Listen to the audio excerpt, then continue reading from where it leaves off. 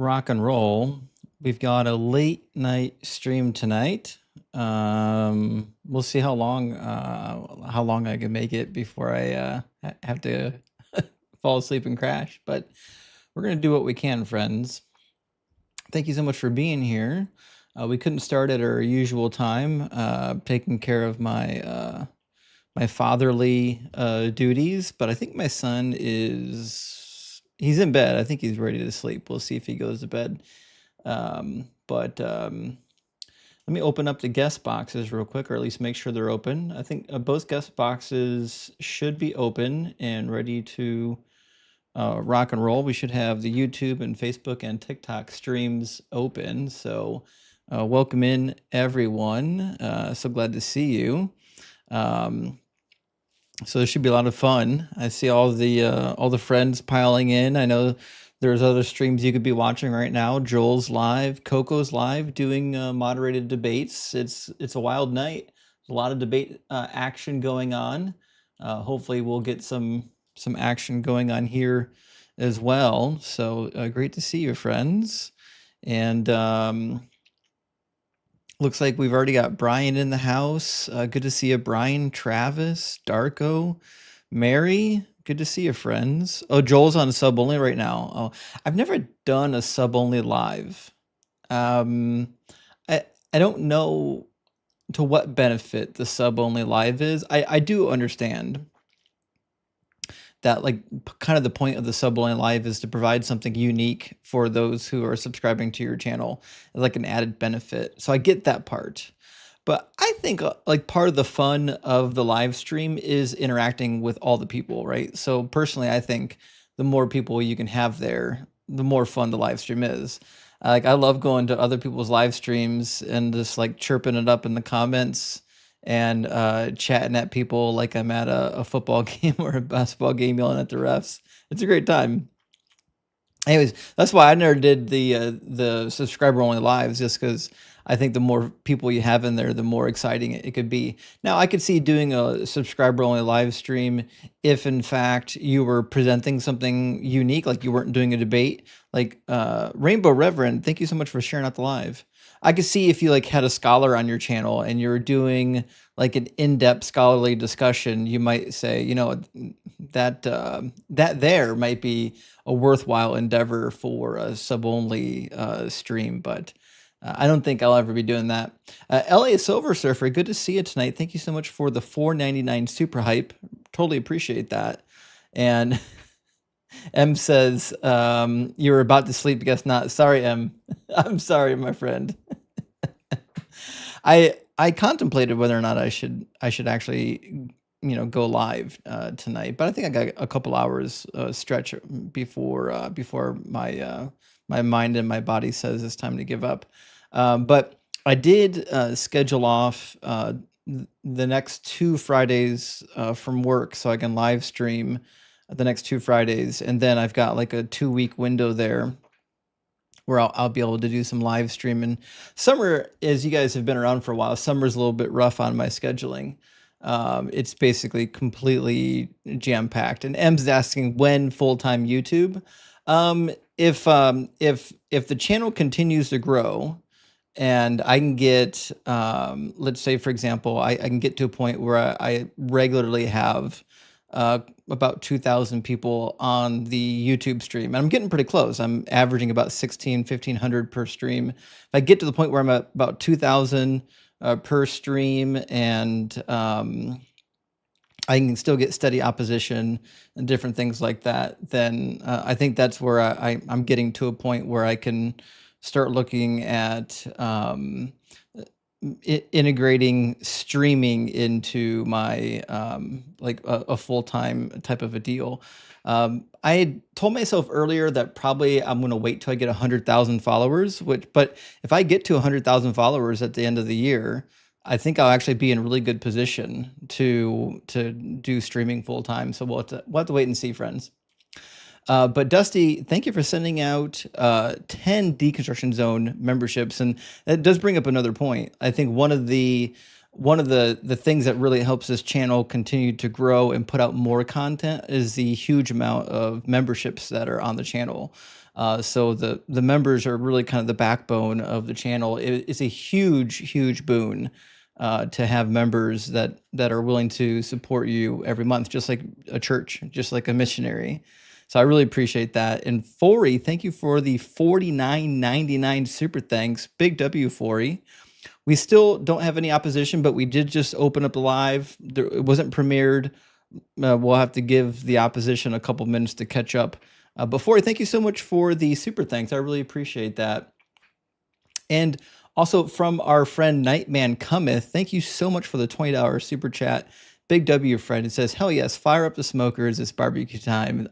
The Duggites abide. You nailed it. The Duggites always abide. And I did just recently put out on my YouTube channel some Doug merch. So you can get some Doug merch. All of the Doug merch money that comes through the channel gets donated to charity. I'm not keeping any merchandising money. All of the money I get through merchandising on the channel, all the t-shirts or coffee mugs or anything, all of that goes to the Deconstruction Junction support fund to help people in need. So if you want some merch, I'm starting to put some up on the website. It's up there, and it all goes to a good cause. So by all means, if you want some merch, we're starting to get it going. But thank you so much for the super chat, Nightman Cometh, and also helping Mega Deconstruct. Good to see you tonight. Thank you for the super chat. It says, praise Doug and Sharon for their Friday night barbecue. I thought about labeling the live stream Midnight Barbecue, because it is technically midnight in a couple of the time zones, but I didn't want to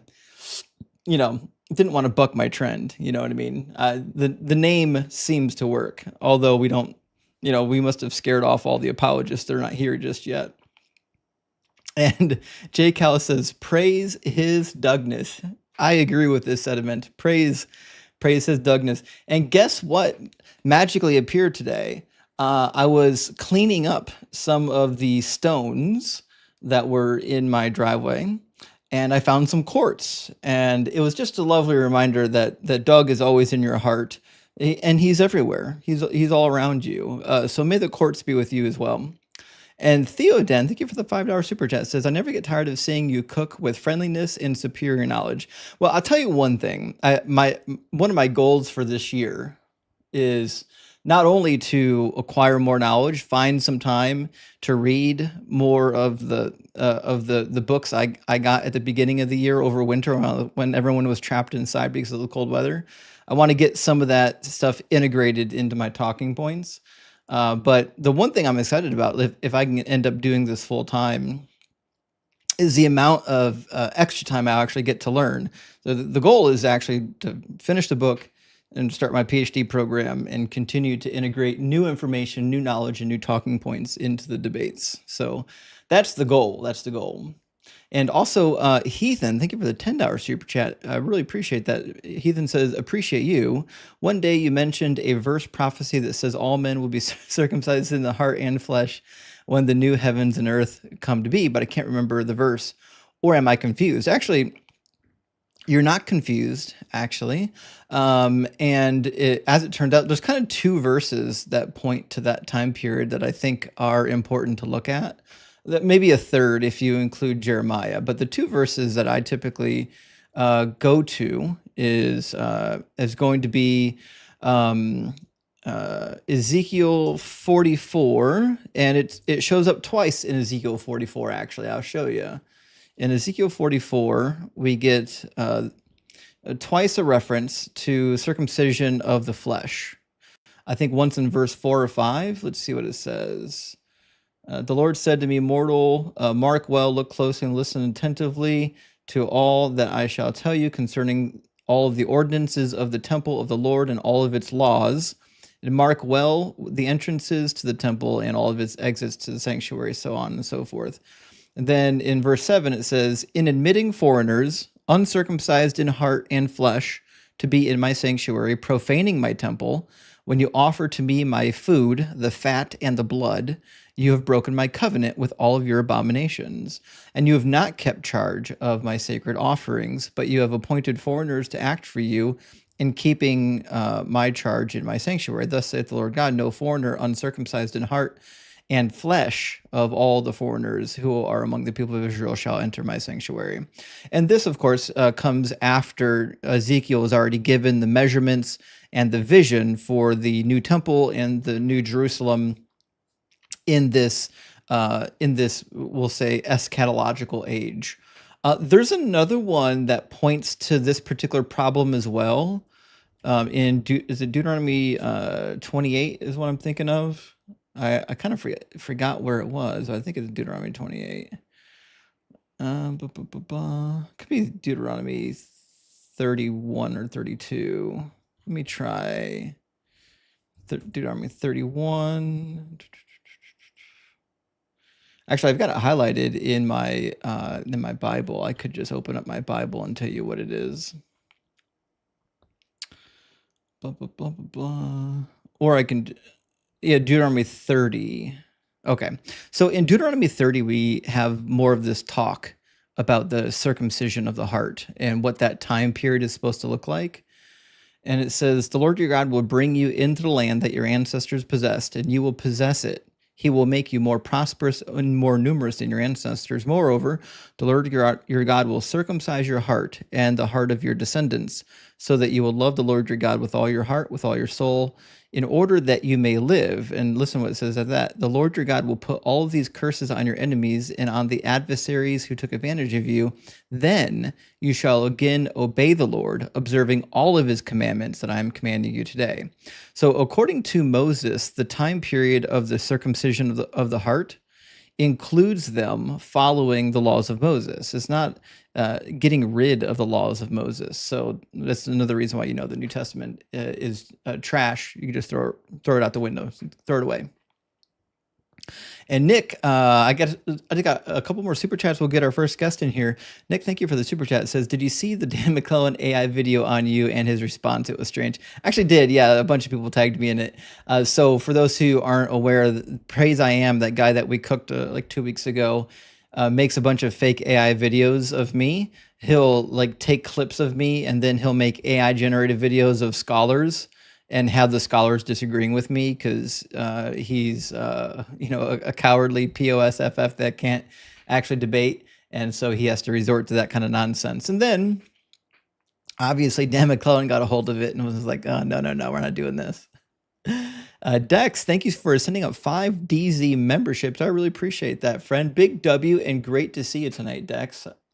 And also Beethoven says, is there any validity to the Flavians and the Christ story? I don't think so. I think you're kind of referring to the Caesar's Messiah conspiracy by Joseph Atwell. I didn't find it very convincing. I understand why some people would, but for me, it wasn't. I didn't find that to be a compelling argument. But yeah, I do believe, along with the mythicists, that much of what the Bible says about Jesus is mythology. I just don't think the Romans made it up, especially not the Pauline stuff. And Vic, thank you for the 1999. He says, entertaining and important work, Justin. Actually, I think you're right. I do love watching these debates. Like when I'm not debating, I love getting online on YouTube or TikTok and watching the debates happen. So there's definitely an entertainment factor with it. And if I can entertain you, I'm happy to do it. And Debbie says, Doug is everywhere. I mean, look at the petrified trees. I know, that's how we got Sharon, obviously. Sharon is petrified wood. And welcome to the Kraken Crew Elite, Judy James. I appreciate that. And Who Dis with a 1999 super thanks. I really appreciate that, Who Dis.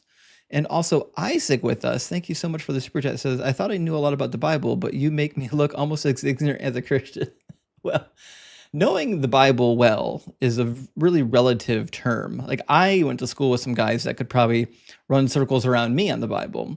So, but I think when we're comparing ourselves to the general public, the reality is the general public hasn't read it at all, like especially not the Christians, right?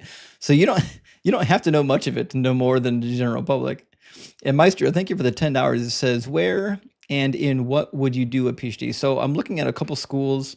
Right now I'm looking at ones that I can either commute to or I can move to that would be close to where my My son is. So I'm looking right now at OSU or Cornell, both of them great schools that offer PhD programs in my field of study. And I'll be doing a PhD in Assyriology, unless they do like a specialty in just ancient Near Eastern studies. But typically, the ones that do still refer to it as Assyriology. I think the question is whether or not you're going to be specializing in the language or the culture or both. And Radical Dreamers, thank you so much for the 999. It says, what is the movement where Christians say Jesus is a false name? Why do they call him Yeshua or Yahuwah? Any evidence of this in Hebrew or tradition, or is it just a cult? Well, it's both. It's a cult, and there is some textual evidence. So the name Jesus is actually technically Joshua in English, right?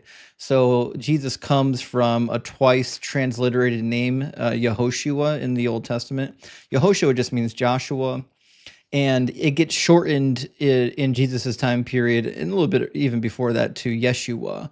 That's the shortened edition of it. And if you transliterate Yeshua, though, then Yeshua ends up getting turned into Greek into Isu, and then Isu at one point came into English and German and kept the I.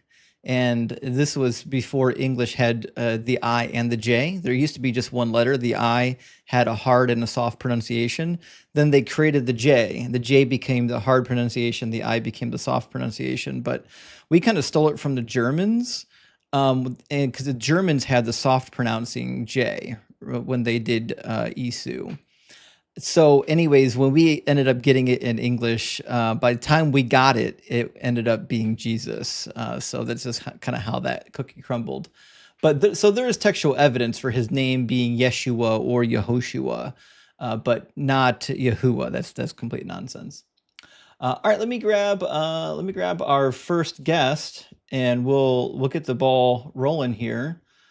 It looks like our first guest is going to be Ike and John the Fappist. I had to read this because it's such a good name. John, thank you so much for the 799. John says, for 15 years, I kept asking the Holy Spirit to come inside me. He kept pulling out. Praise Doug. He's never let you down. And not only has he never pulled out, but he's always hard for you. You never have to worry about that. He's never flaccid. Ike, welcome in. Hey, what's going on, Justin? Not too much. How you doing? Not much. I was just coming in as a man of my word because you remember that guy Godhead? Yeah, I do remember Godhead. Yeah. Yeah, I was if you check under the comments on one of those videos, I'm the guy who went into his live to kind of take up his moral argument. That was me. Oh, how'd that go? So, kind of pretty much went how you expected it would. Yeah. But no, I'm coming up. He said like, "Oh, come back and debate him, and he'll debate you on modern day debates." And I said, if you don't want to do that, I'll host you guys on my channel or whatever, or I'll debate you on modern day debates. It doesn't matter. So just be the man of my word. I love it. Yeah, let me know if you end up scheduling a debate with him on MBD. Let me know. I'll definitely tune in to watch, and I'll be shouting in the comments for you. Oh yeah, no, appreciate it. Oh, and also he believes that you got smashed, and you know, of course, he really, I think he really has something for you, man. He talks about you a really lot. So, well, yeah. These apologists that do like full-time apology tours, one thing I know about them is that every time I debate one of them, they spend the rest of their career crying about me. So I guess I'm doing it right. Yeah. It was kind of something sort of similar to that. Yeah. Would you mind if I actually run the argument that was thrown at me to see if I was, not understanding it? Well, yeah. I mean, normally I wouldn't, but we just started live and we don't really have a lot of opposition. So let's have it out. What was the argument? Oh, okay, so it was a moral argument for objective morality. And wait, do you believe in objective morals? I don't think so. Not objectively. I believe things are wrong, but objectively, I'm not sure. Okay. Because right. My position is until I appeal to objective morals, somebody has to demonstrate that objective morals exist. What was your argument? Yeah, same thing. So the question posed to me was, is if a 4-year-old was to a 4-year-old boy was to transition into a girl, is that like is That's all that they ever want to yeah, talk about.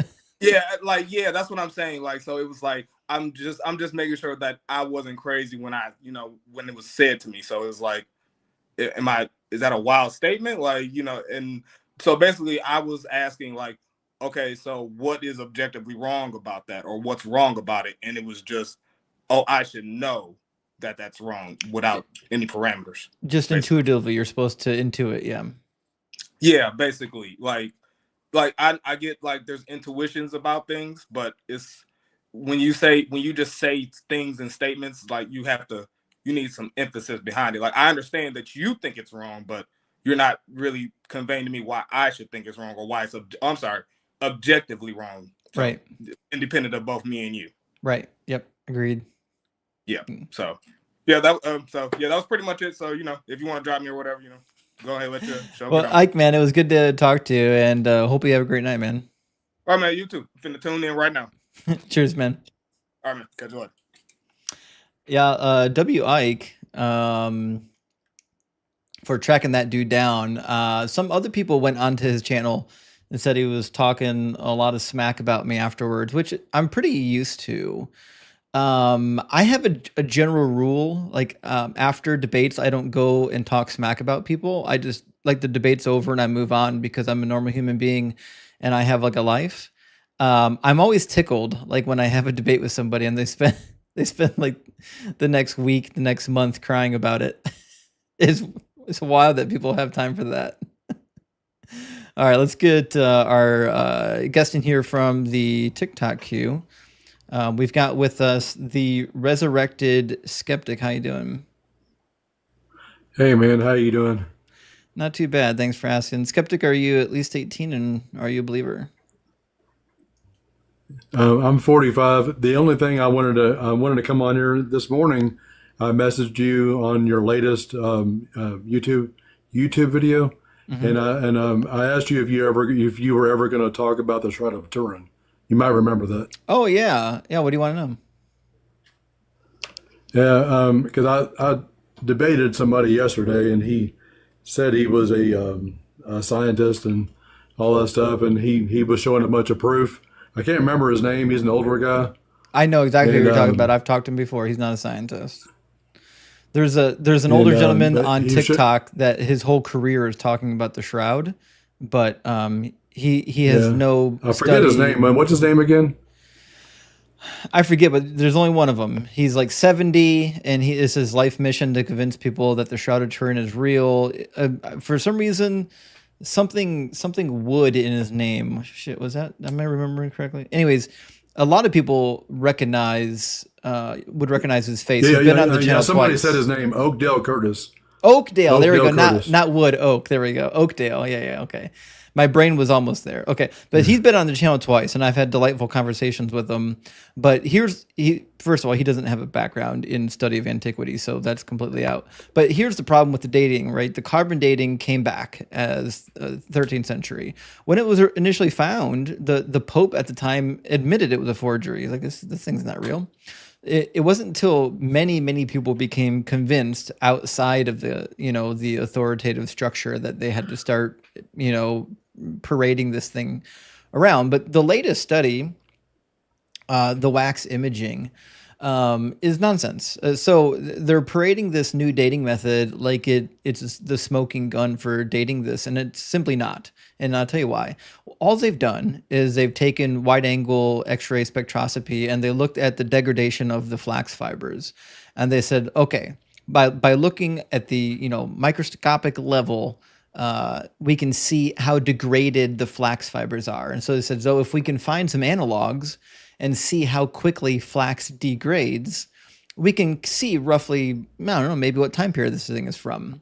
Now, with a good dating method, you would have thousands of comparisons to compare it to. You'd have some from 500 years ago. You'd have some from 1,000. You'd have some from 2,000. You'd have some from 3,000. You'd have hundreds of samples to compare it to and get kind of an estimation. They had precisely one sample that they compared this to. They said, look, we've got this fiber from a burial chamber in Masada, and it's made from flax. And so we're just going to see if the degradation of the fibers are roughly comparable, and they were fairly comparable. But if you read the study, they even tell you all the limits of the shroud. The limitations are abundant. One, the humidity, the temperature, and the method of storage all matter in determining like how degraded the flax fibers are going to be. And Well, again, see, I'm pretty sure like his main contention was like the radiation burst is what he keeps talking about. And I don't know what to say about that. He's because all the light that's around the body, the mhm, picture mhm. in the Turin, that he's saying that was from a strong radiation burst It- when Jesus supposedly rose up. None of that's in the scientific data that we have. Also, Dean, thank you so much for the raid. I appreciate that, buddy. Good to hear from you. So, like, no, I've read the scientific papers on the shroud, and none of them say anything about that. That's in the like the fantasy apologetic talking points. But they did analyze the red what used to be liquid on it, and it just turned out to be pig's blood, red ochre, and maybe a few other things that were mixed together. So like we know like that whatever is on this thing, it appears to be manufactured. It appears to be from the 13th century, and we can replicate it. There was a scientist in Italy that replicated the Shroud of Turin.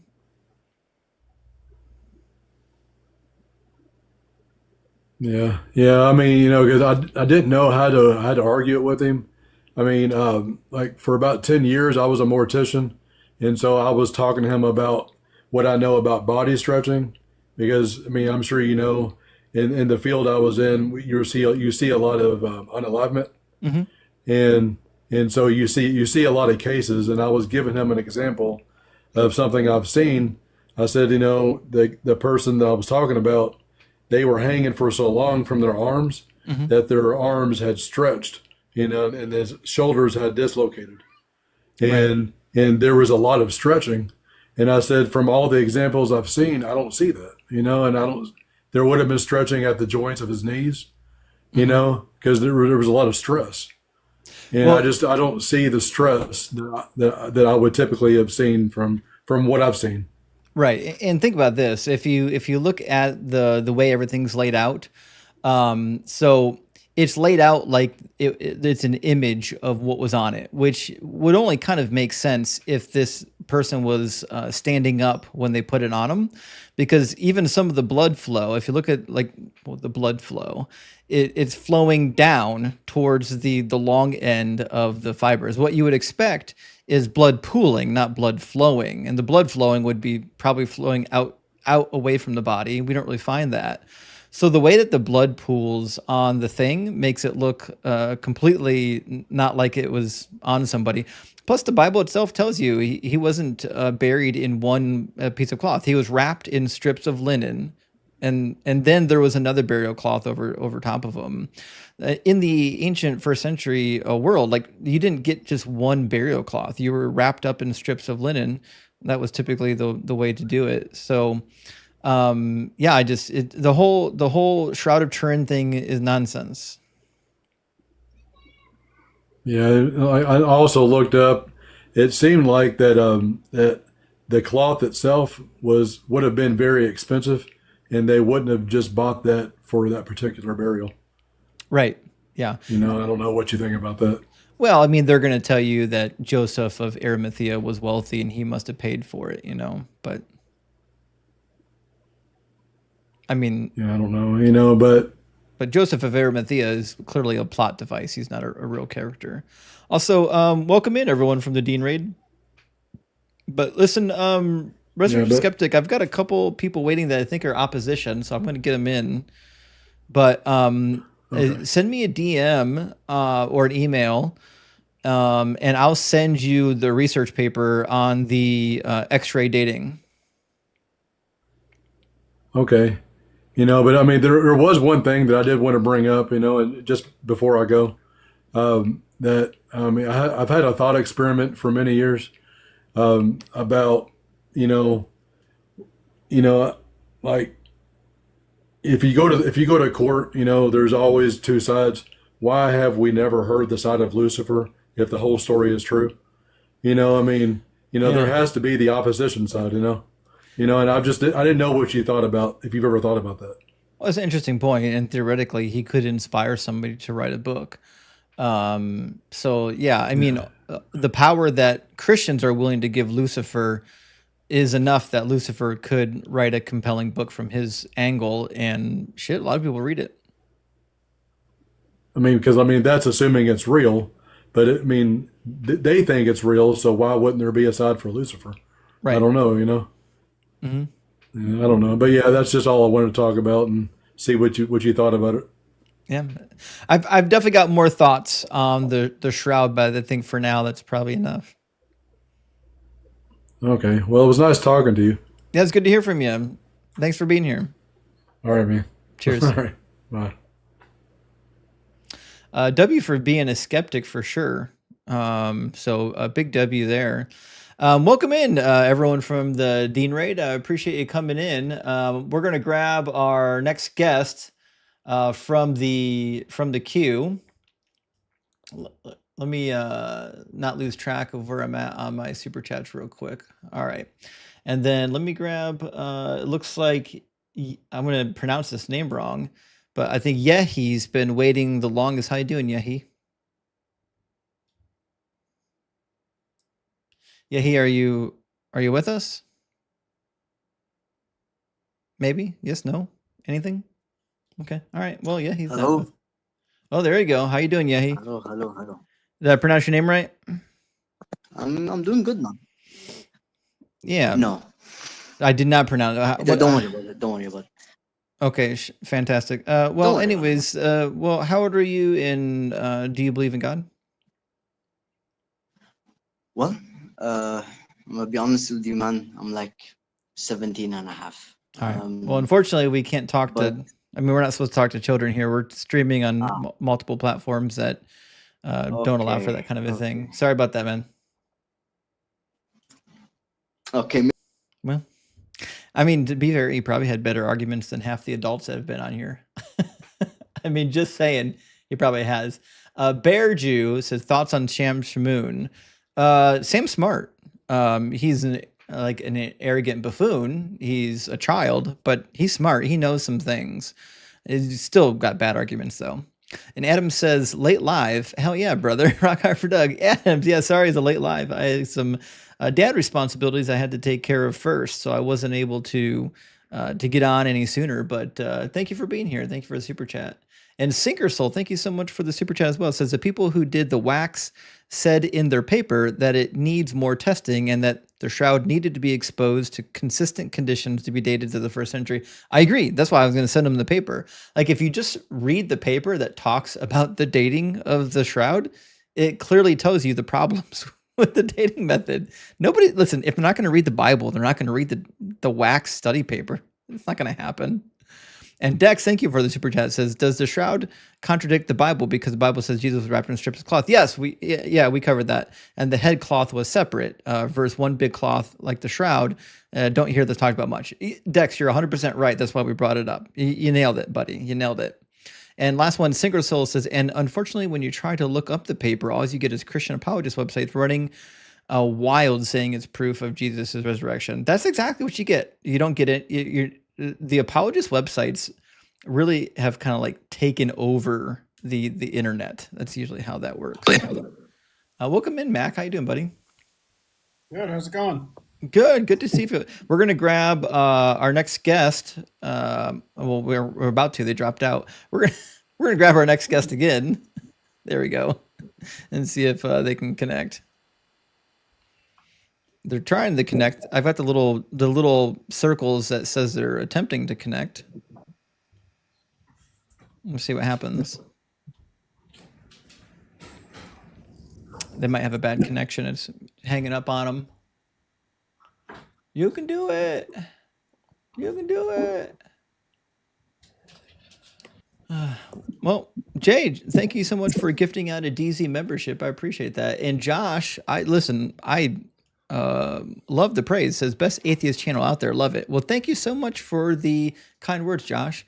And this guest is clearly doesn't have a connection. There's no Holy Spirit there. Completely disconnected. We're going to move on to the next guest, and we'll see if we can get the next guest in here. Shit, they can't. There we go. We got him disconnected now. How you doing, Moon? Moon? Moon? You all right there, Moon? Hello?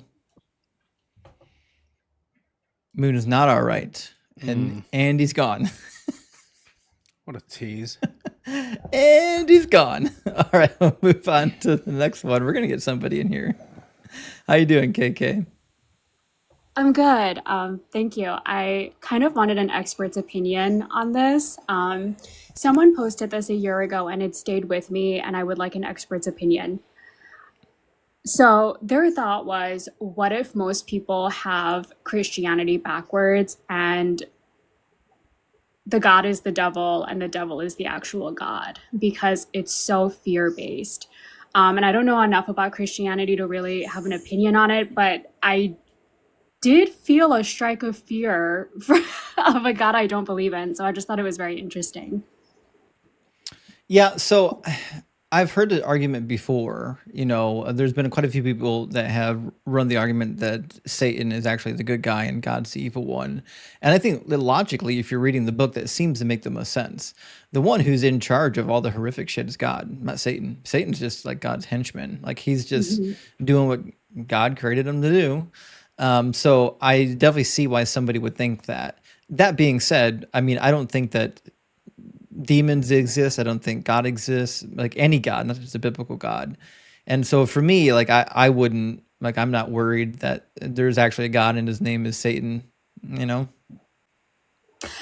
No, I guess I just, okay, so it does make sense to you. It made sense to me too, and it felt wrong for a second. And again, I'm not Christian, so it was just interesting how deep this runs, even to a non-believer.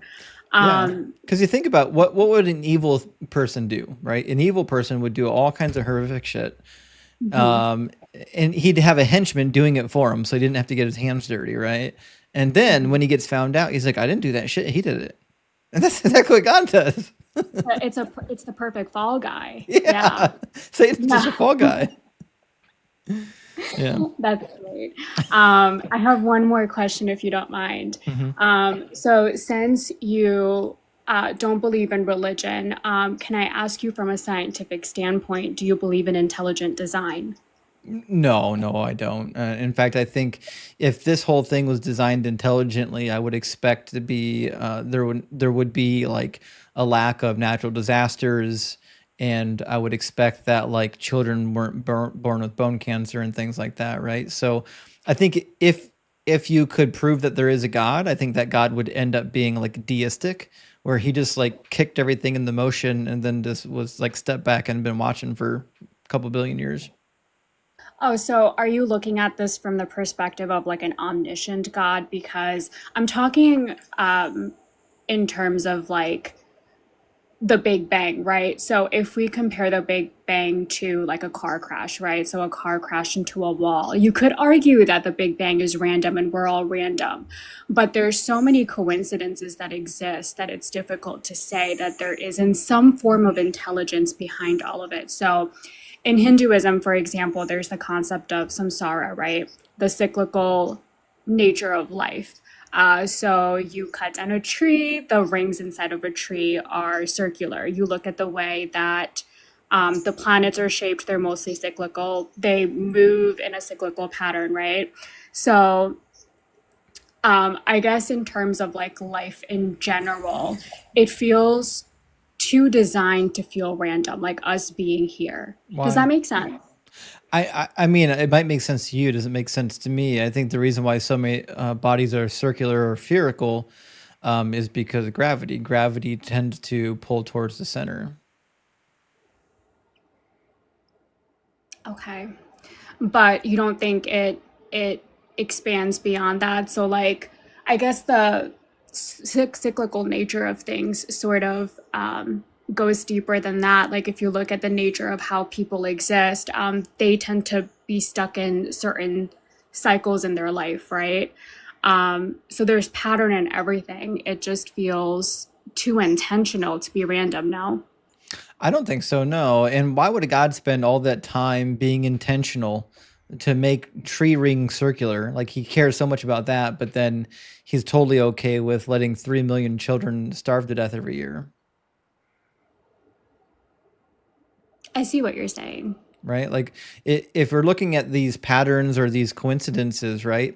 It's weird that like we got this being up there that cares so much about coincidences but doesn't care about suffering.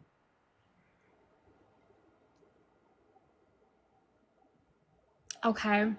I guess just coming from a background that believes in reincarnation and stuff like that, a lot of it feels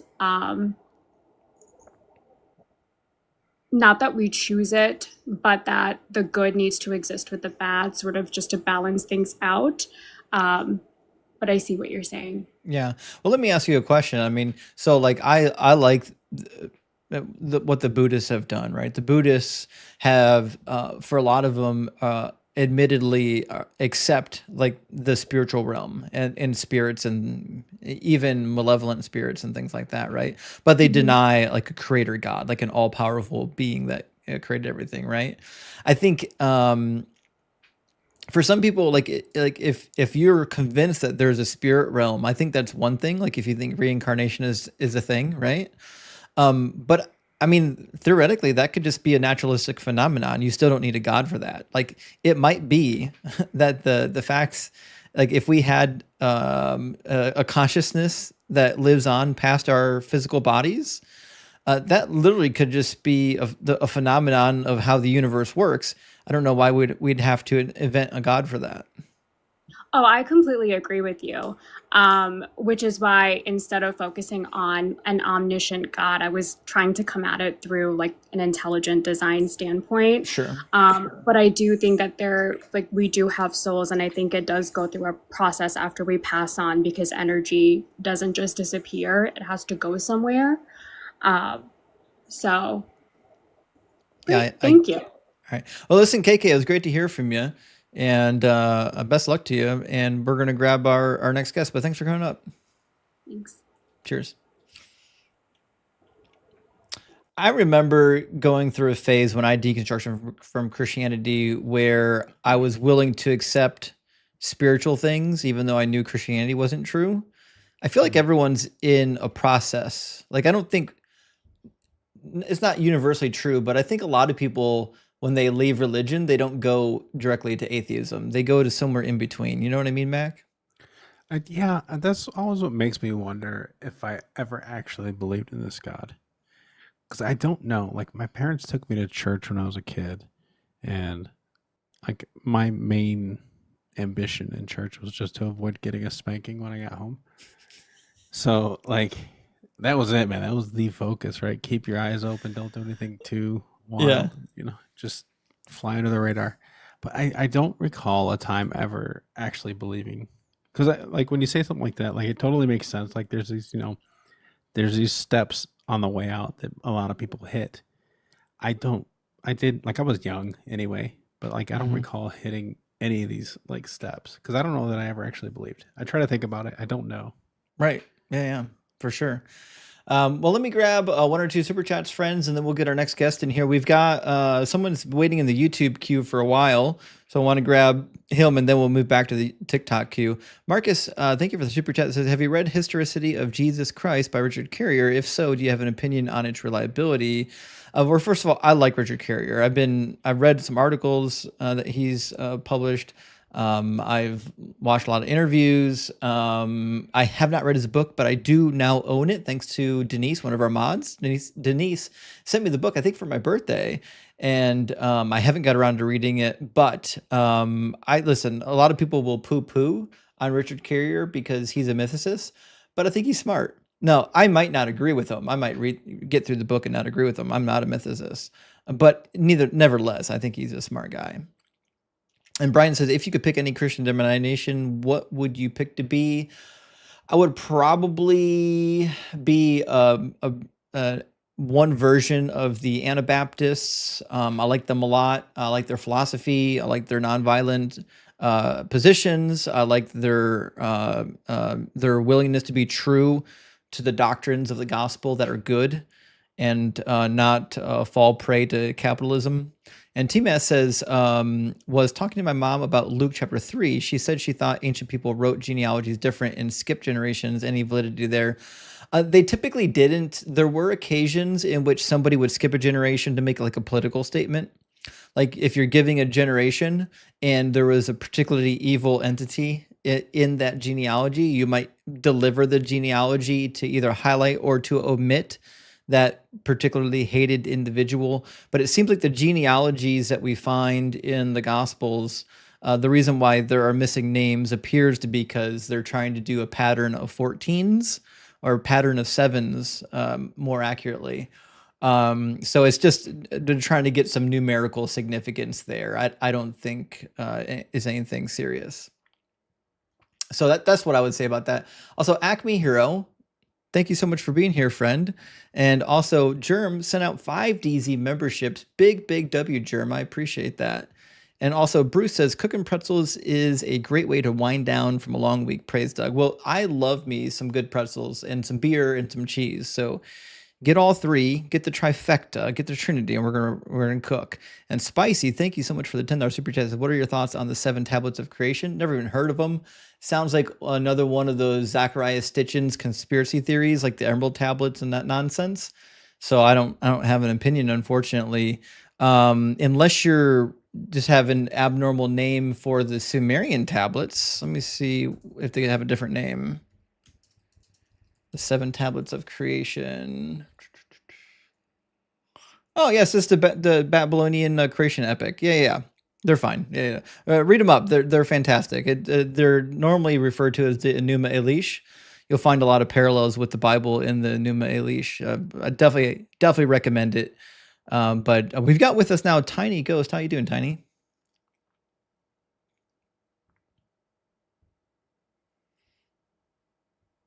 Tiny, your microphone may or may not be working. I can't hear anything.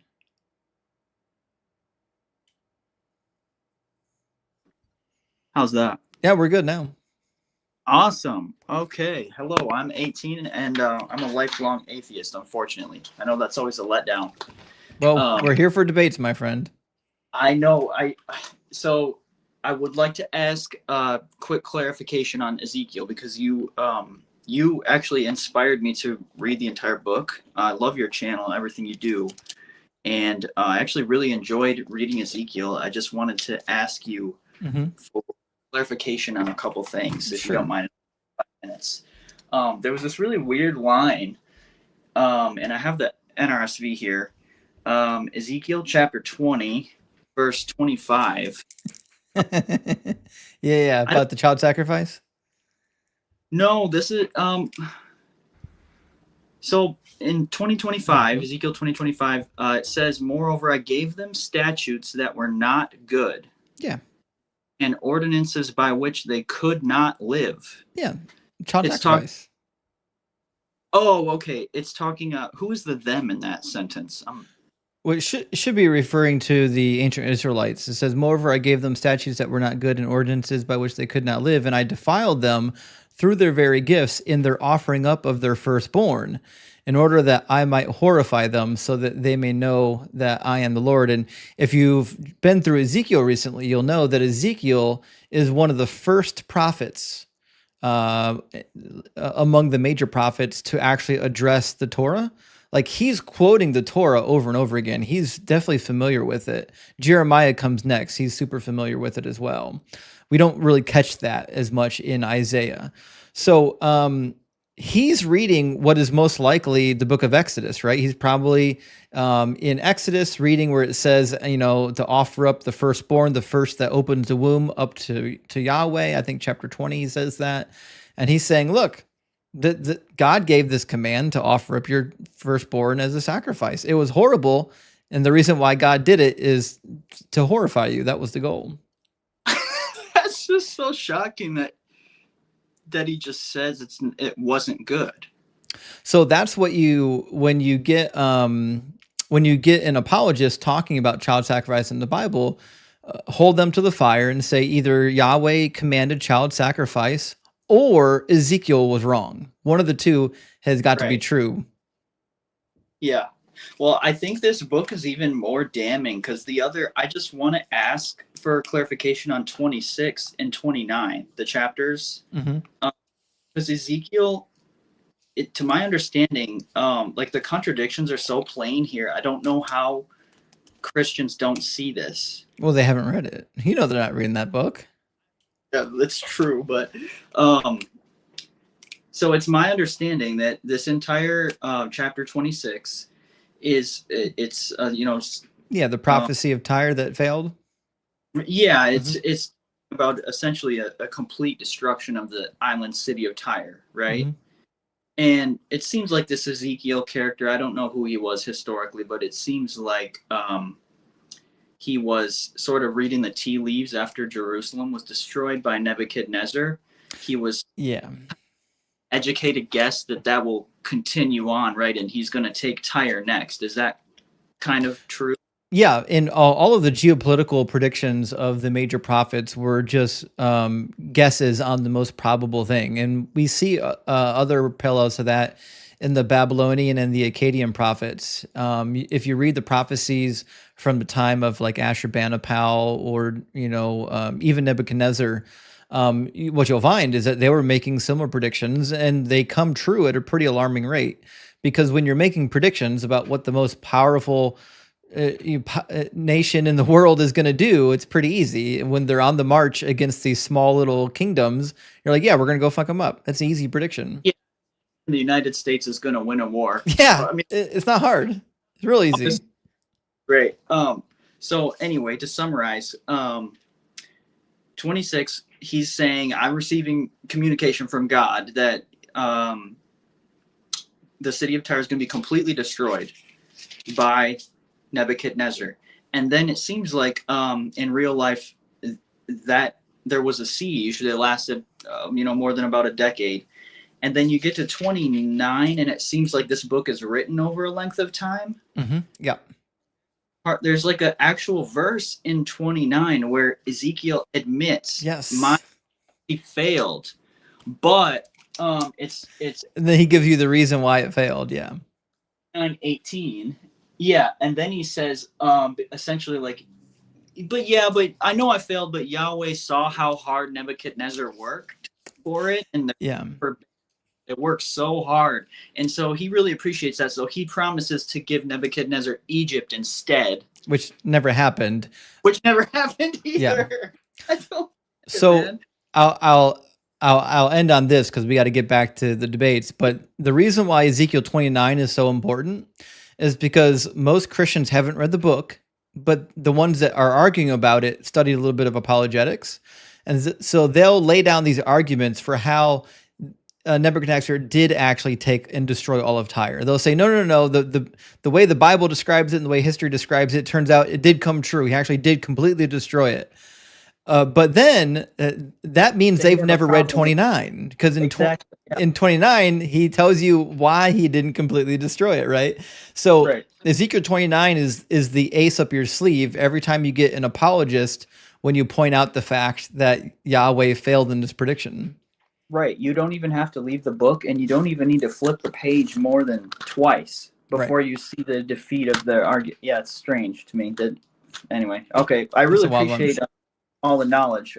This is actually pretty fun to read the Old Testament. So it's a blast.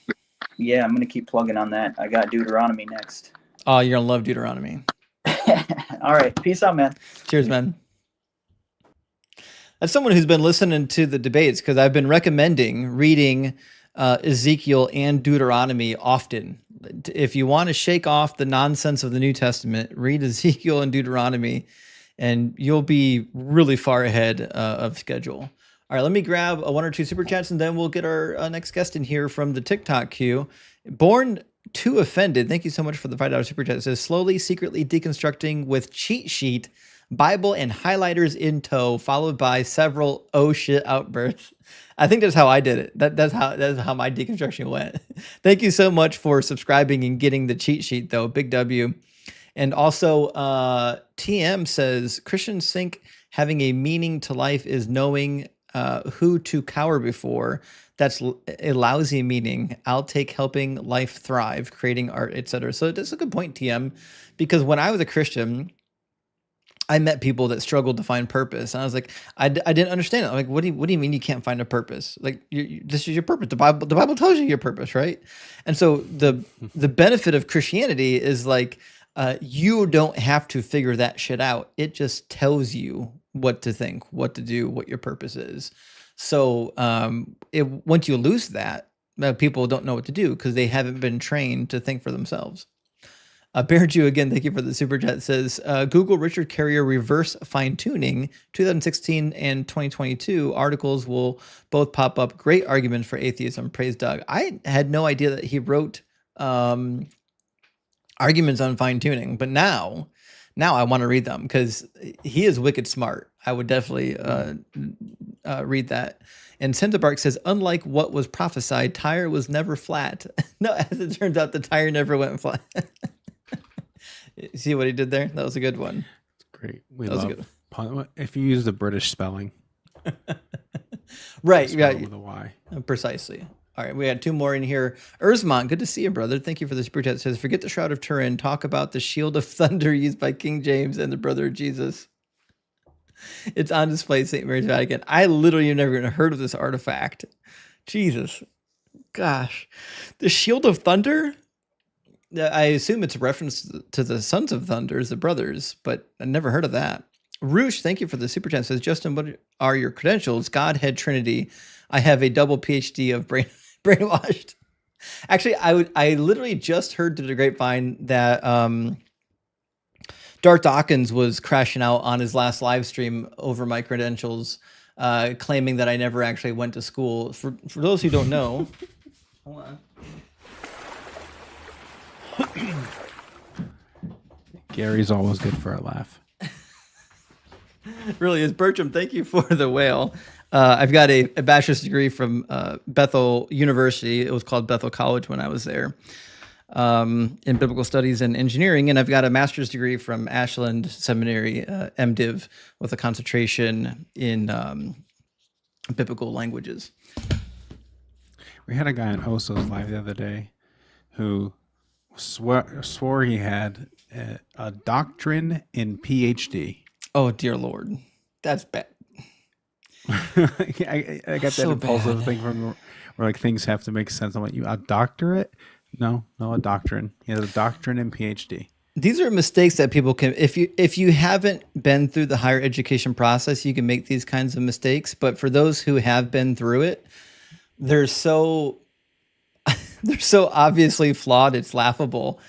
But it's one of the reasons, like, if you're a medical doctor and you run into somebody who just likes medicine, that they think it's a fun thing to read about, the medical doctor can sniff you out in about 30 seconds and know that you're a dullard. The same is true for people pretending to have biblical education backgrounds. I can tell someone with a fake degree almost immediately, the same way I can tell, like, my background's in electrical engineering, like the way I can tell the difference between someone who actually went to school for electrical engineering versus some guy who just learned electricity from his dad. It's a big difference. Yeah. Yeah, it's like the stolen valor guys. Yeah. They just know exactly what questions to ask, and then it's like over. It is. It's a buzzword game, yeah. Scoobs, welcome in. How you doing? What's up, buddy? Scoobs, are you at least 18 and do you believe in some kind of God? Yeah, I'm 20 years old, 2004. Cool. And what God do you believe in? I just say I'm a deist. I'm just going to deliver an argument for God existing. Okay, so are you actually a deist, or is that just a God you want to argue for today? What do you mean actually a deist? I mean, I don't meet many deists in real life. Typically, when I get people up here and they want to run a deistic argument, it's typically because the God they really believe in doesn't have a good argument, which is fine. Like if you're like a Christian or a Muslim and you're like, I don't really have an argument for those gods, but I do have an argument for the deist God, that's fine. I'm not going to force you to give me an argument for your specific God. Mhm. But like if I ask I'm not you, Christian. No, if that's the question you're asking me. I used to be quite a Christian, but I'm a little bit agnostic. okay, so you're agnostic, cool. So what's the argument for a deistic God? Yeah, okay, so do you know who Thomas Aquinas is? Yep. All right, do you know the argument for motion? Yep. Yeah, so premise one, things are in motion. Premise two, nothing can move or like actualize itself. So I can kind of explain this in way of example. A thing cannot both be We know potential the and actual. prime mover argument. Okay, yeah. So P and then P3 is just going to be infinite regress of actualizer per se. Causes is just not coherent, and then conclusion is going to be therefore a first unmoved mover must exist. Well, what are the contentions with the view? I think there's two contentions. One is I don't think that a prime mover needs to be some sort of a sentient entity. It could just be a naturalistic phenomenon. Number two, Such as well, you don't have to know what it is. Like you can't describe God, right? that's just going to be, well, the way I describe God is just going to be being of pure act, so which is going to be the first mover. Is it sentient? Sentient as in it has first person subjective experiences. Yeah. Because if it's not sentient, you're talking about a naturalistic phenomenon. I don't see why that'd be an entailment, but I don't know if God is the type of thing that has first person subjective experiences. I don't know about So that. if it's not a mind, then it's not God. It's just nature. I don't see how that would follow. Yeah, because in order to be God, it's typically an agent. It has to have thinking capacity. Thinking capacity. I don't know if that'd be, if that you could say that and then say like God's omniscient, omnipotent, all that. Buddy, I don't know how to tell this to you, and I hope this isn't your first time hearing this, but you're an atheist. That doesn't really answer the question. Why is it? Okay, why is there an entailment that God is necessarily the type of being that has first person subjective experiences? Because that's entailed in the definition of God. The definition of God is a thinking, acting agent that has some kind of power that is supernatural. But if you're describing something that isn't intelligent, it's not thinking, it's not conscious, it's just a force of some nature, we don't call that God. You're talking about something that has a different definition. Yeah, the way I would just describe God as a being of pure acts, if he has like first person subjective experiences, I'm not too sure about that. What was this? Was this creation an accident? No. So it was intentional. Yeah, I would assume So the so. God has intentions. Right. If it has intentions, it has to be a thinking agent. There's no logical contradiction in something having intent and not having first person subjective experiences. Do rocks have intent? Do rocks have intention? Obviously not. Is there any non-thinking entity that has intent? It's logically possible. Can you name one? It's just logically possible. I don't need to give you an example. I actually don't think it's logically possible because the ability to think, as far as we know, requires agency. Which law of logic did it break? Didn't break any law of logic. I mean, you're just So it's- describing it's- two it's things logically that possible. disagree with each other, right? So it's just definitionally speaking, like the ability to act, like the ability to make decisions or to have intention requires thinking. Well, you just agreed with me that it's logically possible not to think and still act. That's the point I'm making. I don't agree with that at all, right? So I think when you talk about acting, like if you're saying that like a boulder rolling down a hill is acting, that's not what I would call it. Acting is when you make a decision and then you do something about that mental decision. Let's just run through this again. Is it logically possible for a being not to have first person subjective experiences, but act with intention? No. Which law of logic is it breaking? It doesn't break a law of logic. It breaks the laws of how definitions work. So you keep using words wrong. In order to act, you have to be acting on what? What are you acting on? I'm not sure. You're not sure. Maybe You're for not sure where humans thoughts it's come from. desires. Yeah, the mind. But like I said, The there's no mind. Okay, is logical. God a mind? Does he have a mind? I'm agnostic on that. I don't know. Oh, I don't it know if sounds like you God's the don't really type of have thing that a has a good mind. argument. You granted the So argument. I didn't grant the argument. So All what right, it the sounds. law is the law of non-contradiction. There you go. What? You're trying to apply two contradictory properties to the same thing. Yeah, how is it a contradiction? He just told you. I can't help you, bud. You're Listen, just saying like- I broke the law of non-contradiction, but you won't elaborate. So the claim was, Yeah, Is it you're talking about logically- it hold on. doesn't have to So- be a thinking agent, but then it has intent. okay, so the question was, is it logically possible for a being not to be sentient, and then still be able to act? Right, but we're talking about like a definition problem, right? To be sentient is the Uh-huh. thing that allows you to act. The thing that allows you to act is to be That- sentient? That's what action is. Action is when you decide to do something and then you do it. In order to make a decision, you must have the ability to make decisions. Mm-hmm. Yeah, sure, but I don't see how it's like it's a logical necessity for you to like have to be sentient to make decisions. Thinking I don't thinking get that. requires decisions make thinking a necessity. Like you have to be able to think to make decisions. If Sure, you're not, but it's if you're also not, logically. if you're not also thinking, if logical. you're not actually making decisions, if you're not actually thinking, then you're just describing like a naturalistic law of the universe, like how a tree bends towards the light.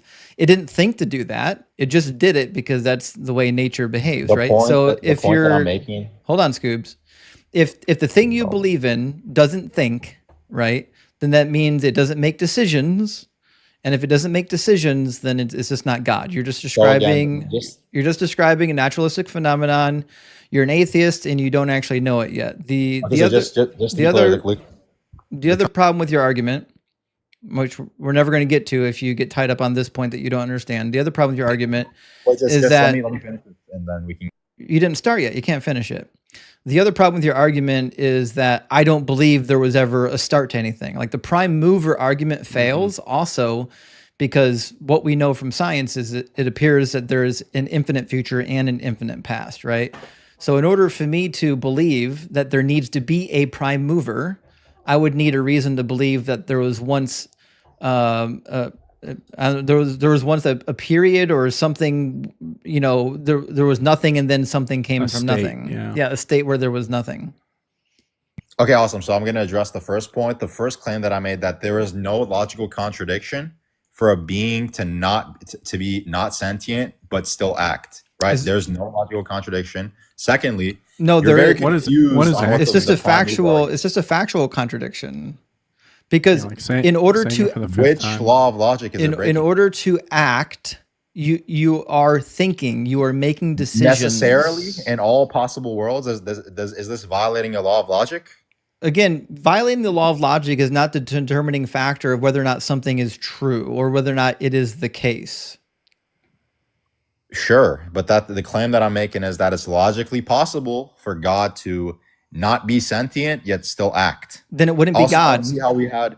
I don't see how Then it- I'd have like Then it epistemic wouldn't access to be God's God, nature. Scoobs. It wouldn't be God.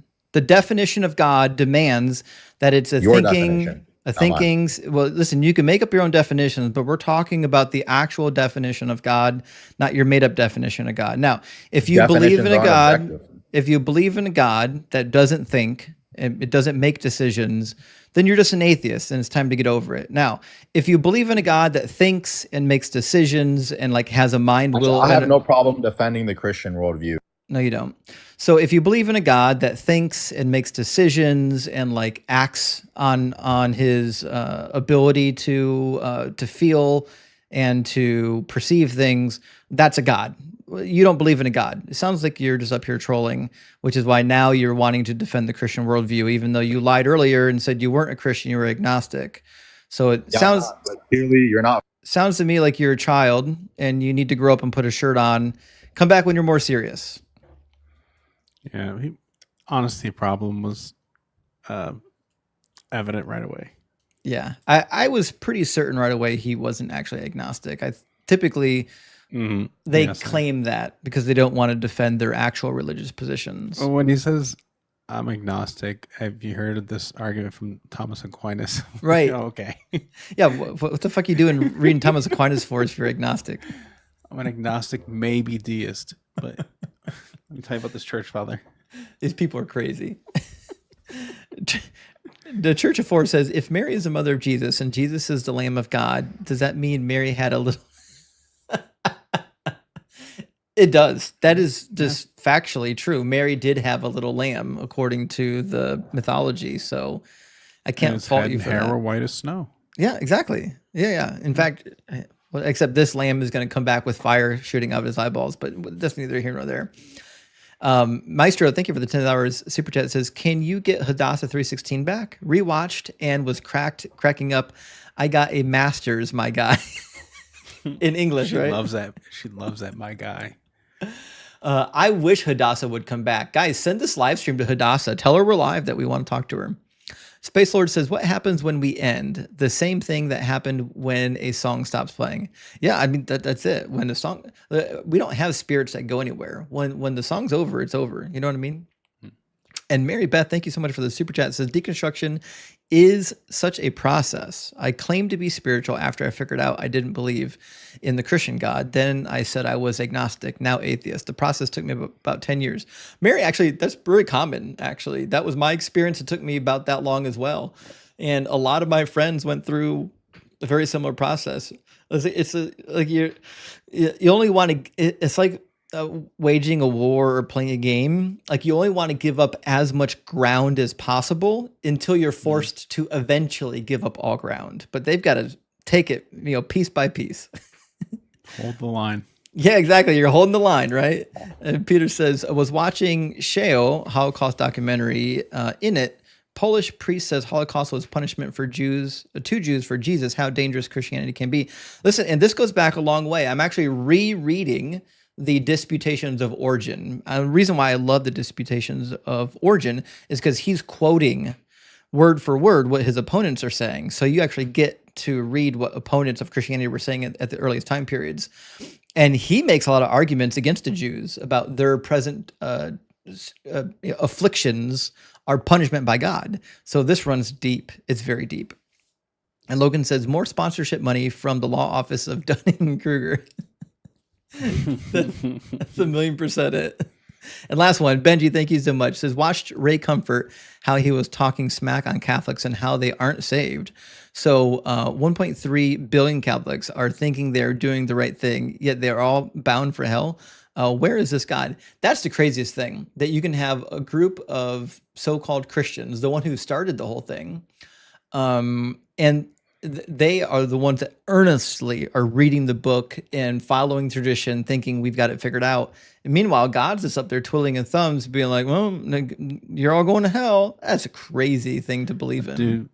Do the Catholics even know about the banana? I don't think they know about the banana. If only they knew. Perfect fruit?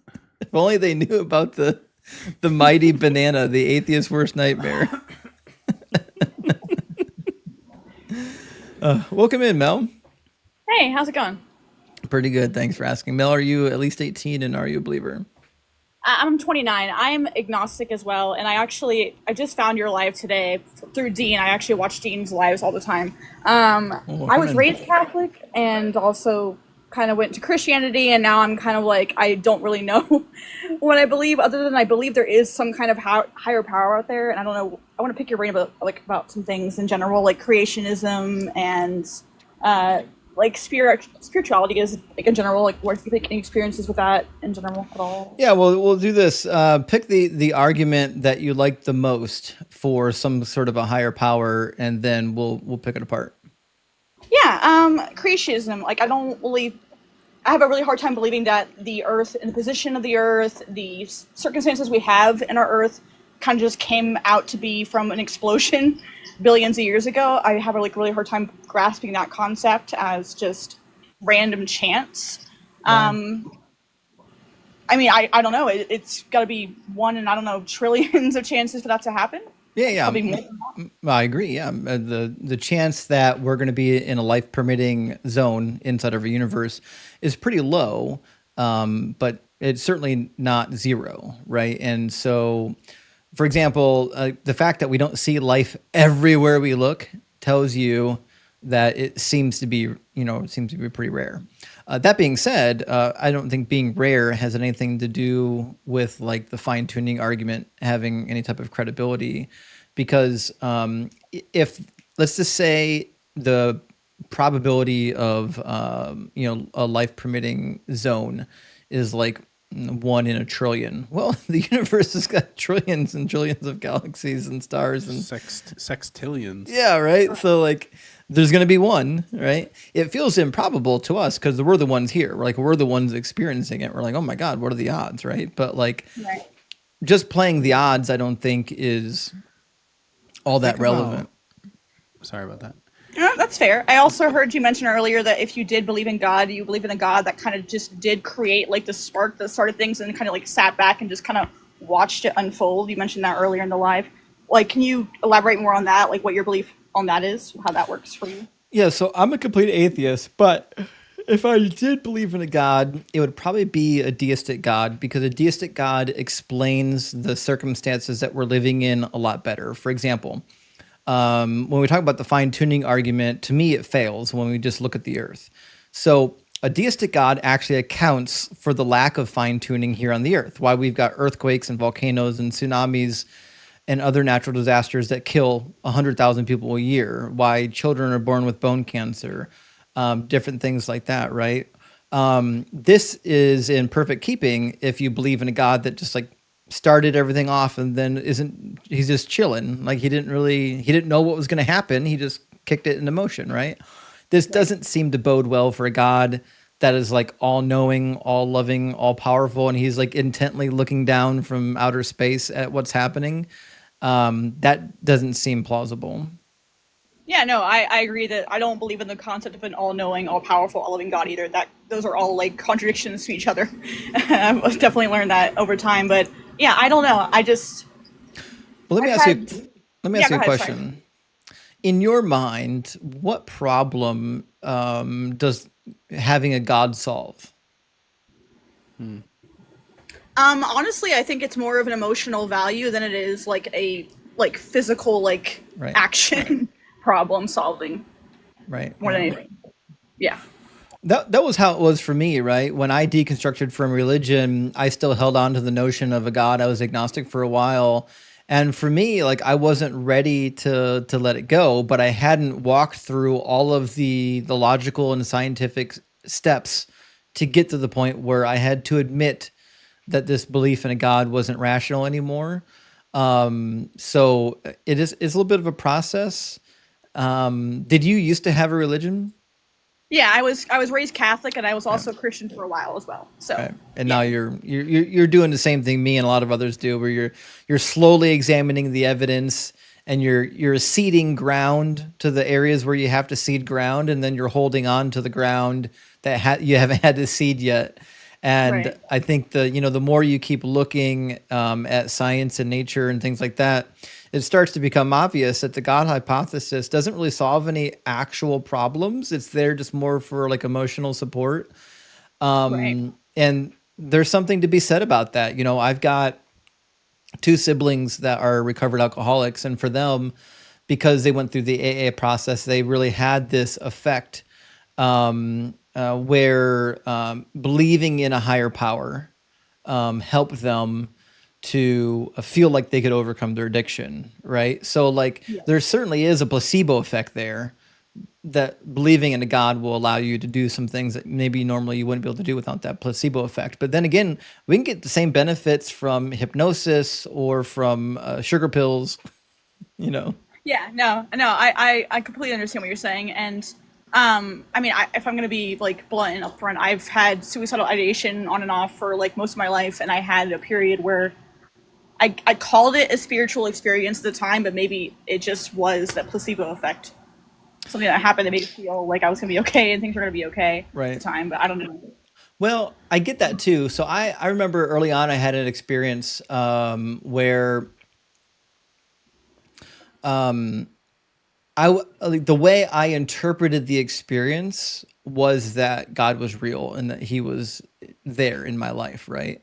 But I was interpreting that through a lens that I already had. I already had the God lens, right? Right. But if you don't have the God lens, then the experience kind of goes away, right? So we kind of have a habit of interpreting things through the lens that we already have, which is like now as an atheist, when I hear about like supernatural encounters, my first instinct is to say, okay, well, here's how this could happen without a God, right? Whereas when I was a Christian, I would say, oh, well, that makes perfect sense if you believe in a God. So at some level, we're all looking through a lens and like we have a toolbox with us. And we're like, well, here's the tools in my toolbox to deal with this particular thing. Gotcha. Can I ask you a question that's not necessarily God related, but I guess more spiritual, like a spirit kind of question? Do you believe in like the afterlife at all? Do you think it's just nothingness after we die? What do you think happens after we pass on?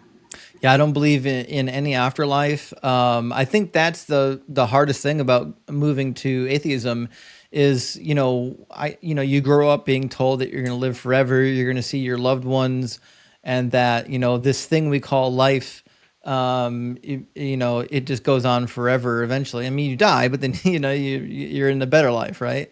Right. When you come to grips with the fact that that's probably not the case, that seems to be wishful thinking.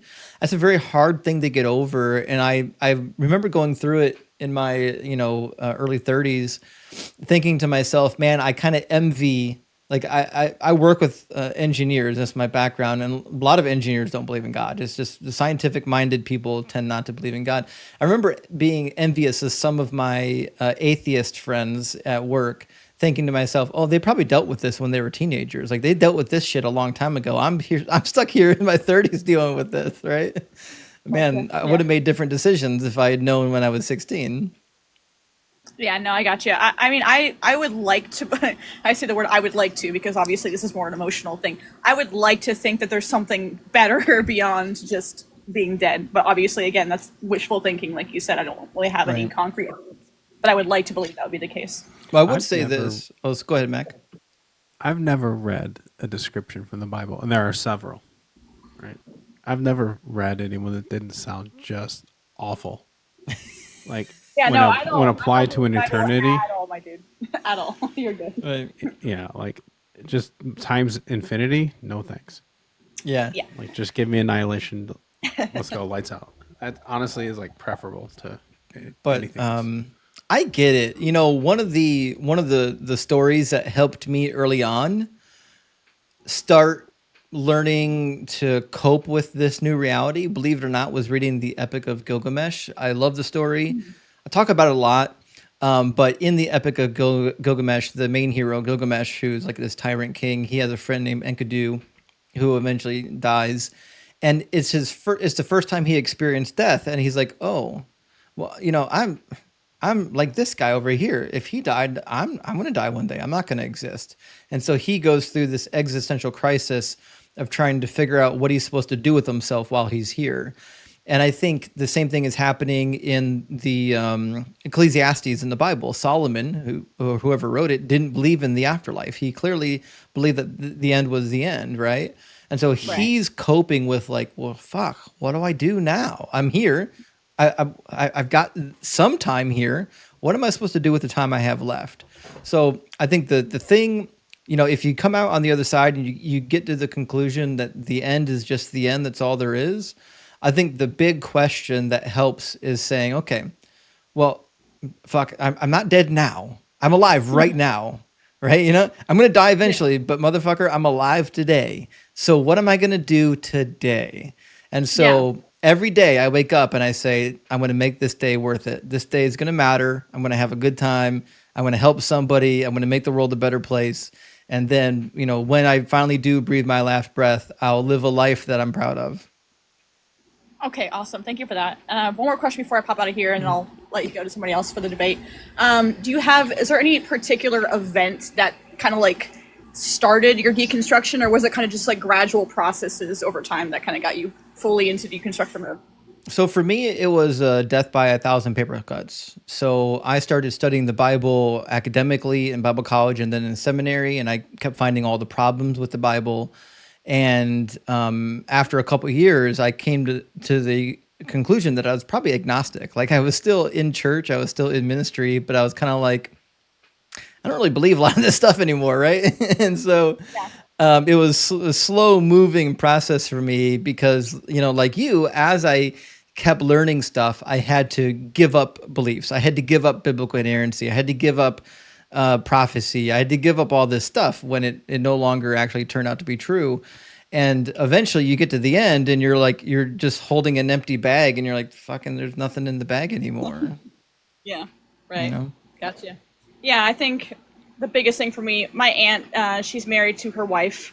My grandmother is Catholic, and she basically disowned her own daughter over that. And that, like, I was like, how can you do that? Like, that's your child. Like, how can you disown your own child over that? That is insane to me. Right. And that just got me kind of spiraling into like, what the hell? What am I even doing in this church where people disown their own children over a belief? Like, that's insane to me. Like, that's what kind of catapulted me. Like, no, there's nothing not right here. No, something's not right here. Right? Yeah. The behavior of Christians towards those who fall away is atrocious, and I don't know if it's going to get better anytime soon. But I would say this: if you see that happening, that's one of the reasons why, like now in my arc, my post-Christian arc, I'm like anti-theist because I've seen so many people get hurt by religion that like, because I didn't get hurt by religion. I had a great experience. So when I deconverted, I was like, well, I don't want to go out and deconvert everybody else. You know, I don't want to be the cause of their pain.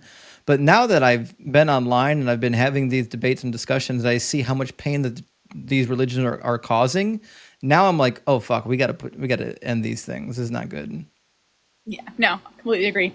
Thank you, man. You're a really, really smart dude. I appreciate what you do, and I'll come by and listen to you. And what's your Discord? I saw someone say join the Discord. What's yeah, the Discord? In the link tree, you'll find a link for the Deconstruction Junction Discord. It's for people deconstructing at all stages of the process.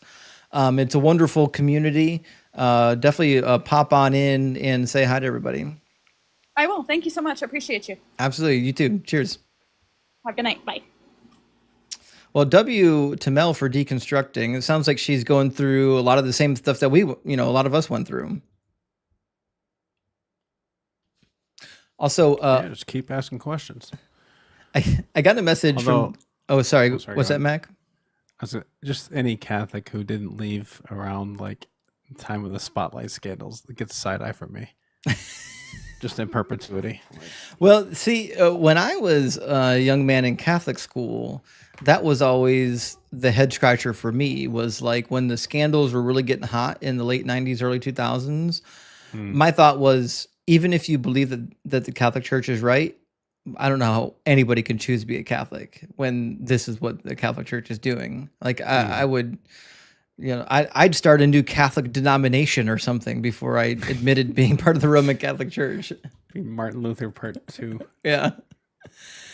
Denise, thank you for catching my mistake.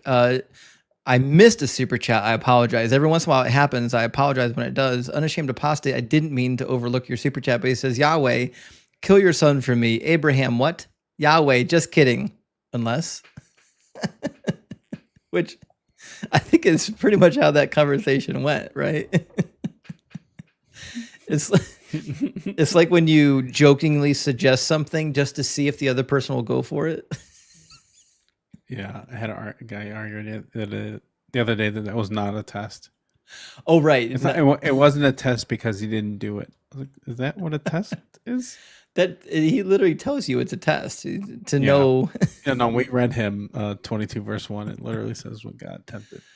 All right, let me grab a couple super chats, friends, and then I'll get our next guest in here. We got a super chat from Johanna. Good to see you tonight, friend. It says, hi, good evening. Well, good evening to you. Where can I find your upcoming schedule? Well, I haven't really published one. I should post it in the Justin Discord thread and pin it. My summer schedule is a little wonky. I don't always know when I'm going to be live. My son is with me for, whenever he's not in school, he's with me full time. But I've got a 6.5, almost 7-year-old autistic boy who you have to be in the room with him, right? Or else he ends up diving headfirst off a counter or something, right? You can't you can't verbally explain to him why you can't fly because he's nonverbal, right? So anyways, I could basically only stream when my son's like in bed or when he's with the babysitter, like he goes with the babysitter, or when I'm at work, right? So the next couple Fridays I took off of work, I'll just stream during the daytime rather than work while he's with the babysitter. So I'll know on the upcoming Fridays I'll be streaming during the day, but beyond the Fridays, the timing's a little up in the air. I've got some weeks here or there over the summer where he'll be with mom, and then the weeks that he's with mom, I'll stream a bunch of nights, whenever I can. But yeah, in late August, when he goes back to school, I'll resume my typical 3-night a week schedule. So that's the general lowdown on that. And Afro says, Justin, I bought an annotated NRSV with Apocrypha. Thanks for the recommendation, my man. Well, thank you for letting me know, Afro, and thank you for the super chat. And you're going to love it. Listen, if the only thing you ever do for studying the Bible is read the Bible, read the Apocrypha, read all the study notes in the NRSV study Bible, you'll be so many light years ahead of the average Christian. They're going to think you got a PhD. They ain't read none of this. And Dr. Joe, good to see you tonight. Thank you so much for the $9.99. Says, I can identify a fake advanced degree in psychology and a licensed professional poser. Yeah, because you've got a real degree. Also, people crash out when asked research questions. I've had a few. We've had a few on your lives. 1,000,000%, right? When you want to go into the details about what they researched, what they studied, methodologies, yeah, they can't do it. Right? They don't know anything about it, right? It's kind of like if you studied Newtonian physics, and then I was like, okay, Mac, you studied Newtonian physics. Tell me about this principle of physics, and you're like, oh, don't quiz me, like, buddy, you got a PhD in physics, I think it's cornstarch. It's definitely cornstarch. Is that what they make that Newtonian fluid with? Yeah, like a lot of cornstarch or something. That's the non-Newtonian fluid they use. Sorry, non. Yeah. So it's confusing. I get it. That's the extent of my knowledge. Gem and Jay says, a deist. How about deist nuts? I love it. I love it. My stream will get banned. It does every week nowadays, but thank you for the joke. And Nightman, thank you so much for the super chat. Says, why do these dudes lie about being Christian? LOL. Do any preceptors ever argue in good faith? They don't. In fact, 9 out of 10 times, the minute I smell that the person I'm talking to is a precept filbro, I assume he's lying to me about his religion. And I say he because women are intelligent and they don't do this nonsense. I've never met one. It doesn't happen. It's always an early 20s dude. It just is. Like, Yep. it's a rite of passage for a certain type of person. It really is. It's like a coming to age saga. Carnage Asada has a really good point, and thank you for the super chat, Fred. And says, by this dude's definition, my cat, heck, a verifiable being of pure act, no thoughts, head empty, is God. I'm so proud. Well, listen, I'm glad that you can cuddle and pet God in your free time. Now that I know this, make sure you share pictures of your cat with our Discord. And Johanna says, just the fact that no believer can explain where God came from or who or what created God, how's it all pure, knows it's all, or shows. It's covered. It shows it's all pure baloney. You're right. It's not pure act. It's pure baloney, because the problems that they're trying to solve with their God creates new problems that their God can't solve. So if you're trying to say that God is the prime mover, then now you need a prime mover for God, and you end up with an infinite regress of prime moving gods. What's the logical fallacy in baloney having intention? Oh shit! There's no logical fallacy there. It must be true. That's how it works. That's how it works. We're in a new paradigm. And Joanna says, why didn't they think up a nicer God? Actually, that's the thing to me is, we know this God is an Iron Age, Bronze Age God because it behaves like Iron Age, Bronze Age men, like all the other gods, right? Tudor says, my conundrum, if Jesus said there would be no stone left upon another, why is there a wailing wall at the Temple Mount? Yeah, so this has been a topic of debate on whether or not Jesus's destruction of the temple is meant to be complete and also include the wall or not. But it's a fair point, right? But to be fair, like, if you're a Christian, you would just say, well, It's purely about the temple, not about the wall. And the only thing left is just a couple stones, right? And Jesus was actually being hyperbolic when he said not one stone, right? Mm-hmm. And if all else fails, it was a parable. Right, yeah. Absolutely. Always, it's a parable. Jack says, let's run through this again. I don't understand things, and it's up to you to make a meal out of my pseudo-intellectual word salad. That's basically what happened. Yeah, that's what I would call it, actually. Let me grab 2 more super chats, friends. Space Lord says, fine-tuning rebuttal. Don't tell God what he can what he can do. Okay, fair enough. God can't think, though. He can't think. And Mindy, thank you for the super chat. Big W. He says, hey, Justin, your channel popped up a couple weeks ago. As an atheist myself, I jumped in the rabbit hole and have been hooked since. Keep on speaking the truth. Cheers. Well, Mindy, thank you so much for finding the channel and for jumping in and enjoying the content and participating in the content and for supporting. I really appreciate that. And cheers to you, friend. Cheers to you. And now we're going to get our next guest in here. Let me click on David. I think David had been waiting for quite some time in the queue. Yo, how's it going? Good. How you doing, David? Doing good. I remember watching like one of your lives earlier, and I don't know if it was like today or a couple of weeks ago, but you did mention like you put like stress like the NRSV is like one of the better translations for like the Bible, right? Or well, I would say the NRSV is unbiased. Like if you're just looking at pure accuracy, okay. I think there are some translations that try to be more word for word literal in their accuracy. The NRSV does a pretty good job with that. It's not perfect. But the thing I like about the NRSV is that they don't have a denominational or a religious bend.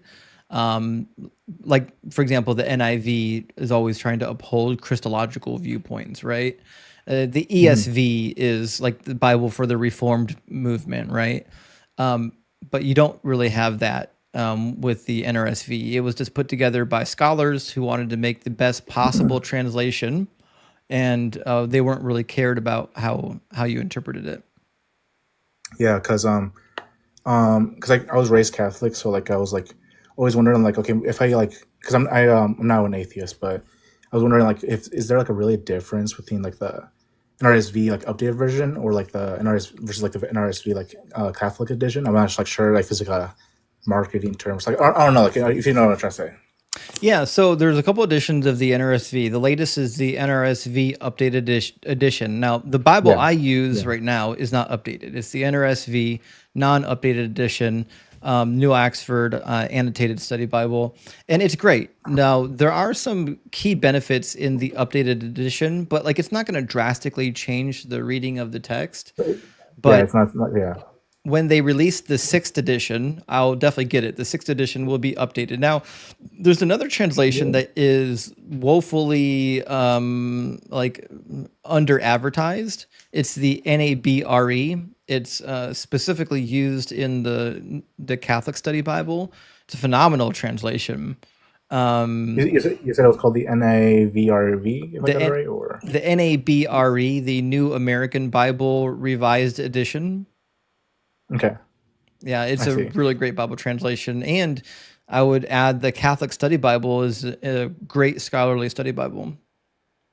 Yeah, so like is that what's it called? Back to like the NRSV Catholic edition. Is that basically just the same as the NRSV? Like basically? Yeah, if you get if you get an NRSV and an NRSV Catholic edition, it's most likely going to be the same thing. Okay. Because like I was looking on like Bible Gateway, you know how you can like if you isolate a verse on there, it'll show you like all the English translations they have. Like that whole block of NRSV ones, no matter if it's like AE, CE, or U, they're always like word for word. Yeah, very little difference. I see. And you mentioned it a little earlier, and you said like there was like a NRSV like study Bible, like you like I wasn't actually aware of that one. I just knew like there was like the updated one, the regular one. The Catholic edition, but I was unaware of a study Bible. There's probably 3 or 4 of them you might want to be aware of. One is the NRSV New Oxford Annotated Study Bible. As you might imagine, it's published by Oxford, and it's head up by Michael Coogan, a great scholar. And then you might also want to get an SBL study Bible from the Society of Biblical Literature. That's NRSV UE. great study Bible. And then after that, I would recommend probably the Catholic Study Bible, third edition. Don't get the second, get the third edition. That's, I think, the general or the main editor of that one might be John J. Collins still. And then after that, you might want to take a look at the Westminster Study Bible that was published in 2024. It's pretty new. And that's using the NRSV updated edition as well. It's another great study Bible. In fact, if you go to school at Westminster, they'll most likely make that a mandatory purchase. I see. You said like get the third version for like the Catholic Study Bible, like how like the second one is like incomplete or. That's not incomplete. The third's just got a lot more study notes. Oh, I see. Okay. Yeah, I just really wanted to ask like questions of like the Bible because like low-key I want I started like reading about it more, but like I wasn't really sure which one to get. If you know what I'm saying. My favorite Bible is still the New Oxford Annotated Study Bible. My second favorite is going to be the Catholic Note-Taking Bible. That's one you don't see very often. The Catholic Note-Taking Bible is just the Catholic Study Bible in a different format where they give you columns on the outside where you can write in, and they make the pages extra thick so that you don't bleed through when you write on it. So not only do you have room to write notes in it, but the pages are easier to read because they're not so see-through. Okay, I see. And then first of all, thank you for like answering these questions and like because you brought it up like very recently before I joined. It's like something like Yahweh being like a Bronze Age like deity. Like look, I did not know anything about this actually. Yeah, I mean, most likely originated from Southeast Canaan, towards the region of Edom. I would look into, for this particular idea, let's look into the Midianite hypothesis. It's a really good one. I think you'll like it. And then also might want to look into the recent archaeological data that has been found from the land of Edom, suggesting that Yahweh might have actually developed as an early god of metallurgy around the land of Edom. I see. Okay, yeah, I'll actually definitely take a look into that. Yeah, definitely. I don't know, maybe something else I could just ask before I leave. Well, actually, I was like wondering, like, how do you like research for all your debates and all these stuff? Like, I mean, other than you just like went to school, like, or like something like that, you just is it something that you just kind of like pick up and just like, I don't know, you just started feeling more comfortable with it, and just it comes like easier or something like that. Well, when I first started debating, I just wrote down notes of stuff I already knew, right? Because when you go to school for it, like, you know it, right? So when I first got online, the best advice I ever got for public speaking was from my youth pastor when I was a teenager. He would tell me, when you're getting in front of a group of people, just talk about what you know. If you're confident in what you're saying, people will listen to you. And so that's what I did. When I got online, I'm just going to talk about the things that I know. So I would just, I had a very narrow scope, very narrow topics, and I was just talking about what I know. And then I slowly expanded my my topics and added to them some learning along the way as well. Yeah, like an iterative type thing. You know what I'm saying? Okay. Yeah, I see. All right. Well, David, it's great to hear from you, man. Thanks for coming up. Yeah, thank you so much. Appreciate it. Have a good one. You as well. Yeah, I was looking at the NABRE. That's interesting. Like, the footnotes are longer than the scripture. Yeah, it's got great notes. Very heavy on notes. Yeah. And some of them are like apologetics, but there's some more in the New Testament. Yeah. If you look at the Old Testament, they don't do the apologetics, just the New Testament nonsense. Well, like because I went right to 2:17 to see what it said about that. Genesis 2:17. Yeah. And it says like, because they didn't die, it probably means that they became mortal. But, okay. So. Yeah, they have to do some of that. Yeah. Yeah. That's interesting. But I was looking at 3:20. This is just NRSV, but it's kind of just jumped out at me. It says that the man named his wife Eve because she was the mother of all living. But this was before they had any kids. Yeah, isn't that wild? Just funny.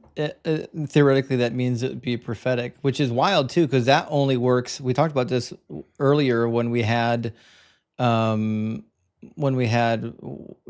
Godhead Trinity.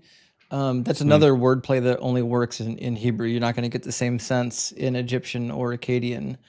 Her name wouldn't be Eve if it was a wordplay on the word for living, because Chava is the conjugation for Eve in the Hebrew Bible, which means to live. So it wouldn't be like syntactically close in other languages, or that wouldn't be the same. It is what it is. All right, let me grab some super chats, friends, and sorry about not getting. We want to get a debate in here. Is if you're, I love you guys, but if you're not opposition, I got to drop you. We actually have to do debates here. Everyone's here for debates. Timothy, thank you for the super chat. Says people searching for something in the Bible are really looking in the wrong place. Doug is minded in the mind. Well, being that Doug is the thing that instantiates all possibilities and all modes of being, obviously, he's the thing that holds even your thoughts together. I mean, that's just obvious. And Miss Mass, welcome to the Kraken Crew Elite, Big W. And Eric Smith, thank you so much for the super chat. Says, by the standards of ancient Israel, would Catholic veneration of the saints rise to the level of idolatry? Some of those images seem pretty graven. So this was actually an early argument by the Protestants against the Catholics.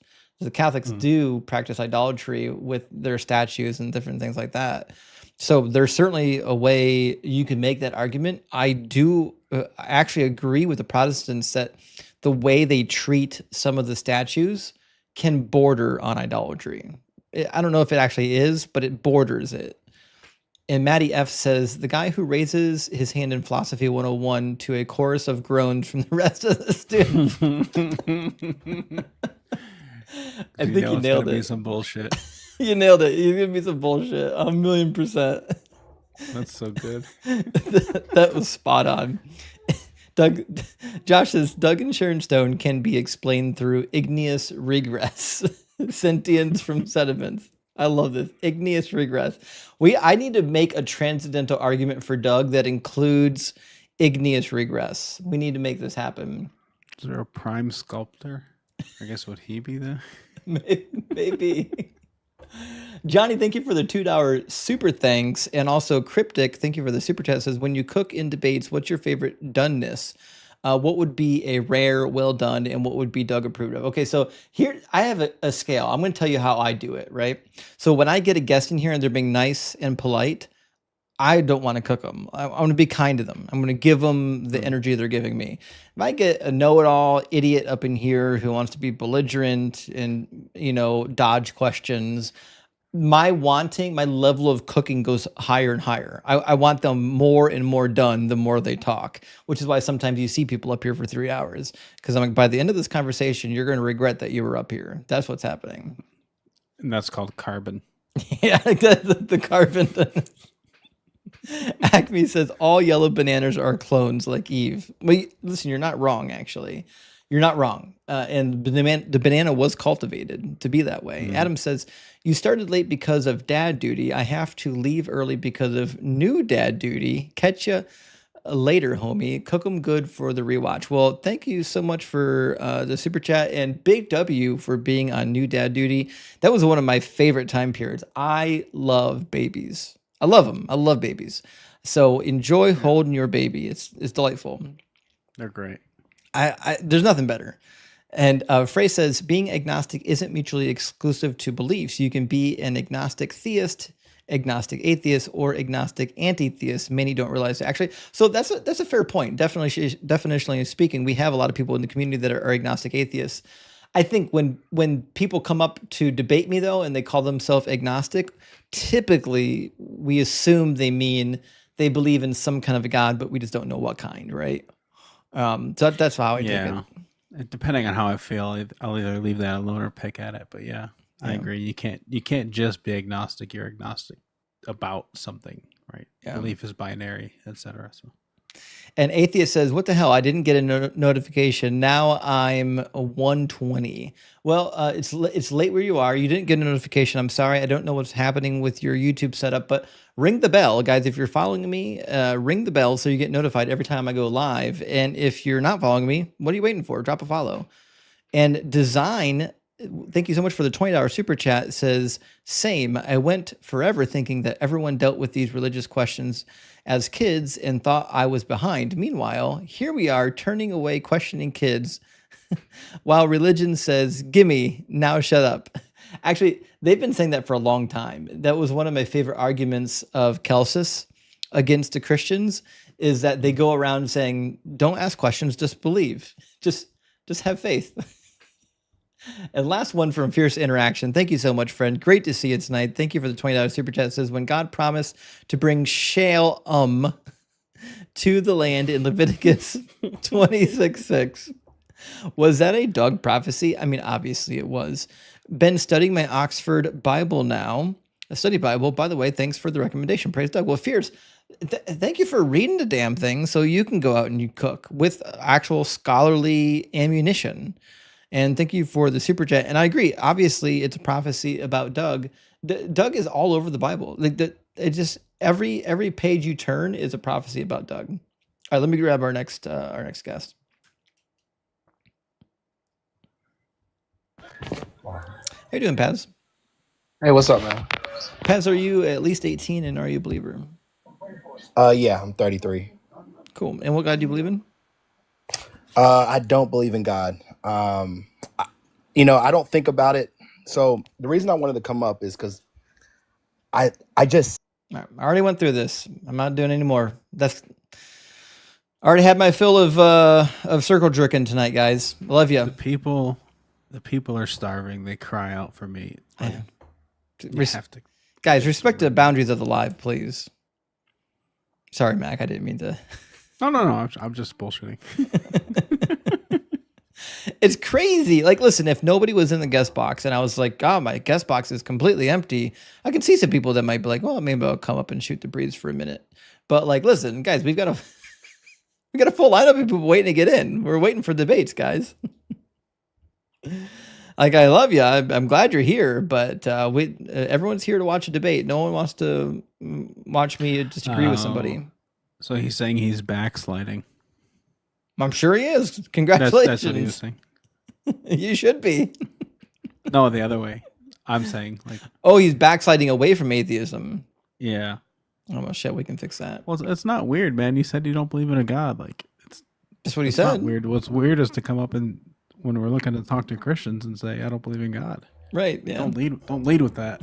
Yeah, that's a bad opening. Welcome in, James. Hey, how you doing? Good. How are you? Good. James, are you at least 18 and are you a believer?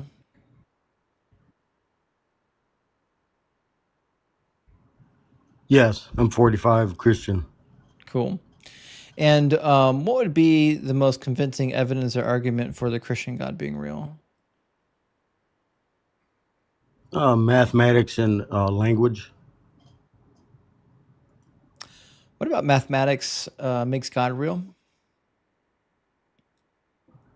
I believe the King James Bible is mathematically proven, mathematically acute and accurate. Accurate to what?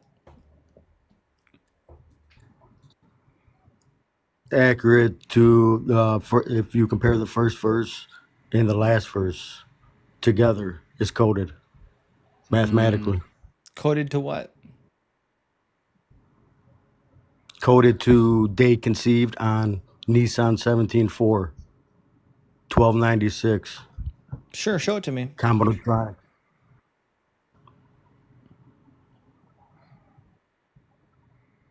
Is this Jamaria? Is that what that is? Or is that something else? Sounds like a troll. No, not a person, but like the thing, isn't it? The thing it's math. The numbers, there's like codes in the book. Oh, gematria? Gematria. No way James knows gematria. Okay. I was like, yeah, I'm using I'm using geography, I'm using language, I'm using mathematics.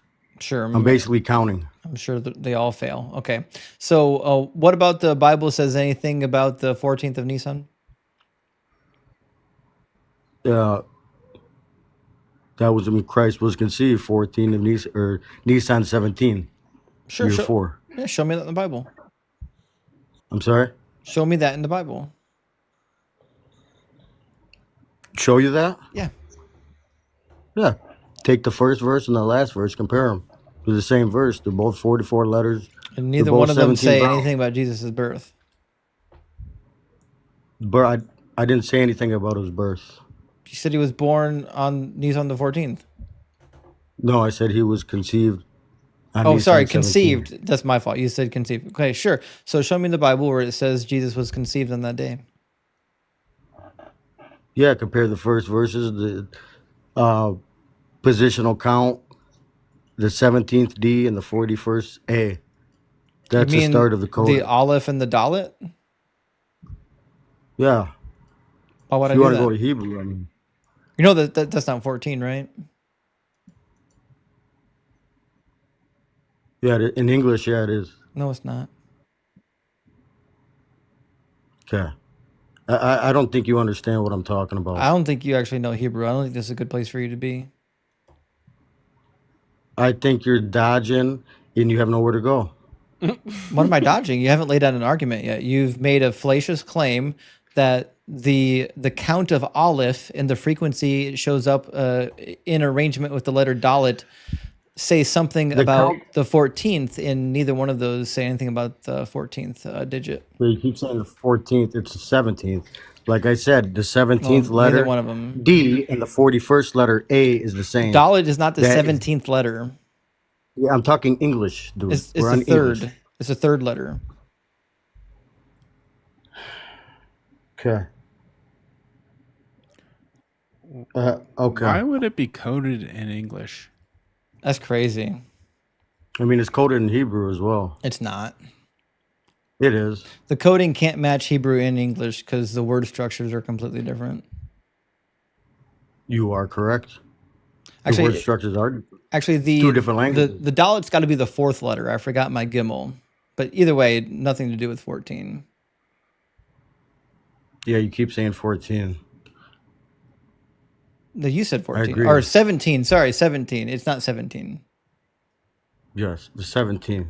Right. Anyway, you take the 43rd letter of each verse, you could spell date. Why That 43? is the first word, date, at 144. Why would I with take Greek 43? translation.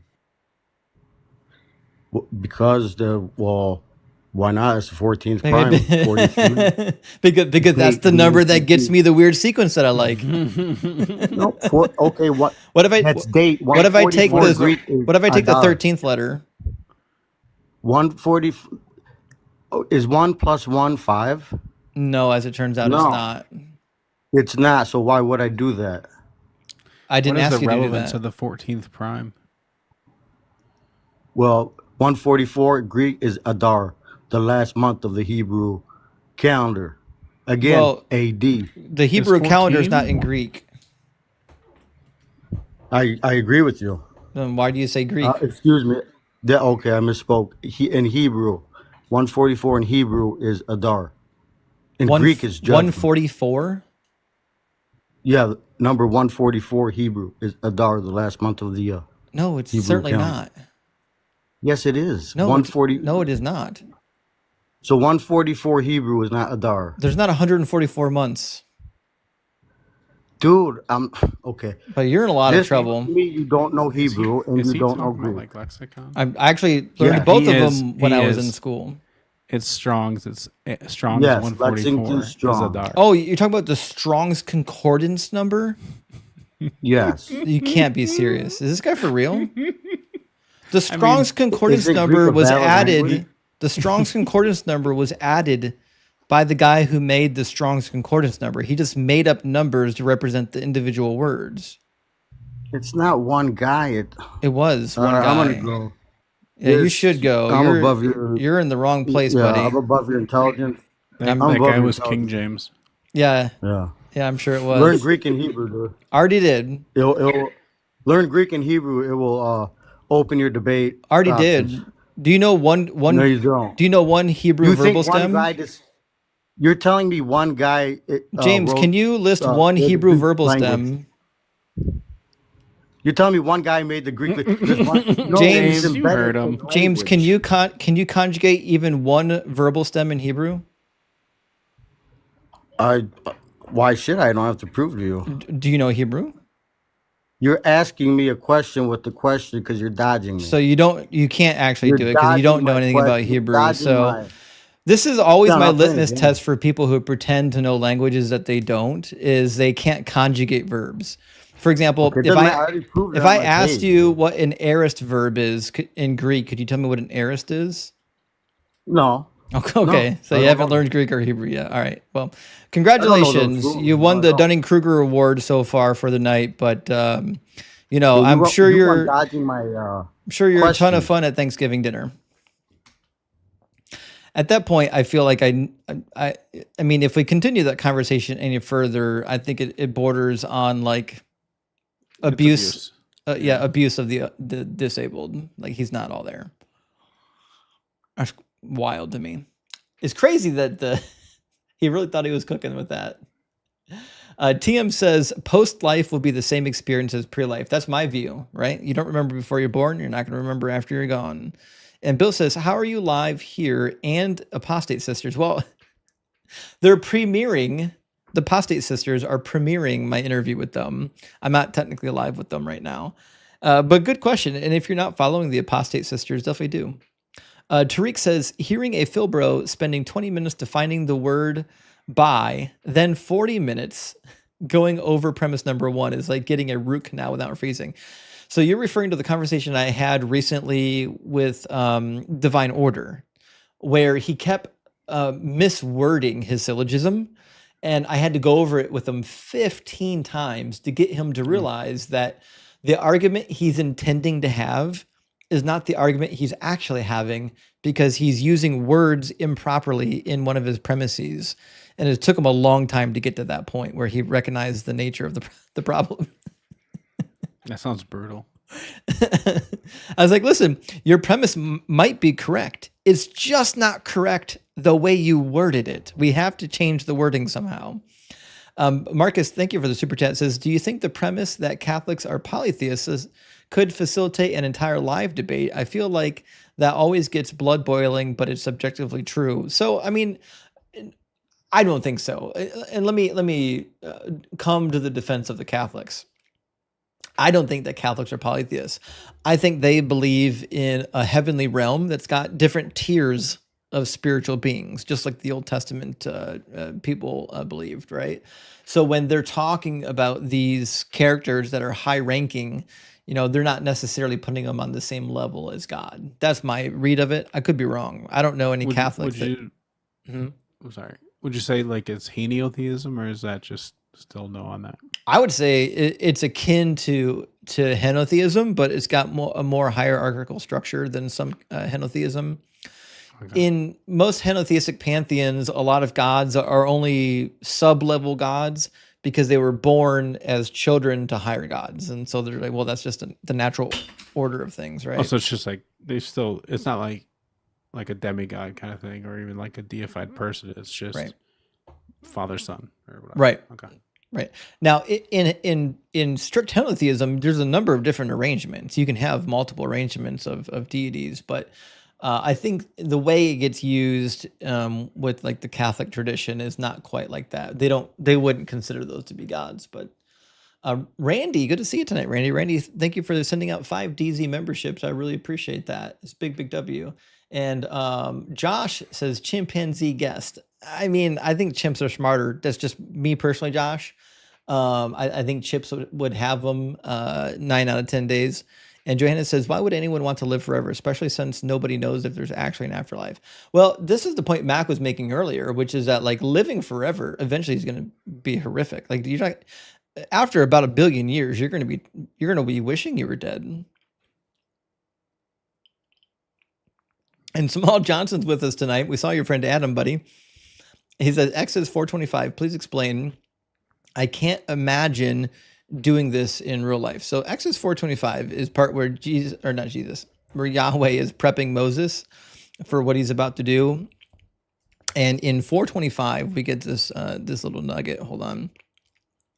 Where he says, we'll start in 24. On the way, at a place where they spent the night, the Lord met him and tried to kill him. But Zipporah took the flint. So this is our bridegroom of blood. And listen to what she says after she emergency circumcises either Moses or Gershom.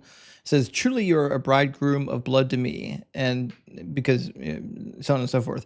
So what's happened here is, personally, I think it's Moses. I think Moses is only partially circumcised because he was an Egyptian. They didn't do a full circumcision. I think he would probably come in to kill Moses before Moses could go on and do his sacred work. That being said, it could be his son Gershom. It could be possible that because his wife was Midianite and he was half Egyptian, that they just didn't circumcise Gershom.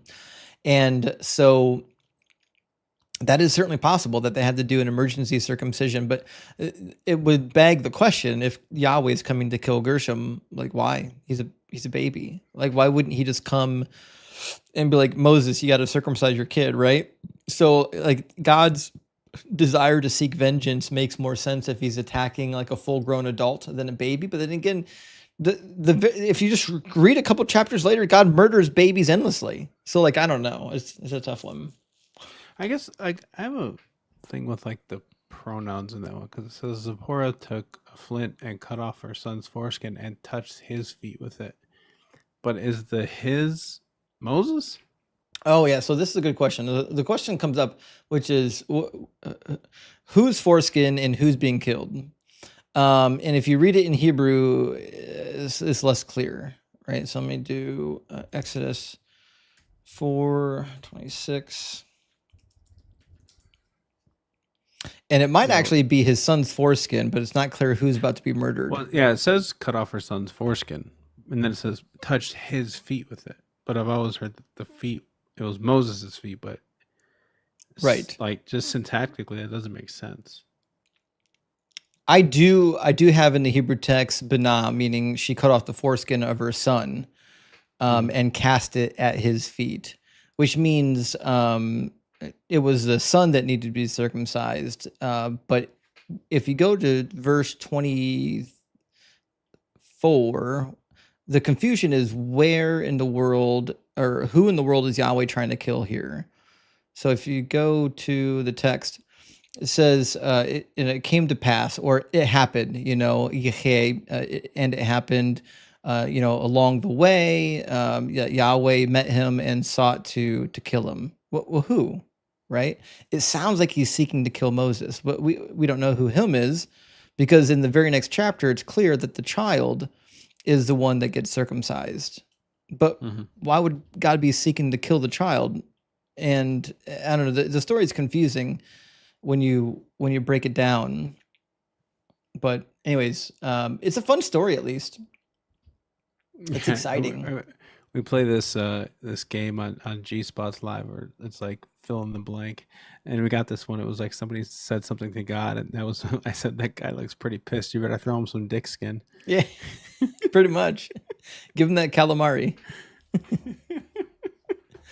Daniel De La Noche, thank you for the $5 super chat. Says research in quantum physics has suggested that an uncaused cause prime mover can be naturalistic. So Daniel, this is the argument I've actually been making for a long time when it comes to the uncaused cause or the prime mover. If you conclude that you need one, which I don't think you do, but if you conclude that you need one, there's no reason why you have to posit a God. It could literally just be a naturalistic cause. Like if the God is only there because it's metaphysically necessary, well, shit. Well, I can think of 100 things that can exist based on metaphysical necessity. Like the God brings in way too many commitments. I would think of something natural real fast. And DJ says, thoughts on studies of near-death outer-body experiences. Yeah, on my cheat sheet, I've got a couple resources on that you can read from Sam Parnia and others who have done near-death experience studies and out-of-body experiences. It appears just to be hallucinations. We've purposely triggered NDEs and OBEs to have people validate that they're actually leaving their body, and nobody can ever validate they're leaving their body in a laboratory setting. They only feel like they're leaving the body. And Jermaine says, all hail Doug. And I agree. Thank you so much for the super chat. And hail Doug. And T-Maz says, Leviticus 26 fulfilled in 2 Kings 6, 28 through 29 in the siege of Samaria, and is Jeremiah 19, 7 through 9 fulfilled in Lamentations 4:10. This is awful, holy crap. Well, okay, so there's a lot of questions here. I'm not really sure what you're getting at. Leviticus 26 is a big chapter, by the way. That's where all the punishments come down, right? That's where you get the nonsense punishment where God says he's going to punish you sevenfold if you don't return to him. That later Daniel interprets as meaning that they're going to be punished for 70 times 7, right? Now, what does it have to do with 2 Kings chapter 6? I have no idea. I never bothered to connect it to 2 Kings chapter 6. Let me see what it says. 2 Kings chapter 6:28 says, there we go. Let me drop this down.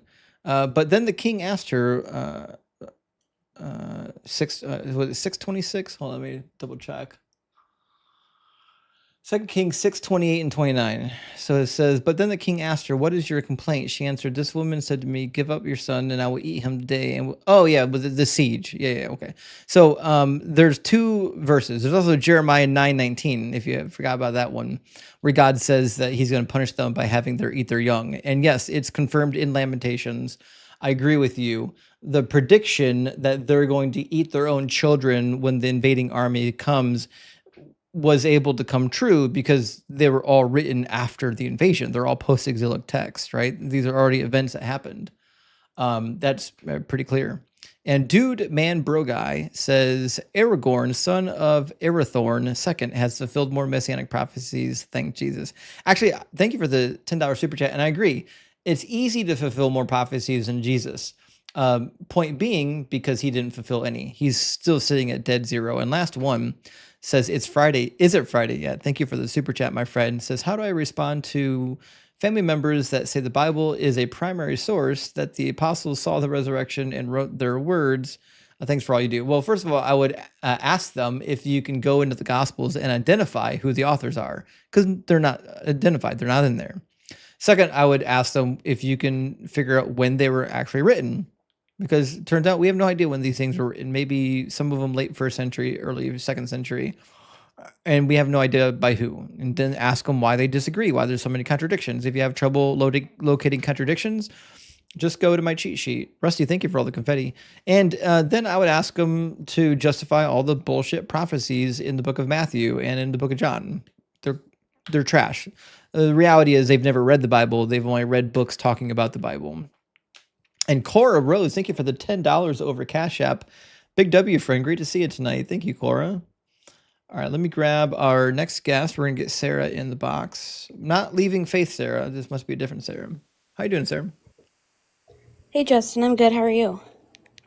I'm doing good. Thank you for asking. Sarah, are you at least 18 and are you a believer? Yes and yes. Cool.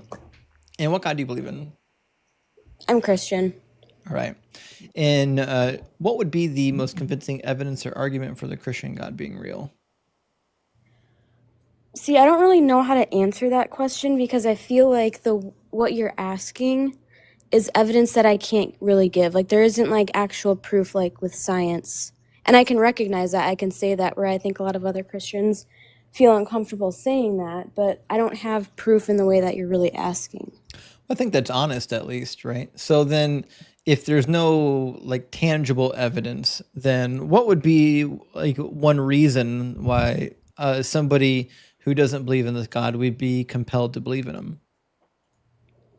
Well, I think that it's not just a physical, tangible proof. There's a spiritual world that Christianity points to, and that's what I believe in. And because it's spiritual, it's not physical, I can't use physical means to prove a spiritual world. Right, but why would I even believe in a spiritual world? Why would you? Yeah. I don't know. I feel like that there's kind of something like that drives people to want to know the meaning of life. I don't disagree with you, but I think people think there's more to life than just what's physically right in front of us. Sure, I believe that people have that intuition, right? But to me, I mean, just because you have that intuition doesn't mean that it's true, right? So like I would need something other than like people want it to be true to believe that it was true, you know? Yeah. And I get what you're saying, and that's where it's hard to have like I can go into more of like Bible like disagreements a little bit easier than this question, if I'm being honest, because I don't know how to answer that, because I don't know why someone should believe in spirituality, because how do you really explain to someone and tell someone that they should? Right. I agree. Like, I don't know. Like, I'm just being honest. I think that's a good position to be in. I mean, and the reality is the position that you're being honest with is probably the right position. I had a teacher that I always admired in high school. And when we asked her about, how do we demonstrate the validity of these things that we believe, she's like, well, you can't. It's not a fact, it's a faith. You either believe it or you don't. And so she said, you'll never be able to prove it. And to this day, I still think she's right. I think it's a faith, not a fact, right? But that being said, I personally want to live my life on what I believe is true. And I don't think faith gets you to truth. But I do believe that the Bible is one good reason, even if you believe in a God, is one good reason to not believe in the biblical God. So, for example, when I see what's in the Bible, I see lots of things that are just factually untrue, right? So, for example, we have like nonsense verses about rabbits and rock badgers chewing cud. They don't. They can't even regurgitate. They lack the ability. We have verses about how the sun stood still, which like physically wouldn't happen. The earth would destroy itself if the sun just randomly stopped, spinning, or we stopped orbiting the sun. That would be complete nonsense. Or we stopped spinning on our axis, right? So like we have like, and also it's pretty clear that the Bible thinks the earth is flat with a dome over top of it, right? So like when I see this stuff in the Bible, my first thing that comes to my mind is, well, this was clearly written by people who they thought they knew how things worked and they were just wrong. Right. And could some of these things in the Bible not always be literal? They could be maybe like a metaphor.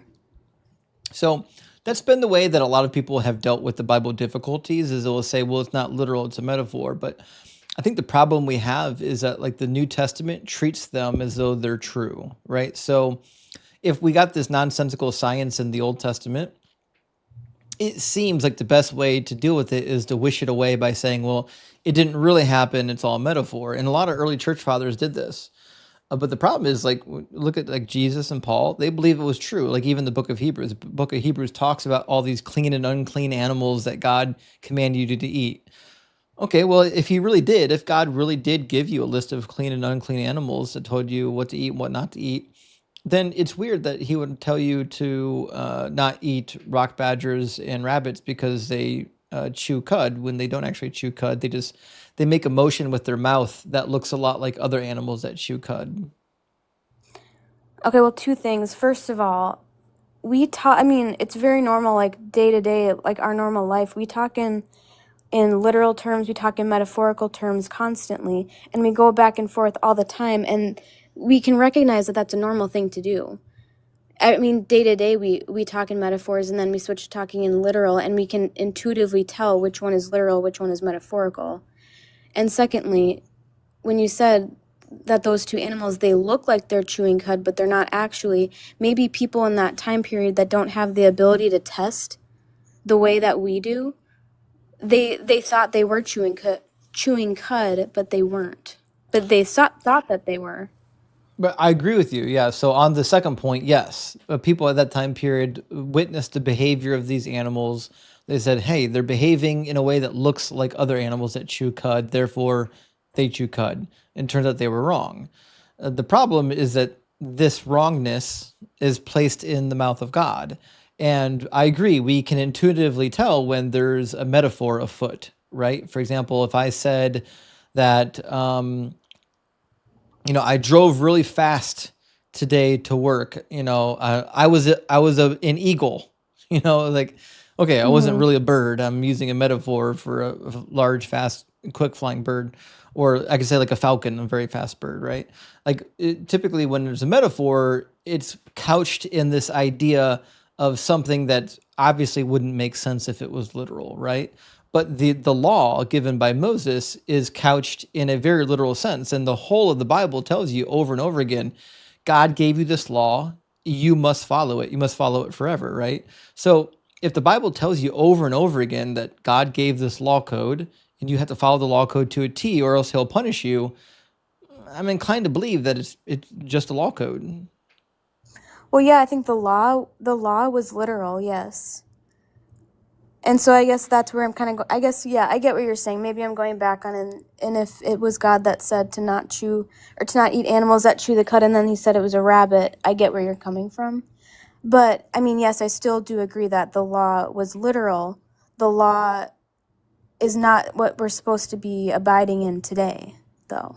No, I agree. Like, according to Christian doctrine, right, you don't have to follow the law anymore. But like, whether or not you have to follow the law, I think is irrelevant. If God told you not to eat rock badgers and rabbits because they chew cud, the fact that we don't have to eat them to me is kind of irrelevant. The fact that he said they chew cud is the problem. But I would push back a little bit on this idea of not having to follow the law, because I think this is one of my main complaints with the Bible, which is that the Old Testament tells you over and over again to follow the law forever. In fact, God says all the days that you live on the earth for you and your children and your children's children after you. And he even said, he didn't say it's too hard for you to follow. He said in Deuteronomy chapter 30 that this commandment is not too hard for you, is not too far away from you. But when you get to the New Testament, they're like, no, the law was temporary. It's too hard to follow. It was a burden. And like, I'm reading the New Testament, I'm like, this New Testament has never read the Old Testament. The Old Testament says over and over again that the law is forever, it's eternal, and it's perfect. So like, Well, even Jesus says that though in the New Testament, is yeah, that he didn't abolish the law, he fulfilled it. right. Which is another problem, because according to Jesus, you should still be following the law. It's not till after Jesus already dies that this doctrine develops where the law is being done away with. That's not a Jesus doctrine. That's an apostle doctrine. Well, to say though that there's a disconnect between what Jesus teaches and what Paul teaches, you're kind of ignoring the part where I think it's in John, where John says, or sorry, not John, where Jesus says in John before he is crucified, he said, I wish I could tell you more things, but once I leave, or I'm not quoting this perfectly, but once I leave, I'll send a helper and he'll lead you into all truth. Yes, precisely. Mm-hmm. So that's saying then it's not necessarily Paul is just this random guy saying these things, but it's the Holy Spirit speaking through him, explaining further, and he's not necessarily negating what Jesus said, but he's adding to give us a clearer picture. Well, first of all, I think the argument that you're laying out is the correct argument. In fact, that's the argument used by the early church fathers, which is that the earliest church wasn't prepared to hear this new revelation, right? It had to come after Jesus. But to me, I think that's a contradiction of what Jesus actually says. Jesus says in Matthew 5, do not think that I have come to abolish the law or the prophets. I have come not to abolish, but to fulfill. For truly I tell you, until heaven and earth pass away, not one letter, not one stroke of a letter will pass away from the law until all is accomplished. Therefore, whoever breaks one of the least of these commandments and teaches others to do the same will be called least in the kingdom of heaven, and whoever does them and teaches them will be called great in the kingdom of heaven. So I've got the teachings of Yahweh in the Old Testament when he gave the law, saying, follow this law forever. Then I get the teachings of Jesus, where Jesus says, hey, if you teach people not to follow the law, like, you're going to be least in the kingdom of heaven. And then Jesus dies, and we get this whole new doctrine of no, the law was actually temporary. And so for me, I think like you have to, at some point, you have to recognize that there seems to be a problem here. Jesus says, until heaven and earth passes away. Heaven and earth didn't pass away yet. And I get what you're saying. I still don't see the problem with that, though, because I understand what he's saying is that the law is still there to show us consistently what we're doing wrong. And he's saying he fulfilled it by saying, and if we don't follow that, we still need Jesus to I guess, atone for our sins. And that's why he comes into place, is because we have him as that sacrifice, not that we have to sacrifice a goat or whatever. Sure, but should you be following the law? What is it? There's ceremonial, moral, What's the third one? Well, There's a there's third one, isn't there? well, there's no division in the laws in the Bible except for one in the New Testament. They make a division between the all of the other laws and the dietary laws in the New Testament, but they don't. Other than that, that's the only division they ever make. Well, so my understanding was that there's the ceremonial laws, and then there's the moral law being the Ten Commandments, which the moral law, the Ten Commandments, is still in place. But it's the ceremonial, and I'm blanking on the third one. Those two are no longer what we have to abide by. Unfortunately, that's not in the Bible, though. It doesn't say that anywhere. Yeah, can I ask a question on that? Mhm. Do you know what Jesus said were the two greatest commandments? The love your God with all your heart and treat your neighbor as you would. I think they actually sum up the Ten Commandments. Right, but they are specific laws.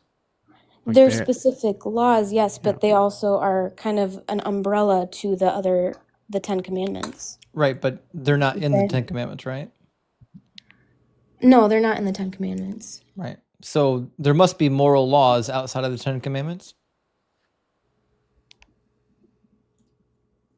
Well, I feel like then those two commandments, for you to say that there's moral law outside of the Ten Commandments, then those other two would need to deviate from those 10, and I don't think they deviate at all from those 10 commandments. I'm not saying they deviate. What I'm saying is that they are commandments that are not included in the Ten Commandments, right? Just like the commandments to remain a virgin if you're a woman is a moral law. It's not part of the Ten Commandments. Okay, yeah, I get what you're saying. And yes, I see where you're saying that it is in addition to the 10. But I don't think they're two completely different commandments from the 10. I think they are pretty closely related, if not almost the same thing as the 10 commandments. Well, so we've got hundreds of moral laws in the Mosaic Law that are not part of the Ten Commandments.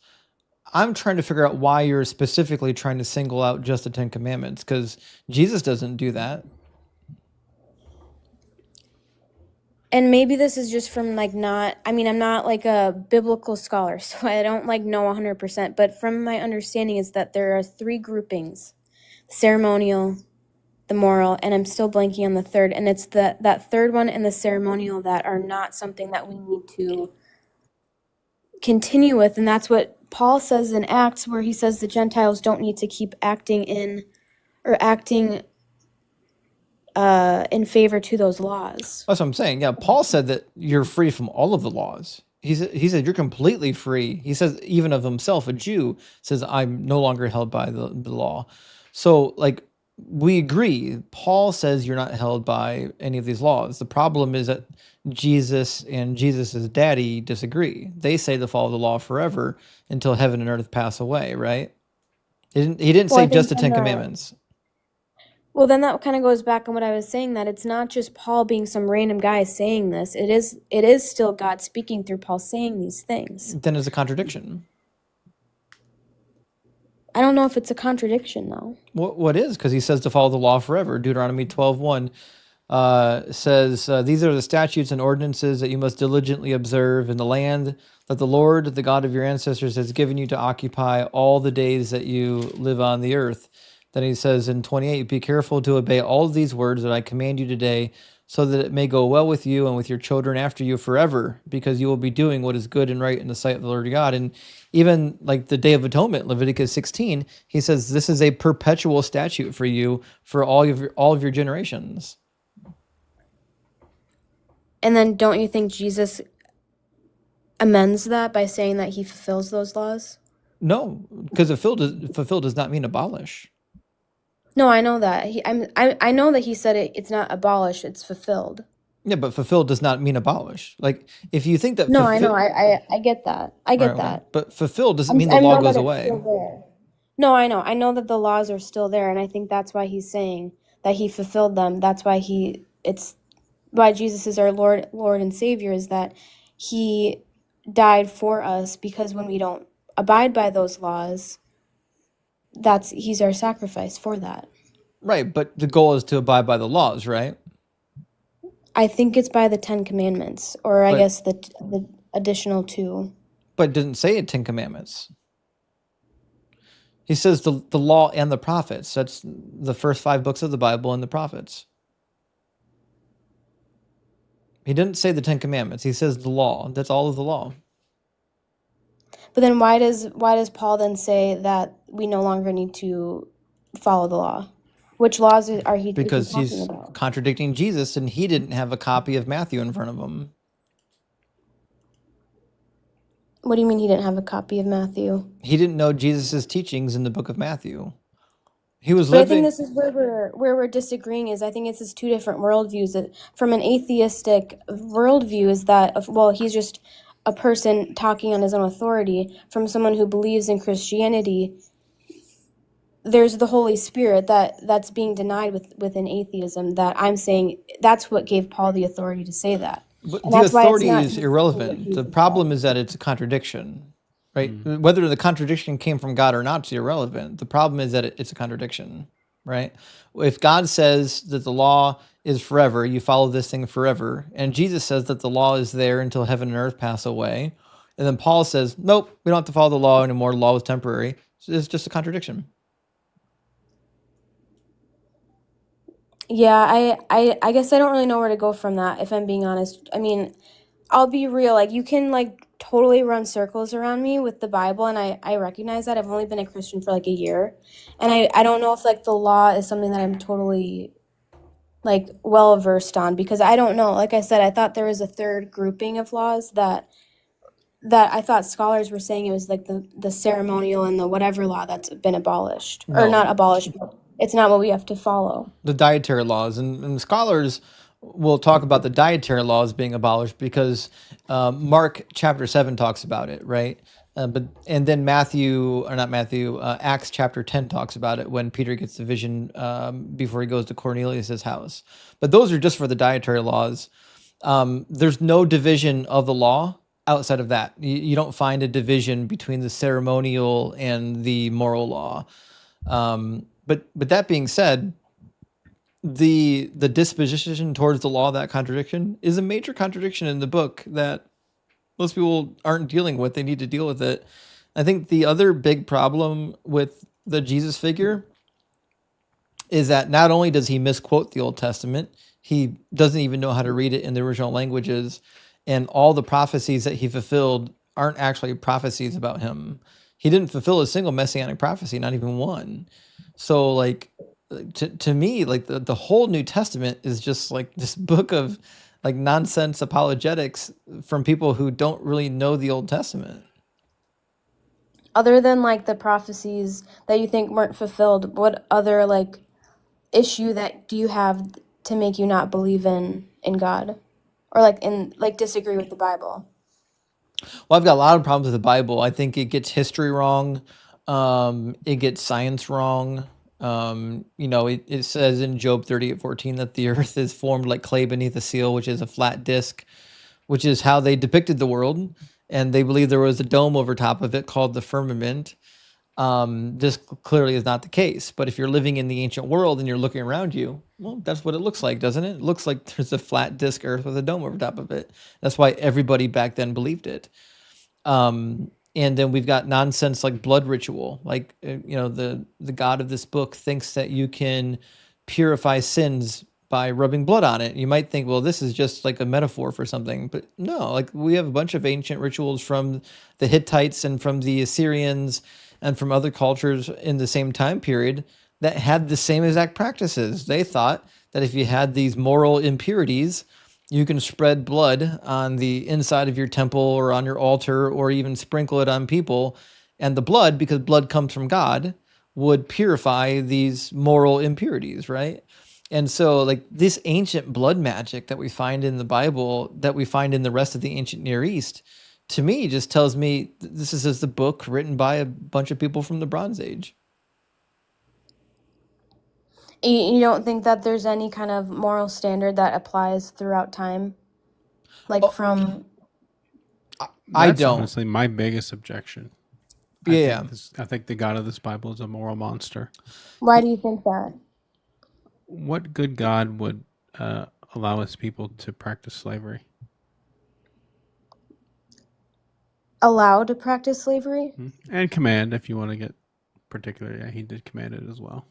Well, I think that the answer to God and slavery, I think it's in Deuteronomy around 28, 29, where God doesn't recognize slavery. I mean, okay, here's apologists always want to say that it was translated wrong or it was a means for protection, and I don't think that's right.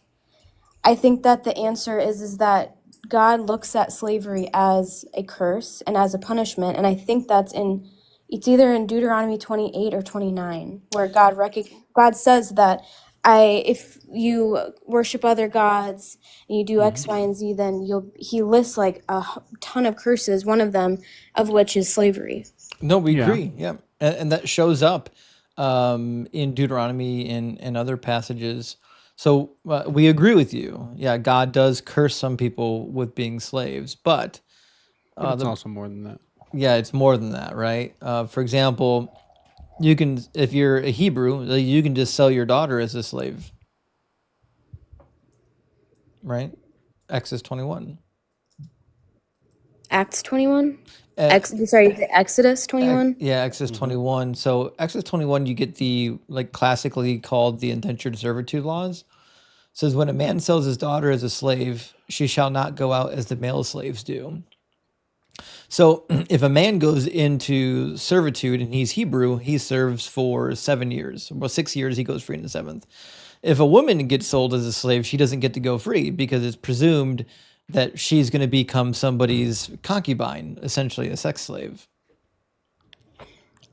And you just said indentured servitude. Is that not completely different from being a slave? Yeah, I wouldn't say it's completely different. It's a different form. Yeah. No, I agree. It's not the same thing, but it's not completely different. But to my point, I'm not talking about indentured servitude. I think indentured servitude is something that we can talk about whether or not there are good and bad ways to do it. I'm talking about the actual slavery, where you can just, sell your daughter as a slave. She becomes somebody else's slave. If she has children, the children are slaves, and so on and so forth. I mean, going back on what I said, where I think a lot of apologists kind of ignore the fact that God says that he curses people to slavery because of disobedience. The slavery that you're talking about, could that not be a form of the protection that they claim for slavery to be? What's it protecting? Like the girl whose father sold her into slavery, what's she being protected from? I mean, I think even like the Israelites, they were wishing they were back as slaves when they were in the wilderness. I think that this is a very different time where some people, they preferred slavery over, and I'm not saying slavery in like the African slave trade kind of slavery, but the slavery in that, what the verse you just brought up, and slavery is in even like the Israelites, where they preferred to be a slave rather than just wandering around in the desert. Well, they preferred to be a slave versus being dead. Right. The goal was to not die in the desert, right? But the girl who's born into slavery, or the girl who's sold by her parents as a slave, what's she being protected from? Well, you just said right there, it's either you are a slave or you're dead in the desert. No. Well, no, because we're talking about Hebrew people, right? That aren't living and wandering in the desert anymore. These are people that are part of a functioning society. Yeah, and I guess I'd have to read more about that because I guess I don't really know why that says that. It was just a small clip. If you could expand it, I could read it better just to get more context. But yeah, I guess I don't know. But I guess just going back to what it was, where sometimes slavery was a means of protection. I don't think it ever was, but I understand why apologists think that. But you just said, though, it's either you're a slave or you're dead in the desert. No, those aren't the only two options. That's a false dichotomy. So that's what you said. No, it's not. I didn't say said. that. I didn't say that. I'm saying I understand why you want to hang on to that, though. Yeah, when Israel I thought that was what I heard you say. Sorry. Well, I'm saying when Israel was in the desert, right? We're talking about the book of Numbers and also the book of Exodus, when they're wandering the desert and they're saying, did you bring us out here to die? We would rather be slaves in Egypt, right?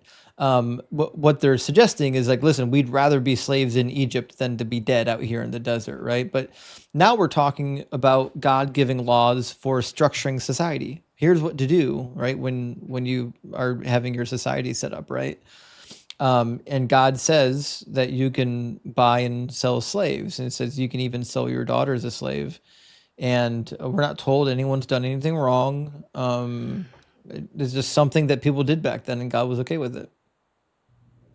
Okay, but what about right there in verse 5? The slave declares, I love my master, my wife, and I can't see the rest. But that right there kind of proves that there is slaves that want to stay.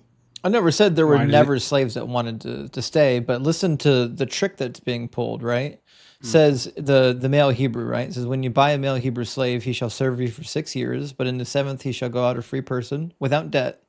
If he comes in single, he shall go out single. If he comes in married, then his wife shall go out with him. If his master gives him a wife, and she bears him sons or daughters, the wife and her children shall be her master's, and she shall go out or he shall go out alone, right? But if the slave declares, I love my master and my wife and my children, I will not go out, right?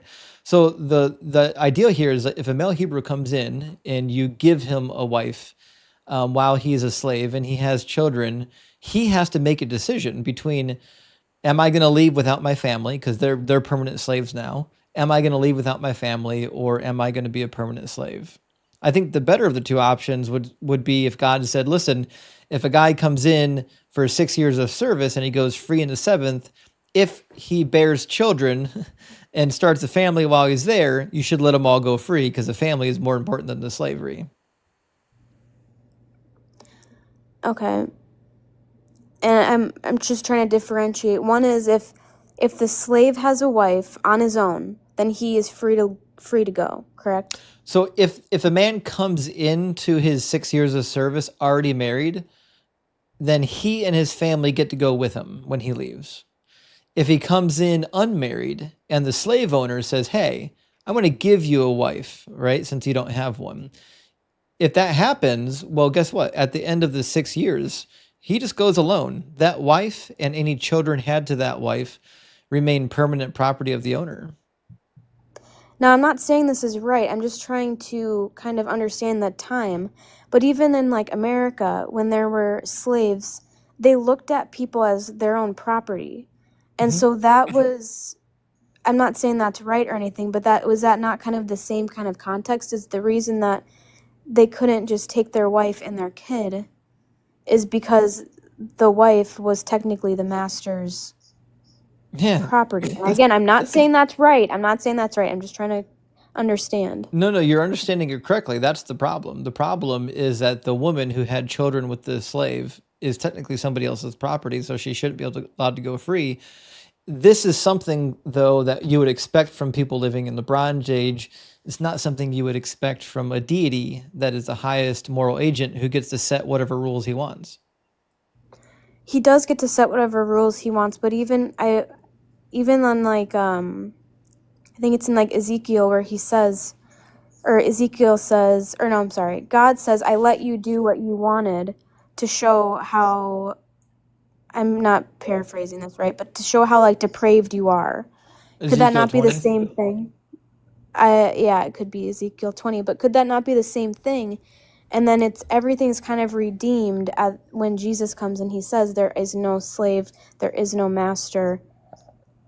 Well, I think the problem is that God said to follow the law forever again, right? So Ezekiel is looking back at the law and he's doing the same thing you're doing. He's reading the law and he's coping. He's saying, well, shit, this sounds really bad. How do I make this more palatable? And so he goes back and tries to make it more palatable by making excuses for it, saying, no, God actually gave you laws that were bad, that you couldn't follow, in order that you would be horrified by your own behavior. That's how he dealt with it, right? But the fact of the matter is, the God who gave the laws told you to follow the laws forever. So the lawgiver and Ezekiel don't really agree on that. I don't think then I'm really kind of understanding Ezekiel correctly, because could you pull up what I'm talking about just so I can explain what I'm reading? I think I have some understanding into the disconnect here, because I've seen this.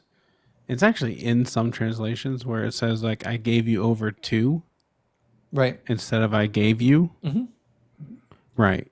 So what the actual, and you can correct me if I'm wrong, but I believe that the actual text more directly translates to "I gave you statutes by which you could not live."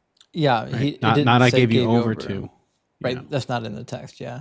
So Ezekiel 20:24 through 26 says, because they had not executed my ordinances, but had rejected my statutes and profaned my Sabbaths, and their eyes were set on their ancestors' idols. Moreover, I gave them statutes that were not good, and ordinances by which they could not live. I defiled them through their very gifts, in their offering up of their firstborn, in order that I might horrify them, so that they might know that I am the Lord. So I assume that's the passage you're speaking about, but Yeah, that's that was what I was talking about. right. To me, that's just Ezekiel running apologetics for the horrific parts of the law, because the guy who gave the laws said that by following all of these laws, you'll be doing what is good and right in the sight of the Lord your God. In fact, he tells you in Deuteronomy 12, 28, it says, be careful to obey all of these words that I command you today, so that it might go well with you and with your children after you forever, because you will be doing what is good and right in the sight of the Lord your God. So like, it's be really capricious if God gave all of these laws and just said, follow all of these laws forever. And if you don't follow all of these laws forever, bad things will happen to you, because this is the way to do what is good and right. Could that ending of Ezekiel, could that not be kind of describing in like First and Second Kings, where where it goes through all these kings, and some of them say they did right in the eyes of God, they did wrong in the eyes of God, and they were worshiping the gods of the neighbors, of the pagan gods and whatever. Could that not be that what he's explaining? Not that he's saying you should be you should be sacrificing your first kid, and that was God's law, but that's what these people were doing because they were worshiping other gods. I may not fully understand your question. Like, so in the book of Kings, when we get to the list of Judean and Israelite kings, at the end of each of their lives, it has a summary statement. And at the beginning of their reign too, like at the beginning of the reign, it'll say, King so-and-so came to reign for so many years, and he did what was right in the Lord, or he did what was wrong in the eyes of the Lord. And then at the end, there's a summary statement that says, and is not the rest of what they did written in the books of the kings of Judea or Israel, right? So, but I don't know how you connect that to following the law. Like, according to the book of Kings, like, what made you a good king is whether or not you turned aside from God, or if you turned aside from the law. You needed both those two things. Right, and I don't know if Ezekiel is necessarily deviating from that, because he's saying that it was God that allowed them to do that. Do what? Which horrified to I forget what the verse was, but to give up their firstborns in order to horrify them and to know that I'm the Lord your God. Right, that's what I'm saying. Isn't that them not following the law? No, that's them following it. The law, it tells you to do that in Exodus, 2 different places. The law says, God says to people to sacrifice their firstborn kid. Yeah, it says offer up your firstborn, everything that opens the womb first. Not to kill them. He's not saying to sacrifice them in like a human sacrifice. According to Ezekiel, that's exactly what he did. No, I think that he's talking about people who were doing that, practicing what the pagan religions were doing, which was sacrificing as in like a human sacrifice and killing them. Sorry, can I say that? He said he gave them the commandments. Right. What's that? He said he gave them the statutes that would horrify them. Right. That doesn't make sense, because he is not telling people to we can look at their kids Exodus 22. Exodus 22, Exodus 22, right? 29 through 30, yeah. He says to consecrate them and then to redeem them. That doesn't mean kill them. No, it doesn't. Oh, no. It didn't say that. I understand why you would want it to say that, but it didn't actually say that. Leviticus talks about the redemption of the human beings, though. So in Exodus, in the first place where it shows up, Let me grab it. It says, "You shall not delay to make offerings from the fullness of your harvest and from the outflow of your presses. Your firstborn, or the firstborn of your sons, you shall give to me, and you shall do the same with your oxen, with your sheep. For 7 days it shall remain with its mother, then on the 8th day you will give it to me." Ezekiel is looking at this law, and he's interpreting this as child sacrifice. Well, what about, like, for example, like, in, like, Samuel or 1st or 2nd Samuel, when Samson was given up by his mom I to mean, God? Judges? That didn't mean he was, or what's that? You mean Judges? Yeah, I don't remember which book it was. Whichever one Samson's in, his mom gave him up to God because she wanted to have a kid. Oh, And she said, you're I thinking will of give Samuel. So at the beginning of First Samuel. Samuel, his mother Hannah dedicates Samuel to the temple, but it doesn't. It's not the same type of dedication that you're thinking, right? But it also doesn't fix the problem of Ezekiel interpreting Exodus as child sacrifice. I'm interpreting Ezekiel as human sacrifice, as in 1st and 2nd Kings, where they were worshiping the pagan religions, which was part of that was child sacrifice. But God says he gave the command. Ezekiel says God gave the command. So God is speaking through Ezekiel. Well, then that would be a little bit contradicting then. I know that's it's not contradicting. It's just his interpretation of it, right? It says, "Moreover, I gave them statutes that were not good." The statutes and ordinances are laws; they're prescriptions, right? It says, "I gave them statutes and ordinances that were not good, by which they could not live. I defiled them through their gifts and offering up of their firstborn." So what happened to the Israelites was like in the siege of Judea, like when they had to eat their children, is not what was happening. And the kings, some of them did offer up some of their children to Baal and or Molech, but God says in Jeremiah, says, "This thought never even crossed my mind." Sorry, say that again. What never crossed his mind? To offer up your children to a foreign god. Is it Jeremiah chapter 8 or chapter 9?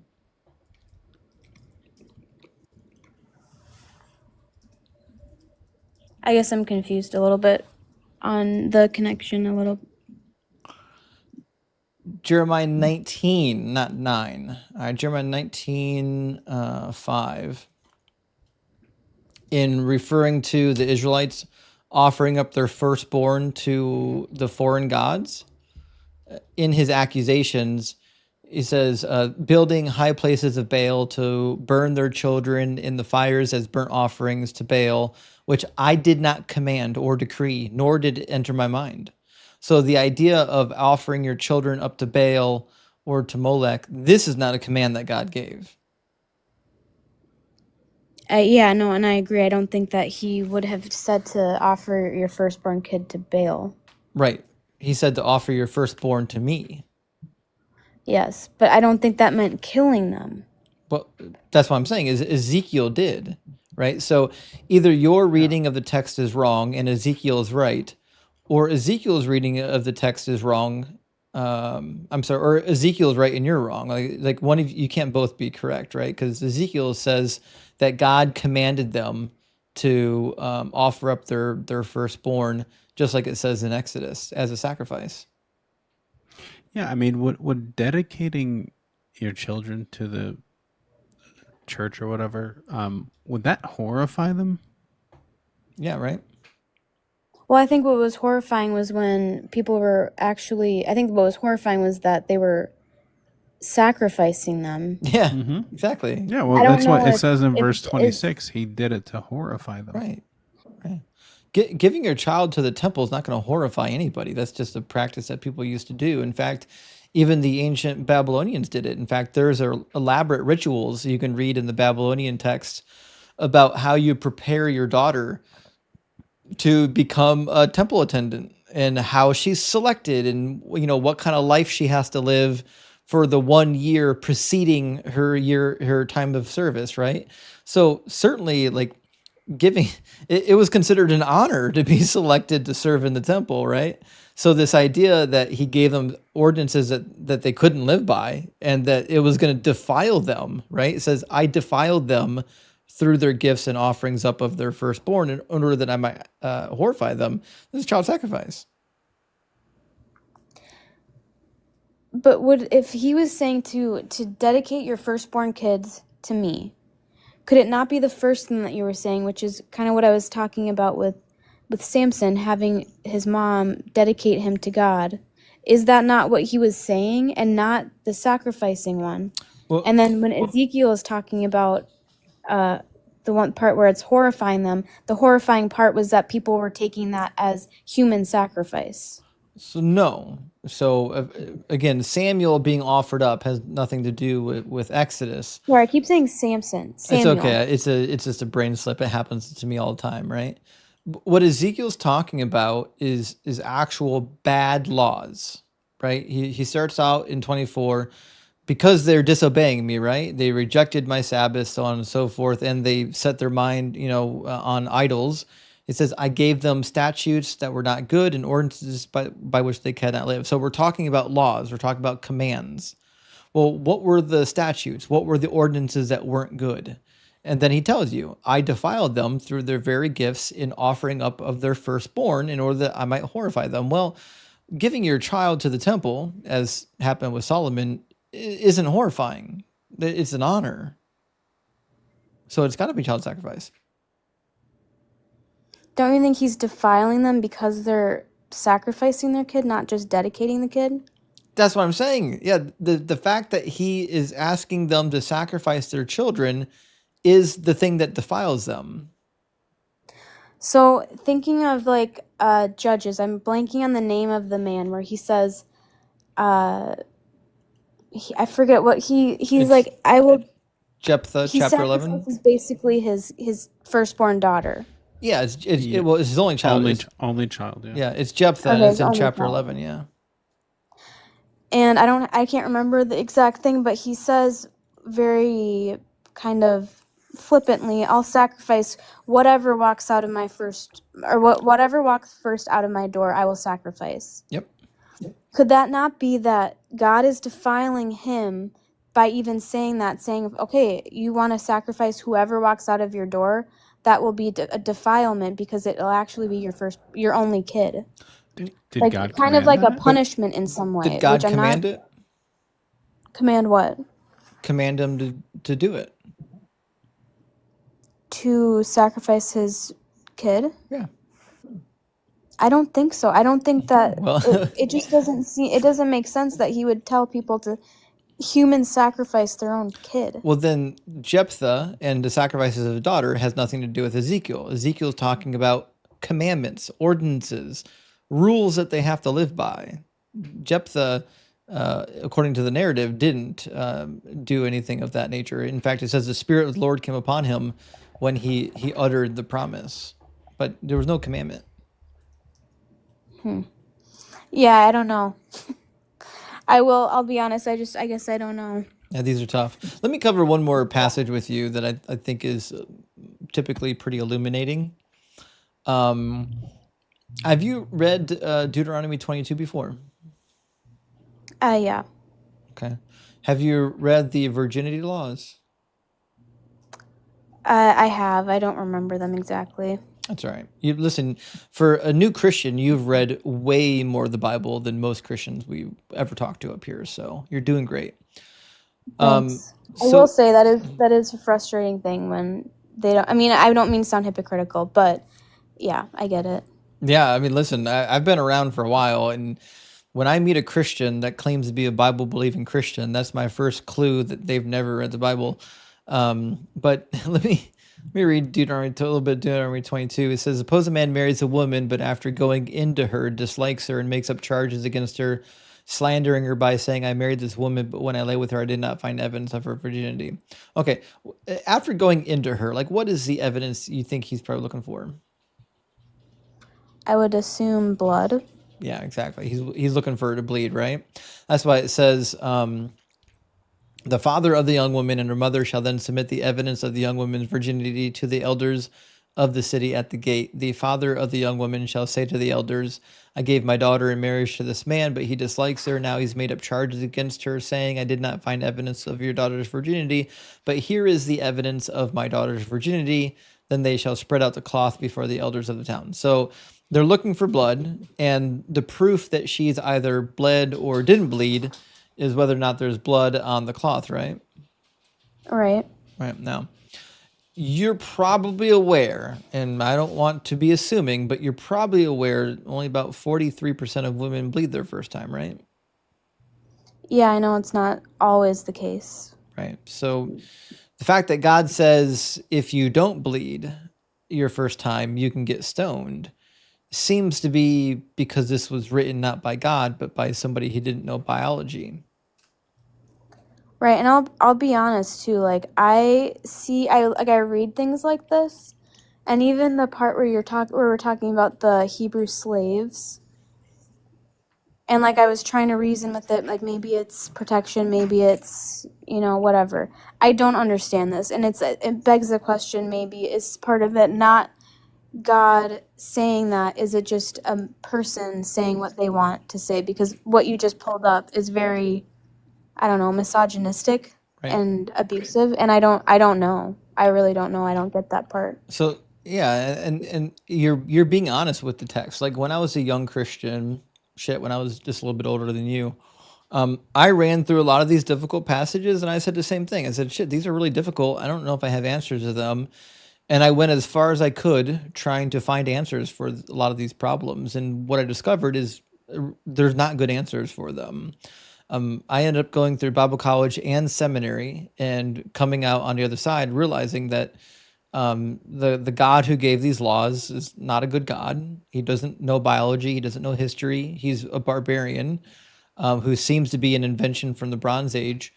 And then for me, the nail in the coffin, and I don't want to bombard you by adding a new topic, but for me, the nail in the coffin was that Jesus just didn't fulfill any of the messianic predictions. Like if you go to the Old Testament and see what it says about the Messiah, he didn't do any of it. Yeah, no, and I've seen your videos talking about that too, and I mean, the number is constantly changing. It's 600 prophecies. I It's know. 300 prophecies, 100, 0, and like I don't know. I don't know the prophecies either to the point where I can have a full-blown debate on that, but Right. I don't Listen, think that negates that God. Yeah, you go on to someone else because I am sure you have someone who can like crash out and be crazy. well, But sir, you've been so nice. I hate to wear you out and keep piling on because you're such a polite guest and we appreciate that you're here. And I get a lot of people that get angry in my emails and my DMs accusing me of not letting my guests talk. Listen, if you come up here and you're nice and polite, you can talk as much as you want. Shit, you can even interrupt me and I'm okay with it as long as you're being polite. So, I mean, you've been nice and polite. It pains me to have these discussions with you because you sound like a nice person, but please do come back. Let me know if you find some good apologetics for these problems. I'll warn you ahead of time. I already know all the apologetics. But I believe that. let me know what you find. Come on back and we'll have some follow-up. All right, sounds good. Well, nice talking. Yeah, good to hear from you, Sarah. Cheers. Yep. Bye. Sarah, Sarah, I don't know where she's at in life, but she sounds like she's trying to be honest. Like she's doing the apologetics, the same with stuff we used to do probably. But I mean, sounds like she's seeing the issues and she's saying, yeah, they're difficult, Yeah, I mean, there's always going to be some like resistance and hesitance. But yeah, no, I'm much more honest than we usually get. Right. Well, let me, I'm going to grab some super chats and we'll move on to our next guest. Reverend Ricky Skaggs with us tonight. Good to see you, friend. Says, FYI, my dad, John the Baptist. Oh, yes, of course, we're back on this. My dad, John the Baptist, is always complaining about the flimsiness of the modern Jewish hymen and yearns for the days of yore when they were more durable. Checkmate, atheist. And if you're subscribed, send some Hebrew hymens in the chat. And I'm sure my live is getting banned as we speak, but don't send them up.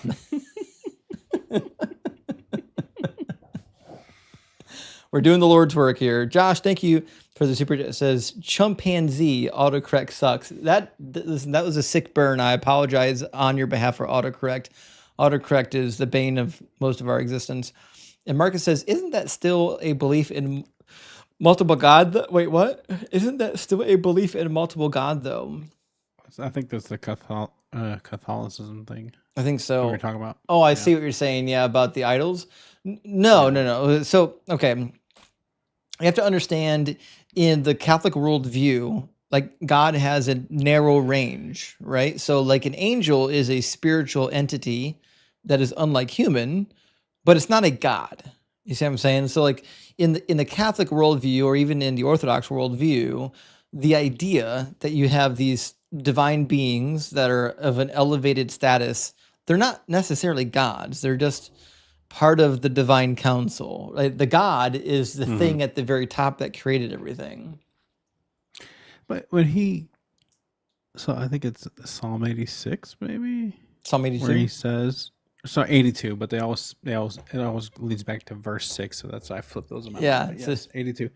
But though you are is that the gods, one you where will he die like says- men. Yeah, you'll die. Yeah, Yeah, isn't that so crazy? there are some kind of like gods still, right? There's lesser gods. So this is where we need to have a conversation about the semantic range of Elohim, because Elohim can refer to any entity that was necessarily divine, right? So it could refer to angels, it could even refer to kings. We see, I think in Psalm 45 and Psalm 2, it's referred to King David. So all that being said, there is some semantic range there. Now, where do the angels and the heavenly hosts, the Savaot, where do they fall in that hierarchy? It's hard to, I don't really know, right? Because Yeah.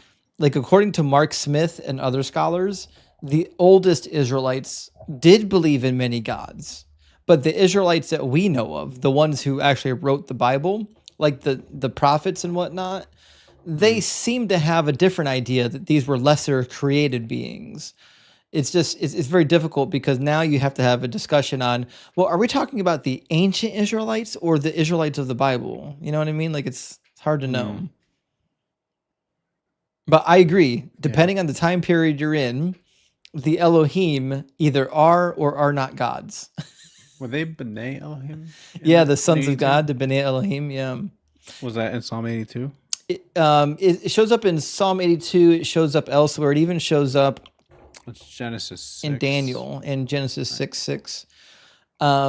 So yeah. So this idea of the B'nai Elohim is a deep Ugaritic idea of how the main god El had 70 sons. They're referred to as the sons of Atherot, which is the counterpart to Asherah.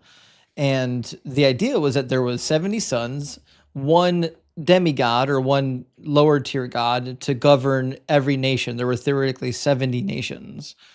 And so that's why. What do you make of? Sorry, go ahead. I'm what do you make of Deuteronomy 32? When it 32:8? says, the nations are being divided, and like Elion was doing the dividing, and Yahweh's portion was Israel. Is that a hierarchy? Like, is that or? Well, it's not a slam dunk. And the reason is there's a way to read that as a Hebrew parallel, right? So in Hebrew parallelism, sometimes you refer to the same entity using different language. Like you might say, I'll use an English example. You might say, Justin rode a donkey Thursday. Yea, even an ass. Okay, we know that the donkey and the ass are two different words for the same thing, right? But they do the same thing with names. So the various editions of Elohim often would show up in parallel with the name Yahweh. So there is a method of reading it as Elohim being Yahweh, dividing up the nations and then taking his own portion. And then there's the way of reading it of like, oh shit, this is old, this is archaic. This is about El Elyon, the highest god, and Elohim being a smaller god in that pantheon. I think either of those readings are okay. Oh yeah. Well, okay. So Yehovah is a different topic. Yeah. So Yehovah. Isn't that what's in? Well, I don't know if that's what's in there, but I think the Yehovah discussions are irrelevant because Yehovah is just a different vowel pointing added to the name Yahweh. So Yeah, sure. yeah, exactly. You probably know the story. The Masoretes didn't want you to pronounce Yahweh's name. So what they would do is they would put the consonants of Yahweh, they would put the vowel pointers for Adonai. And so they would say, once you see the vowel pointers for Adonai, it would be a reminder that when you see the divine name, you would say Adonai rather than say Yahweh, and therefore you're protecting the divine name. So Jehovah is this Masoretic construct that exists to prevent you from saying the actual name, which is Yahweh. Okay. Yeah, that is what it says in verse 9. Right. It says, for the Lord's portion, it says, for Jehovah. Right, Ki yeah. Jehovah Hilek. So, okay. Let me grab a couple of super chats. We'll get our next guest in here. And I think Joe's been waiting the longest, but What's Up America says, Jesus fed me 4,999 others with 5 loaves and 2 fish. We went to bed hungry. Well, it's funny how that miracle came about because they don't tell you. Okay, here's what I always wondered. Did Jesus just take the little bits and multiply it endlessly so people can eat till they were full? Or did they all just have like tiny, teeny little bits, like one bite, and then they're like, oh, I'm full? Like, That satisfied him. Yeah. Yeah. What happened there? It's like the Jetsons. Right. It's all just pill form. It could be a combination of both. You know what I mean? Randy Wilson, thank you so much for the $40 super chat. Big W, Randy, thank you so much. Says, watch an apologist justify babies being killed in scriptures. You're probably referring to William Lane Craig. Says, the wages of sin is death. They were, oh God. They were sinners? They were not sinners. They were sinners. I guarantee the apologist knew someone who lost a baby. They would say the baby is innocent and in heaven. So this is such a good point because if you talk to Christians about the death of babies, they will instinctively tell you that your dead baby goes to heaven. And they'll even pull up passages, like the passages, like 2 Samuel chapter 12, when David's baby dies. And David says, he cannot come to me, but I will go to him. This idea that, well, the baby died innocently, it must be in a good place. That's a that Christian. Could just be in the grave, right? Yeah, exactly. The Christian they don't say it interpretation. that way, Yeah. The Hebrew interpretation is they're in Sheol. Okay, but to the point, okay, if that's the case, like if dead babies go to heaven, then you can't be saying that like these babies deserve to die because everybody's born a sinner. Well, if that's the case, if everybody is born a sinner and God randomly picks and chooses which babies to execute, then it seems to be that he's just capricious because he's not willing to give everybody the same judgment, right? It's like if you have 100 people that all commit the same crime and you give every one of them a different punishment, that's just being capricious with your justice. That's not justice. Right, yeah. Just randomly applied is not just, yeah. And I have an example I pull out. It's pretty grim, so I don't need to go into it here. But basically, when I get someone who's trying to like dismiss that child, death, I basically will present them with the idea of me, who's already my ticket's already sealed. Right, I blaspheme the Holy Spirit. There's no, you're done. There's You're no toast, way out buddy. for me. Right? I'm cooked. So I'm like, would it be bad for me to go and clear out the maternity ward? Yeah. And no, never. It's never okay. But I was like, but what happens to the baby? They go to heaven, right? Yeah, but you're not God. You can't. Well, okay, but that's a sin. I'm already done anyway. Just to see them, just to get them to like see the like terrible logic they're using and how just like heartless it is. So there's a topic I used to run. You've probably seen it, where the topic used to be abortion is the most Christian thing you can do. Yep. And I stopped running it because I kept getting banned. But yeah, I mean that's the reality. Like if you believe in what the Bible says, we should be aborting all the people, send them right to heaven. I'll take the sacrifice. I'll take it on me. It's okay. I'll take it. Just call it the A train. That's right. Git says, thank you for what you're doing, Justin, in terms of educating people about scripture. Well, Git, thank you so much for the super chat. And thank you for supporting. And that's my goal. My goal is to educate.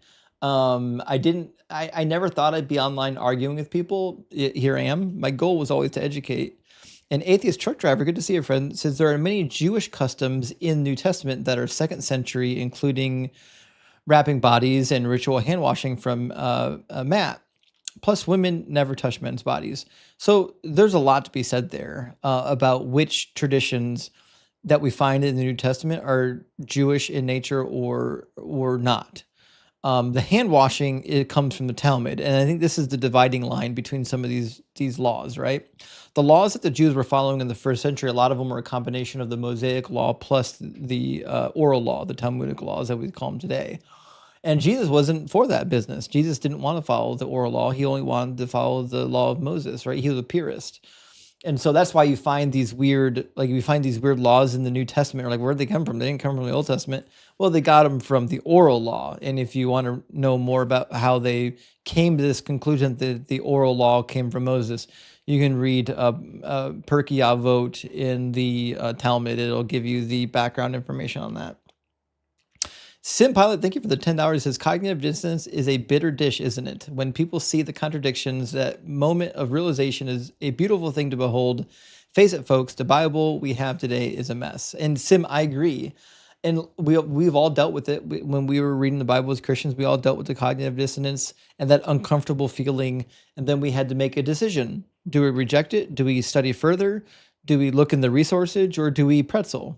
Those are the ideas that you could go towards. Space Lord says, if God asks his people to give their children to him by making them priests, but also mentions animals in the same verse, do we have goat priests? So this is actually a really good point. At the rate of animals being born, if they gave all of their animals to serve the temple rather than be sacrifices, there'd just be an endless amount of animals randomly there. It wouldn't make any sense. These are obviously sacrifices. And Jay says, please unban me. I said 86 blank innocently days ago. Jay, I don't know who banned you. If you got banned and you think you need unbanned because you made a joke in bad taste, I'm all for having you unbanned. If there's, and you listen, if you're willing to admit that you shouldn't have said that and you're not going to say things that take my life down, then that's fine. But I know what this reference is referring to with 86, probably with so-and-so's president name after that. The thing happening like last week or whatever. Yeah, you can't say that. Like you cannot use those words on this live. That's why you got banned. That will get me investigated by the FBI. If you say that kind of stuff in my live chat, I'm on a list somewhere. That's why you got banned. That's you can't say that kind of stuff. But if you promise not to say that kind of nonsense, we'll unban you. And Marcus, again, thank you so much for the $50 super chat. Marcus says, this might be getting a little off base here, but under that understanding of Catholics, wouldn't that mean Hindus and similar religions would not be considered polytheist because there is a creator or boss god that has a higher position? Yeah, so I feel like we kind of addressed this already, but this idea of the Catholics, they don't believe that angels are gods. They're just spiritually created beings. I don't know much about the Hindu religion, but in the Hindu religion, I assume like God has a definition and there are spiritual beings. They believe in jinn, don't they, Mac? I thought that was Islam. Well, I know Islam has jinn, right? Oh, I didn't know that. I also am very Let me see. unaware of like the Hindu pantheon. I guess they don't really have jinn in a lot of forms of Hinduism. Not all of them. Some of them do, but most of them don't, it looks like. But they do have this idea that there are spirits, there are entities that are not considered gods. Like God is not as broad as a definition in modern English or in the modern world as we want to give it credit for. I realize in the ancient world they had a different idea of what could or couldn't be a god. But like strictly speaking, in modern English, when we call something a god, we have a name for it. It's a creator entity that is like responsible and like has these superpowers. Like it's all knowing, it's all good. Like whereas these lower tier gods don't have any of those properties. Like they're not all knowing, they're not all powerful, they're not all good. They were created by the deity above.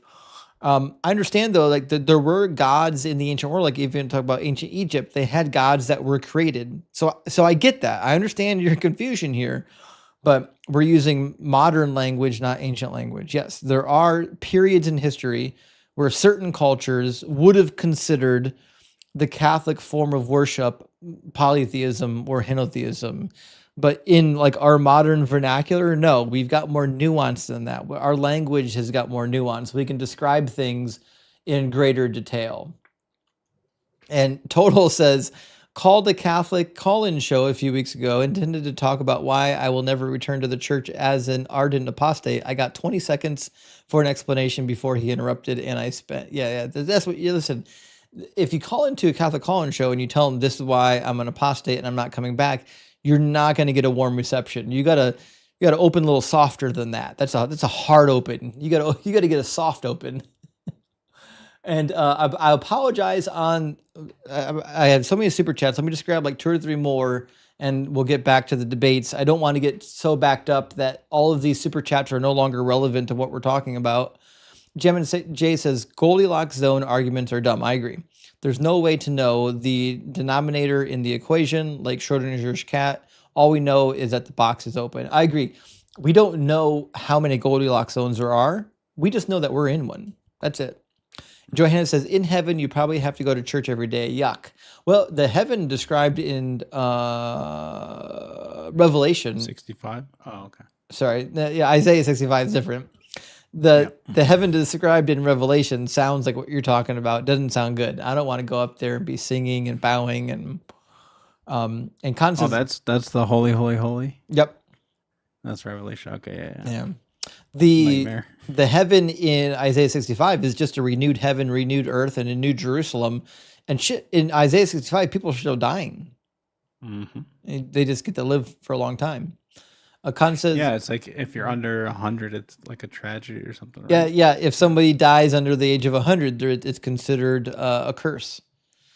Khan says, according to Mormons, the Old Testament used to contain explicit prophecies about Jesus, but they were all conveniently lost or removed. 1 Nephi 19:10. Yeah, so the Mormons have to do the same thing with the Bible that the Muslim folk do, which is you have to say, well, we believe in this tradition, but it's corrupted or there's something wrong with it, and we're going to give you the right version. You know what I mean? And Johanna says, religion is such an evil force in the world. Listen, you took the words out of my mouth, Johanna. That's why we're doing this. And Judas says, sitting here listening to you cook theists and playing cribbage with my best friend. Well, Judas, big W for playing cribbage. And thank you for listening and for supporting the channel. Big W, friend. And Michael says, Justin, I saw a deep fake AI Dan try to scold you. What was funny is when real Dan McClellan shredded the AI version. Yeah, I watched that video too. That was from Praise I Am. Praise I Am is so bent out of shape that I've cooked him twice live on air and clipped it for everyone to see, that now he makes endless deep fakes about me with pretend scholars debunking me, and it's laughable. That's so embarrassing. It's so bad. It's such a bad cope. Walking Dead says, if God is all powerful and all knowing, why does he always need money? Why can't he make better financial decisions? Because he's always drunk. If you've looked at the behavior of this God is not sober. He's not a sober God. This God can't manage money. He has no interpersonal skills. He's a violent psychopath. That's my assessment. And Johanna says this caller should put his skills to good use and become a decoder in the government's intelligence agency. Oh shit, this is an old one too. We must really be backed up. Yeah, you're talking about that guy who thought there were Bible codes. Bible code, yeah. Bible codes are nonsense. We'll get to that eventually. Holla Furphy, thank you for the 50 DZ membership. Whoa. Big absolute W. Thank you so much, Holla Furphy. And we've said it before, memberships are the backbone of the channel. So also big thank you to Jay for sending out a DZ membership. Super appreciate it, friends.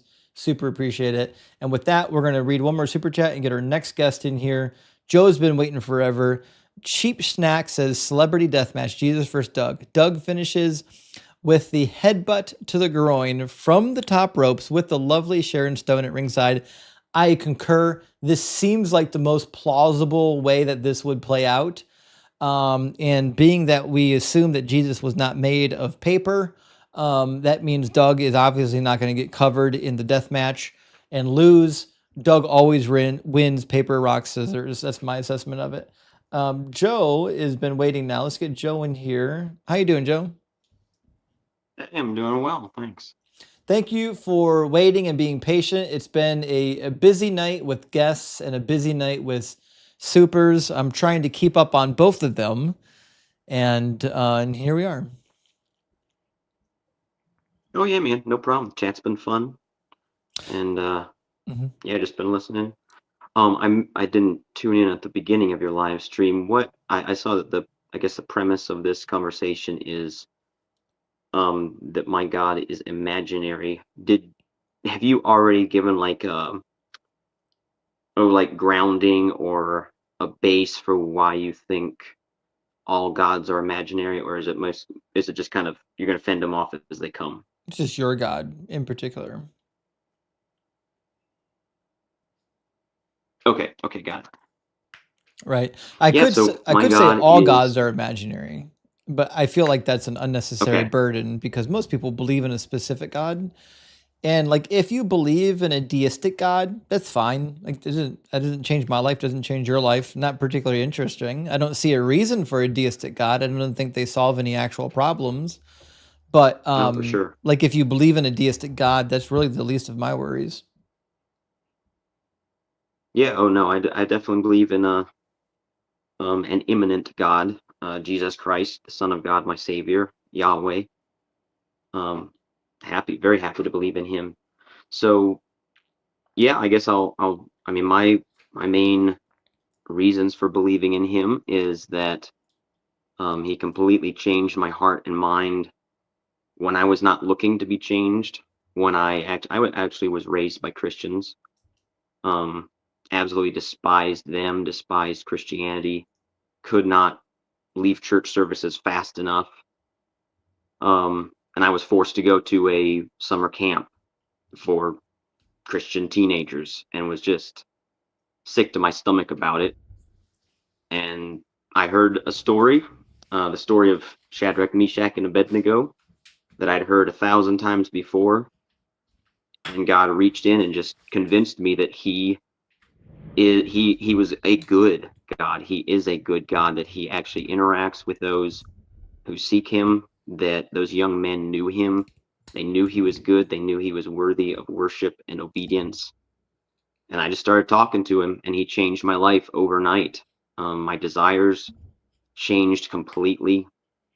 And I wasn't coached on what I had to do or not do when I went home. Obviously, I was raised as a Christian, so I kind of had an idea, but I was completely settled in my pornography, in my demonic video games. That was what satisfied me and made me happy.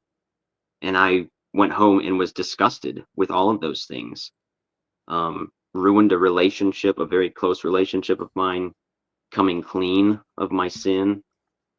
And it's just been a wonderful uphill adventure since then. Lots of ups and downs. I wouldn't be honest if I said I've never had doubts, never had questions that couldn't be answered when I wanted them to be answered. But God is no more imaginary to me than my wife, with whom I have 3 children. I could be more easily convinced that my wife and I are just brains in a vat, than that Jesus Christ is the real and true living God.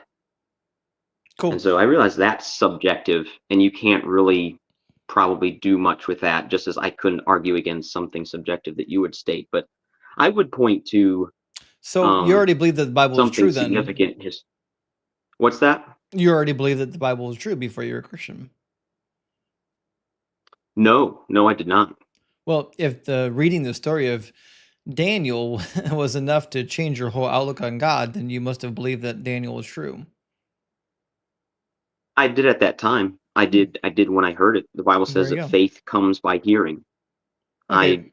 Well, you I said that. always thought those stories were rubbish. Didn't you say that he changed your life before you believed in him? No, he changed my life so that I could believe in him, and he changed my life immediately upon believing in him. But you did believe in them. If the story of Shadrach, Meshach, and Abednego affected you, that means the story had some truthfulness to you already. Right. So do you understand what Christians believe about faith? Yep. Okay. So faith is a gift from God. What? Faith is not me coming to a text and saying, "Oh, that is true, therefore I'm going to believe it." The How Bible d says that Satan has blinded our eyes so that we don't see. He's stopped our ears so that we don't hear. Yeah, And I've yeah. heard that story 100 times and was Mhm. completely unaffected. Sure. Right. So, but the problem is you're suggesting that faith is from God. How do you know that faith is from God? Well, let's see. I'm trying to think of a way that's not circular. Well, certainly the Bible says faith is from God. Um, my experience says faith is from God because it just happened to me. I was not looking for it. But you already believe that the Bible is true. Like I said, I mean, you're reading the like I said, Bible and you believe that the I Bible was hated it all. true. Yeah, I mean, I guess I was okay with the non-miraculous stories. I was only 14 at the time. I wasn't doing a whole lot of diagnostics of which part of the Bible were true and which weren't. Right, right. Okay. So you had some belief in the biblical God, even though you didn't follow the biblical God. Then you read the Bible and you read a part that you liked, and you're like, oh, well, maybe this God isn't so bad. Oh, yeah, that's an understatement, but yeah. Okay, so the fact that he saved, Daniel and his friends, I think is a fun story. I think there's lots of problems with Daniel. Daniel is probably one of my favorite books of the major prophets. The problem I have with Daniel is that it just like gets stuff wrong and it's clearly like says things that are untrue and makes predictions that fail. So like for Oh, example, interesting. it says that Nebuchadnezzar is the father of Belshazzar, and he's certainly not. Nebuchadnezzar is not even related to Belshazzar in history. Belshazzar was a son of King Nabonidus, who came 4 kings after Nebuchadnezzar. And the problem is the author didn't know this because the author was writing in the middle of the 2nd century, not during the time of Daniel, which is why they're very competent with events in the 2nd century. They get all that stuff right. But the author gets the stuff wrong about Daniel's time period because he didn't live back then, because Daniel didn't write it.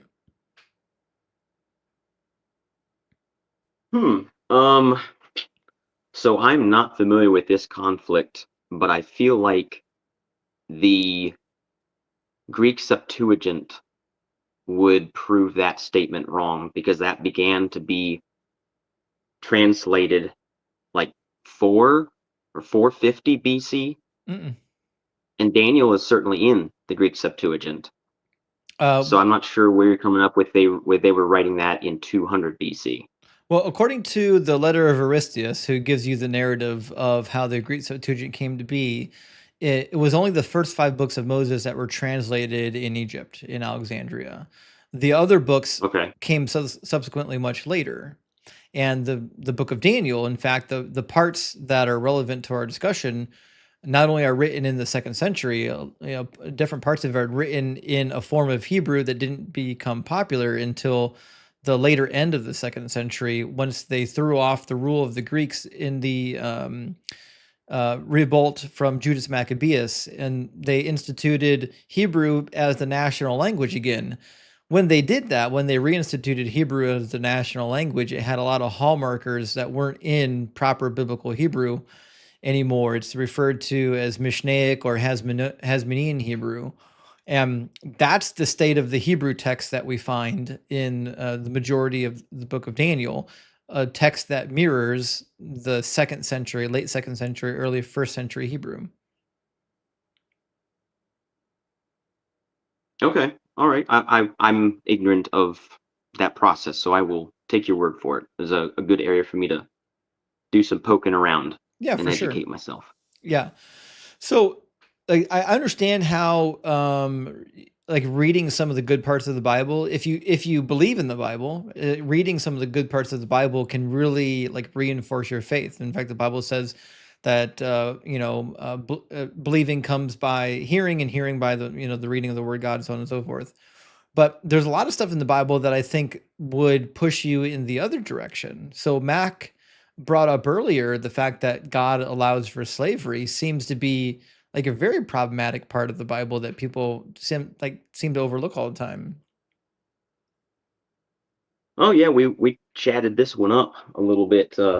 Unfortunately, I couldn't hear your caller because I'm on my phone. I guess there's something going on with that technology, but yeah, I have no problem with the version of slavery that is in the Old Testament. In fact, I went so far as to say I would have no problem being a slave under those circumstances because it was entirely a situation of justice, meaning it was for the reconciliation of debts and the repayment of, in many cases, like war crimes or just the expense of war. And so, I heard you talking about what sounded like trickery of the master, giving him a wife and children, etc., and then the male slave could go out or stay. But what the scripture says about the maximum length of time that a slave could serve. There was no such thing as a perpetual non-voluntary slave. How much money would you wager on that? As far as the Hebrews. How much money would you wager on that? Well, you sound pretty confident, so I better not wager. But to my reading of scripture, I remembered that their standard was 7 years, and then there was the year of Jubilee. So you could serve a maximum of 50 years, but the time of servitude was based on the indebtedness, and the whole concept of kidnapping somebody to get a slave. The Bible calls for the death penalty for somebody who just took somebody without cause for a slave. And so, and it's even laid out in Leviticus that the whole congregation was to be kind of snitches on the masters of slaves to make them accountable, to treat their slaves kindly, to not be ruthless masters. That's they were certainly to not in there. report one another. That's not in there. What's that? That's not in Leviticus. Oh yeah, it is. Yeah, it is. All right, well, we'll get there. I'm going to read you a passage before we get to Leviticus. For the Hebrew check out slaves, what Leviticus says about slavery. We'll look at it. It says, when you buy a male Hebrew slave, he shall serve you for 6 years, but in the 7th year he shall go out a free person without debt. If he comes in single, he shall go out single. If he comes in married, his wife shall go out with him. If his master gives him a wife and she bears him sons or daughters, the wife and her children shall go out alone. I'm sorry, let me read that again. The wife and her children shall be her masters, and he shall go out alone. There we go. So according to Exodus, if you are a man and you go into service and the master gives you a woman to have children by, have a family by, any children that you have with that woman, they're still permanent slaves. They didn't do anything wrong. They didn't owe any debt. I don't think that's correct. I think there were other laws that just made it ipso facto that no Hebrew was to be a permanent slave. Sure, find me. Where are you getting it? That just a second, just because the man went out before the wife and children does not mean the wife and children would not go out when their time was served. Well, let me read again. Maybe you don't see the screen; you can only hear me talking. So maybe that's just because you can't see what I see. Exodus 21:4. If his master gives him a wife and she bears him sons or daughters, the wife and her children shall be her masters, and he shall go out alone. Okay, so he goes out alone. Yeah, because the women. Does that necessarily mean that his wife and children remain slaves for their entire life? Yes, that's why he's going out alone. If you if I'm serving a jail sentence of 9 years and my friend is serving a jail sentence of 10 years, at 9 years, I'm going to go out alone. And then at the 10th year, my friend is going to go out. I still went out alone. Well, it doesn't say anything about women being able to go out, right? It says that the wife and her children shall be her masters, and he shall go alone. It's saying so after the terms of service, after 7 years, they're going to go out alone. Now, if in fact she's there serving a 6-year indentured servitude as well, well, then she would go out before him. She'd already be released, right? Because you only serve for 6 years. But as it turns out, the women didn't serve for 6 years, they served for life. Verse 7, when a man sells his daughter as a slave, she shall not go out as the male slaves do. Right? So the women and the children are permanent slaves. Yeah, I'm not certain about that interpretation. I'm pretty sure that would be basically the idea of purchasing a bride. I'm not sure how to reconcile that. It's funny that it says slave and not bride. Yeah, yep. I will grant you that. Right. If it was about purchasing a bride, it would just say a wife. It'd say Isha. Yeah, it says if she does not please her master, who has designated her for himself, then he shall let her be redeemed. He shall have there's something going on here besides just like a common slave, because it's designated for himself. Yeah. She's a concubine. Like a concubine. Yeah, that's a slave. Yeah. A slave wife. Okay. I'm reading a little bit further in the passage just to make sure I'm getting the context.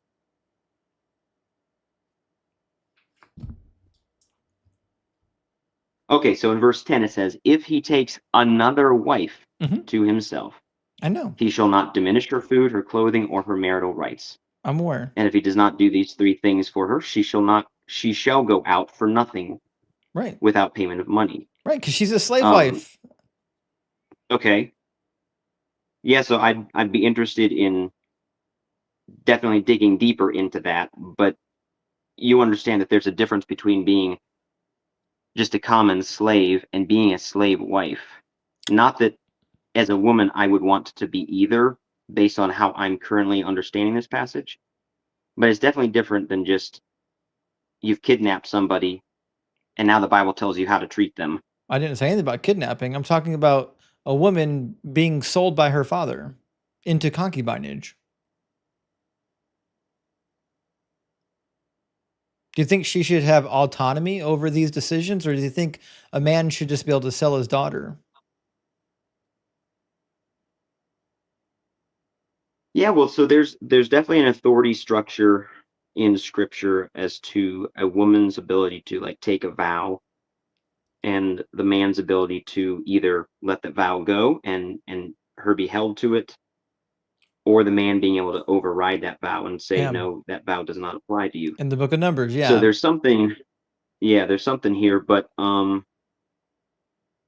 not sure. I'll have to yield on this point. Right. Until I can look a little deeper. Now, God does allow you to kidnap people in Deuteronomy 20 and 21. Have you read that? Let me go there. I'm sure that I've read it. Said 20. Yeah, go to 20 verse 10. It says, when you draw near to a town to fight against it, offer it terms of peace. If it accepts your terms of peace and surrenders you, then all the people in it shall serve you as forced labor. If it does not submit to you peacefully, but makes war against you, then you shall besiege it. And when the Lord your God gives it into your hand, you shall put all of the males to the sword. You may, however, take as your booty the women, children, livestock, and everything else in the town, all of its spoil.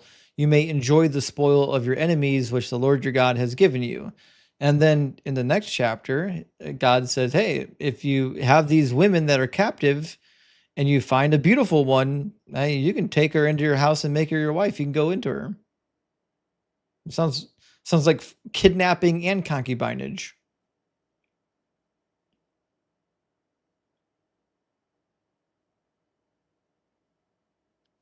I agree with you on that assessment. I got to get a better Yeah. read on this. What you said, Deuteronomy 20. Where was the start verse of that Deuteronomy 20? 2010. 2010.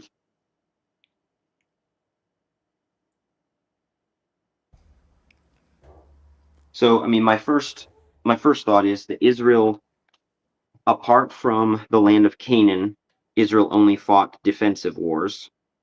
So in the land of Canaan, they were That can't told to be go. true. This is talking about towns that are far away from you. Did Israel ever do that? Well, I don't know if it. Well, according to the narrative, they didn't. But God is giving you commands here on what to do with towns that are far away from you. Verse 15 says, "Thus you shall treat all of the towns that are very far from you, which are not towns of the nations here." Verse 15. So he's saying, these towns that are far away from you, hey, go and fight against them and offer them terms of peace. If they don't agree to be your forced labor, then you can take all of the males, put them to the sword, commit genocide, kidnap their women and children.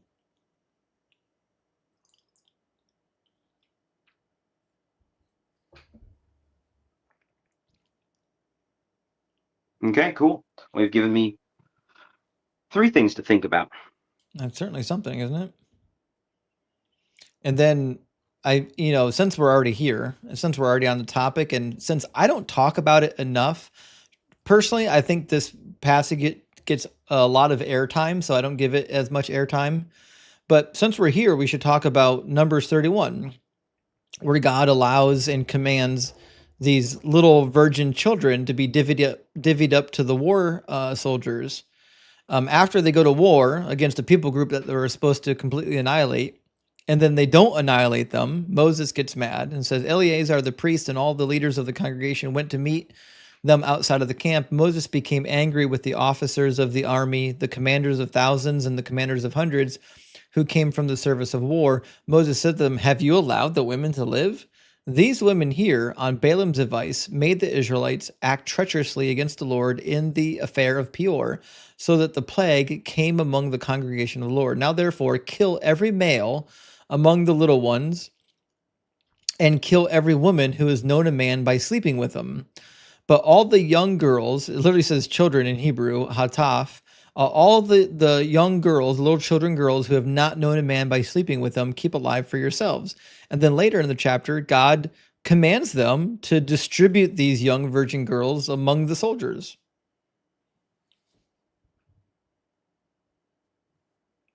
Okay, I apologize. I'm very slow. You said Numbers 31? Yeah, verse 15 through 18. Okay.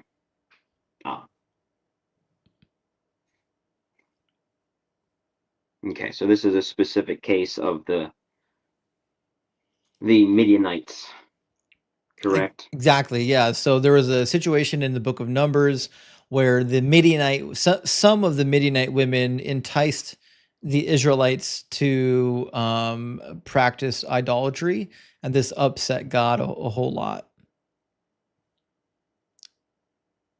Yes.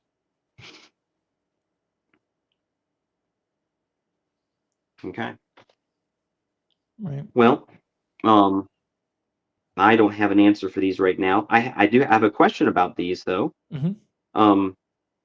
Is it possible?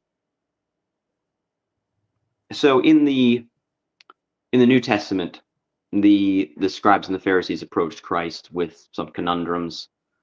One of which was being questions of divorce. Mm-hmm. And Jesus said that divorce was given to them because of the hardness of their heart. Yeah, Matthew 19. Say that again? I think it's in Matthew 19, right? Oh man, you're fantastic. I don't know. Yeah. But anyway, so there were things given to the people of Israel because of their hardness of heart. Things that Christ admitted were in themselves not good, but it was the best way to corral the sin of those people at the time. It was not the ideal, but it was given to them because of the hardness of their heart. Anyway, well, is it possible I understand what you're saying. It is a very common apologetic, right? But the question I would ask is, what does God say about the commands? Because God says that these commands are perfect and to follow them forever. And it sounds like Jesus now is contradicting Yahweh on the role of the law. And I would add one more thing to that, which is that Jesus is only referring to divorce here. Like we know, like according to the New Testament narrative, we know that Jesus is suggesting that the law on divorce isn't God's ultimate plan, but he didn't tell us anything about any of the other laws, right? So you're inferring now that because Jesus suggested that the law of divorce wasn't God's original command, that we can apply that principle to all the laws. But how do we decide which laws to apply that to and which ones not to? Yeah, so that's a good point. Where I was trying to get to with that, and I think I was doing a bad job of getting there, was to basically say the New Testament presents us with more of the ideal. It presents us with freedom for slaves. It presents us with the complete equality of men, women, Where? slave, free, barbarian, Scythian. And I think that if it were not for you growing up in a New Testament affected culture, you would not even bat an eye at these issues of slavery. If you were to have grown up in India, for instance, Where does the or Bible say slavery is just about wrong? any part of the Middle East. Where does the Bible say that slavery is wrong? It does not say that slavery is wrong. So But the God clearly says says slavery is if, not wrong. He says to do it, and he says to follow the law code forever. right, but in the New Testament, we're shown. So the law in the Old Testament is to establish what is justice, what is just raw,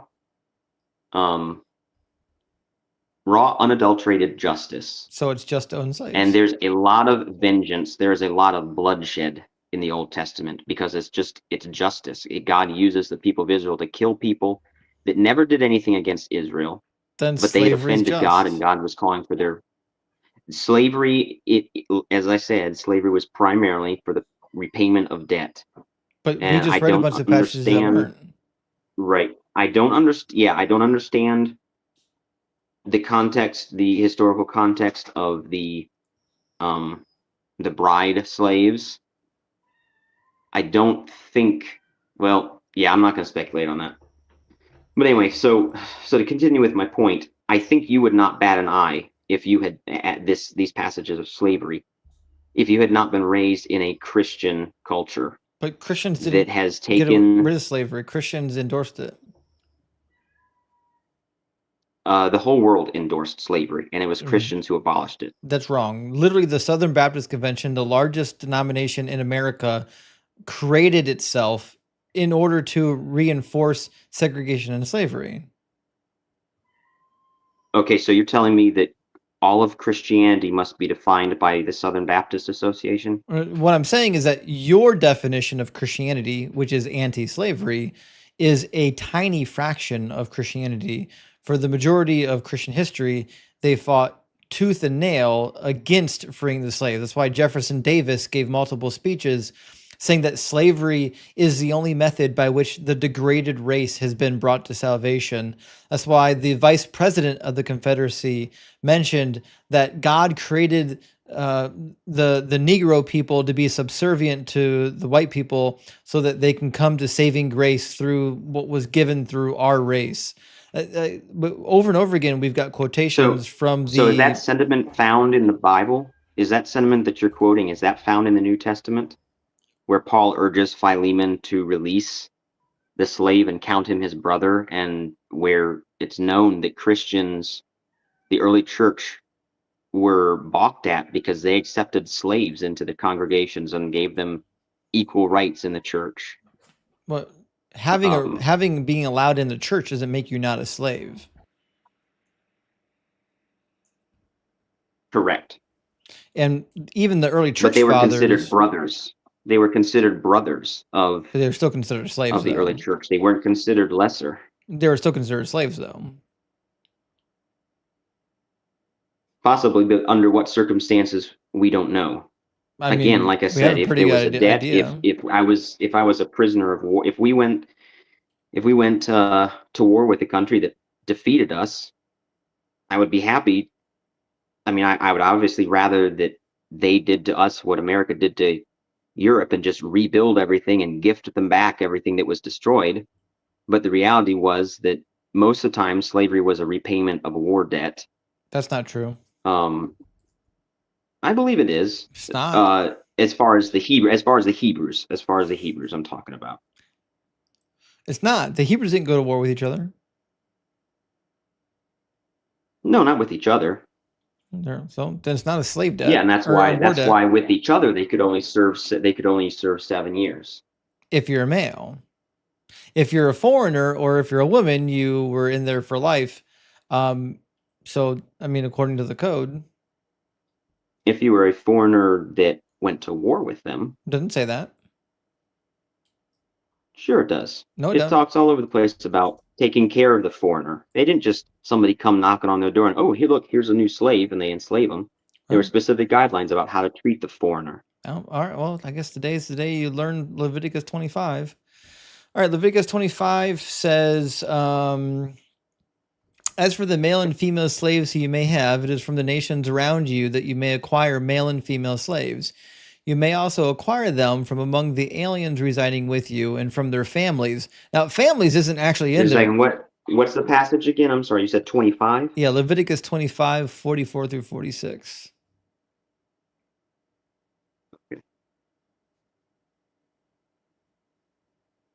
I'm there. Cool.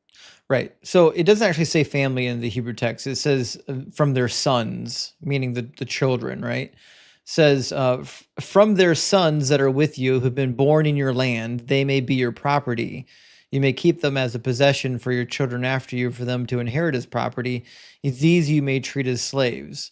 And so if they had children, their children were born into slavery. These are perpetual slaves.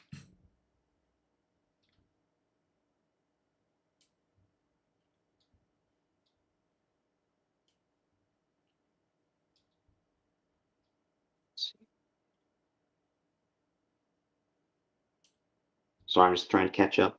Mm-hmm.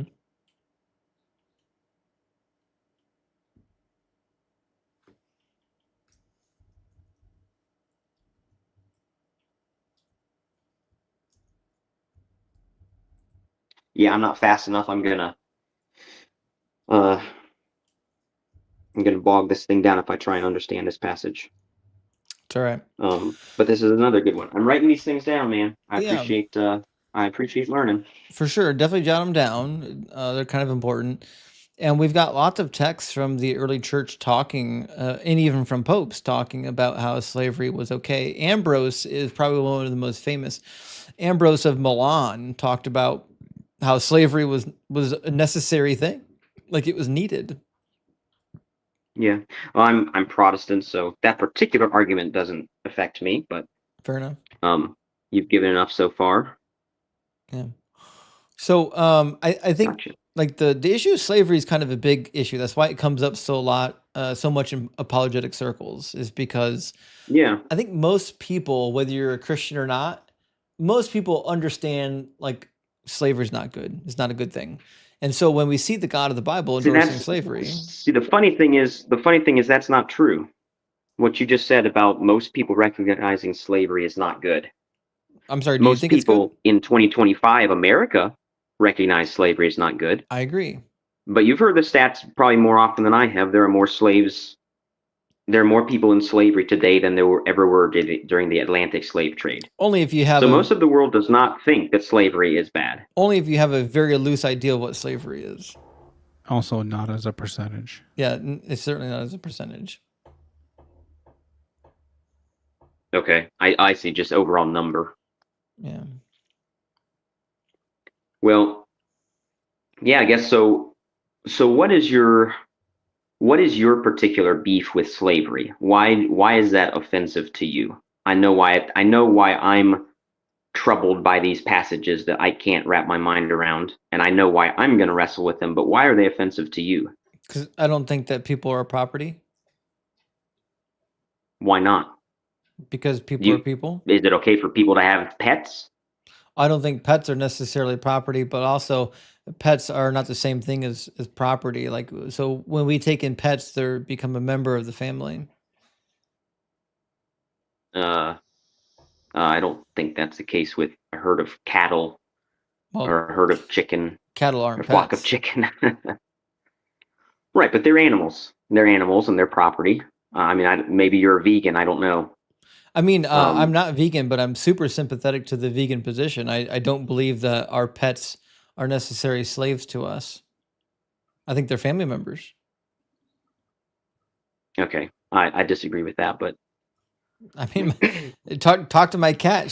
She lives better than a lot of humans in the planet. I'm sorry, he. Sorry, well, my cats dog. would be My on dog your is a side of this she. argument anyway. Yeah, obviously cats are on my side. Yeah. Dogs are on my side. Cats are on your side. Yeah, cats are not obedient like dogs. But why is the concept of like in the animal kingdom, and I can't spot any, but there's lots of examples I've heard of over the years of different animals enslaving other animals, particularly in like the fish world. Are those examples offensive to you, or? I don't think that fish are necessarily like have the thinking capacity of humans. I think that's what sets us apart.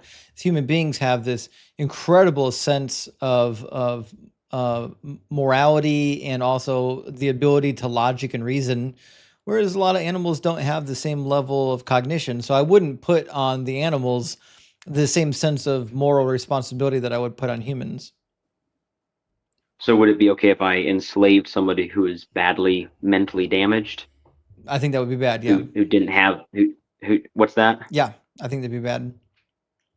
That'd be bad. Okay, so it's not our cognition then that you're arguing if enslaving somebody who hardly knows their left foot from their right is also offensive to you. There must be something else that's offensive because to you about you slavery. have thinking, you have reasoning capacity, right? Which means you know that owning another human being is not beneficial to the person that you own and treating them like a slave. What does beneficial have to do with it? Well, I'm an atheist. I don't believe in objective morals. I'm assuming that you hold the survival of the fittest. No. As to how we got to where we are today. Survival of the fittest is a mechanism of evolution, not morality.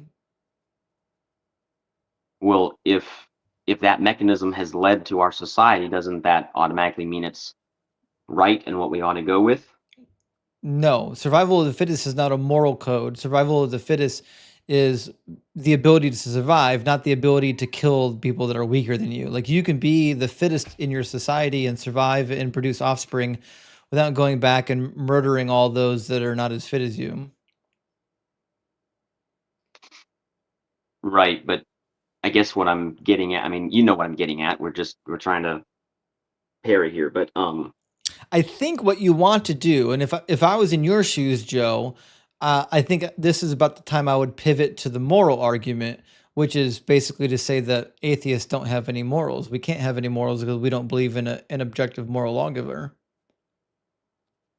Well, I wasn't going there. I was actually, I think that you do have morals. I just think that they're screwed up and that you borrow from Christianity where your morals fail. What did I borrow? So I don't see how you could say me acting out the exact same thing that's been going on for millions of years, if you believe in evolution, just the survival of the fittest. The strong take what they need from the weak, and the strong get stronger and the weak get weaker. That's not survival of the fittest. I don't see how you could say that me doing that. Sure it is. It's not. Of course it is. No, it's not. I know he can't hear me, but that's so I own chickens. And survival of the fittest is very much at play there in the chickens, as far as when one of them is slightly sick or down, the others peck at it and chase it away from the food so that they can get more. Yeah, but we're talking about human beings. Absolutely. Well, so humans evolved completely different than other creatures. What I'm saying is that human A beings different mechanism. have a higher sense of thinking capacity, and we're also social creatures that survive based on our function within our own society, right? So, like, I wouldn't hold Yeah, chickens but to the same moral standard as humans. right, but according to evolution, atheism, did we not get here to where we are as a higher thinking people by those same mechanisms that cause a healthy chicken to peck away an unhealthy chicken? Only Or did we partially. evolve by a completely different means? I think it's a combination of factors, right? So there are a combination of factors that allow us to survive our environment better than others. This is what I was saying before. Is survival of the fittest doesn't mean that you have to harm those that are not as fit as you. Survival of the fittest just means that you are reaping the most benefit from surviving in the highest level of capacity, whereas the person who's not quite so equipped isn't going to either reproduce or reproduce enough. But you and I both know that's not how it works in nature. With There's humans only or so many animals? What's that? With humans or animals? Yeah, but there's only so many acorns for each squirrel. But we're not And it's a squirrels, we're race to see who humans. can get enough. Right. I'm just using the analogy of survival of the fittest because you don't think it. You know, because your moral compass has been tuned by Christianity, It you hasn't. know that the survival of the fittest is actually immoral. No, I don't believe that it is. I don't believe the survival of fittest entails that you have to degrade those who are not as fit as you. And Christianity has nothing to do with it. Christianity says that slavery is okay. In fact, But there's always limited resources. There's always limited resources. Christianity enshrines survival of the fittest. Christianity says that you can enslave people that fall into debt or that their country loses a war. Christianity enshrines God's mercy to anybody who will have it. It's not mercy. Regardless of weakness or strength. It's definitely not mercy. It's survival of the fittest. Slavery is not mercy. No, I will grant you slavery is not mercy. Based on the circumstances, it might also not be atrocity. It might just be raw justice. Justice Again, for what? I got to look at these passages you cited for me. What are the children born into slavery being held to justice for? Such an excellent question. Right. I don't know the answer to that. I don't have to borrow from Christianity. In fact, secular morals have been fighting against Christianity forever. Secular morals is what brought you suffrage, whereas Christianity tried to hold women back. Okay. What Christian moral am I borrowing? You are borrowing, hopefully, do unto others as you would have them do unto you constantly. That existed way before the Bible. Okay, well, it's in the Bible, so it's a Christian moral. It's not a Christian moral. That's a universal principle that almost all societies have recognized. Oh, really? Yeah. Read the Babylonian wisdom literature. That's garbage. It's not. That's absolute garbage. Not only is it not Most garbage, societies it's in the Babylonian literature, it's in the Egyptian literature, and it's even in the Stoics. Read the 47th letter of Seneca. It's possible that they wrote about it. I know they wrote about it. Okay, well, good. They did write about it. Well, the Jews and the Christians didn't do it either. The Christians have done it far better than. Well, the Jews and the Christians have done it far better than any other group. I disagree. The Christians were the largest segment trying to keep segregation and slavery in America. Well, I'm ignorant on that topic, but I know it was Christians who were willing to kill hundreds of thousands of their fellow countrymen in order to stop slavery. It was non-Christians. And that was not happening. That was not happening in Arabia. That was not happening in Africa. That was not happening in Asia. Christians. That was happening where Christians were in charge. They were fighting fellow Christians. Right, but they were still fighting. Against Christians. Yes, in many cases. And do you know that there were secularists also fighting and deists and people that weren't Christian fighting for the North? Oh, yeah, I'm sure. Okay. So the fact that there were Christians that opposed slavery says nothing to whether or not Christianity abolished slavery. But it's a strange coincidence that it was two Christian nations that primarily led the charge to abolish slavery. They literally did not. They literally did. They literally did not. Well, I'm not 12, so I'm not going to go on with this. But yeah, so I guess, I mean, still just back to the whole idea of morality. I still don't understand why you're separating the mechanism that brought us to where we are today from a survival of the fittest. There are limited resources. The strong need to take those resources because the weak are just going to waste those resources. That's not what survival of the fittest is. That absolutely is. No, it's not. Yes, it is. No, it's not. The sick squirrel, the sickly, runtly chicken or squirrel get pecked and chased away from the food so the stronger, healthier ones can get it. We're talking about humans. And survive and keep breed. in mind we're talking about humans. I know, but you consider humans to be animals, don't you? I mean, every living creature that has thinking capacity is technically an animal. Yeah, so why are you differentiating between humans and chickens? Because Richard Dawkins wouldn't differentiate. He would, because we have an intellect that is different from chickens. We have a higher level of reasoning than chickens have. Because we have a higher level of reasoning and rational capacity, we're held to a higher level, a higher standard to match our level of reasoning ability. Okay, so I'll make it. I'm trying to boil it down because I'm not a great communicator. If one of my healthy chickens sees one of my sickly chickens eating, and that healthy chicken goes and pecks at the other one so that it runs away and doesn't feed that day, was that morally wrong or was it morally neutral? I just told you chickens aren't held to the same moral standards as humans because they have a different level of thinking and reasoning capacity as we do, which is why it's silly to ask whether or not chickens are doing things that are immoral because they don't have the abstract thinking capacity that we do. We have abstract thinking capacity, which means we're held to a different standard than chickens. Who's holding us to a different standard? We are, as human beings. We have a different level of abstract thinking. Okay, so what if my 2-year-old and my 3-year-old did the exact same thing that I described my chicken doing?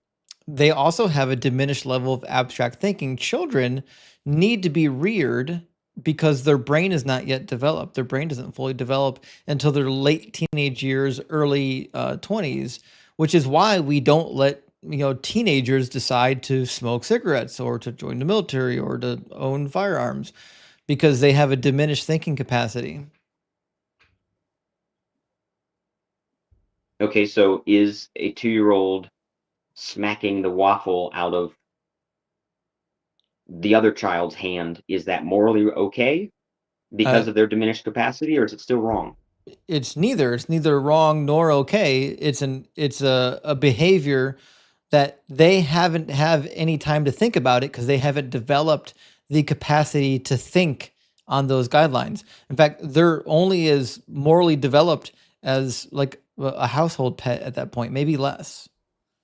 Two-year-olds, like the amount of reasoning capacity is like, I need milk, you give me milk. That's it. Right. Yeah, I understand that. I'm just trying to figure out where I feel like you're putting up a wall to divide what you and I both know is right and wrong from what you claim is neutral. No, what I I'm think saying, you would claim.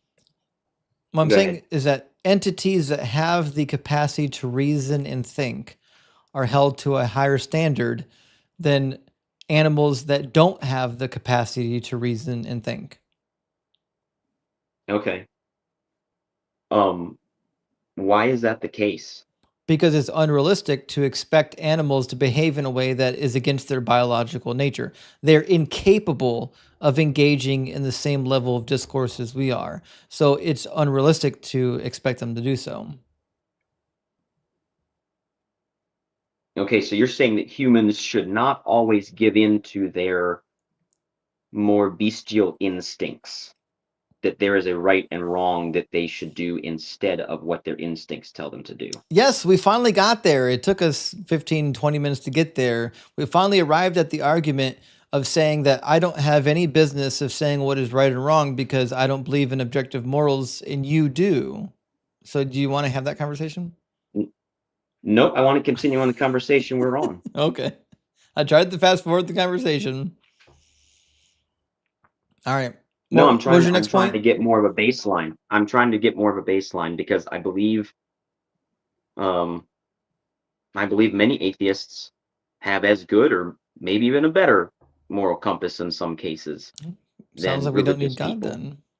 Didn't he just say our morals are screwed up That's what I heard. 8 minutes ago? Yeah. Didn't you just say our morals were screwed up 8 minutes ago? I did, yes. So I believe that atheists can be good and kind. And I believe that that is the grace of God. I don't believe that you have any reason from your worldview to say that my 3-year-old should not smack another 3-year-old who has something that my 3-year-old wants. I think I can say that, yes. Okay, give it to me. Because we live in a society where we agree that there are things that are good and bad for society and for the individual. And if you teach your children to smack other children and take their toys, and they grow up believing it's okay to abuse other children. And even from a purely selfish standpoint, you could see why if I have a child, I want your child to not abuse mine.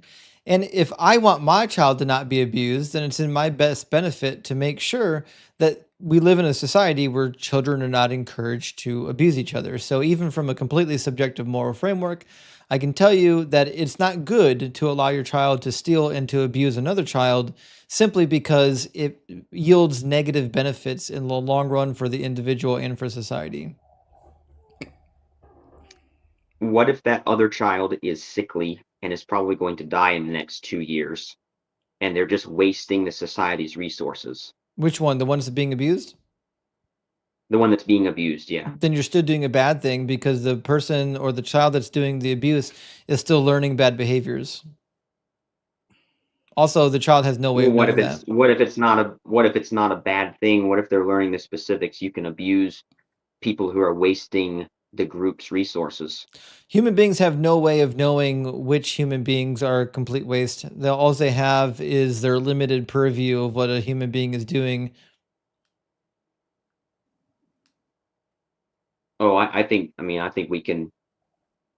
I know several people that just from a physical standpoint, and I know this is going to be taken the wrong way, but just from a purely physical Darwinian standpoint, they are a waste of resources. They're not going to reproduce, and they can't contribute anything to society. Wrong again. And Just because it's somebody pretty doesn't obvious. reproduce doesn't mean that they don't contribute to society. No, I didn't say they don't reproduce and so they don't contribute. I said they don't reproduce or contribute. How do they not contribute?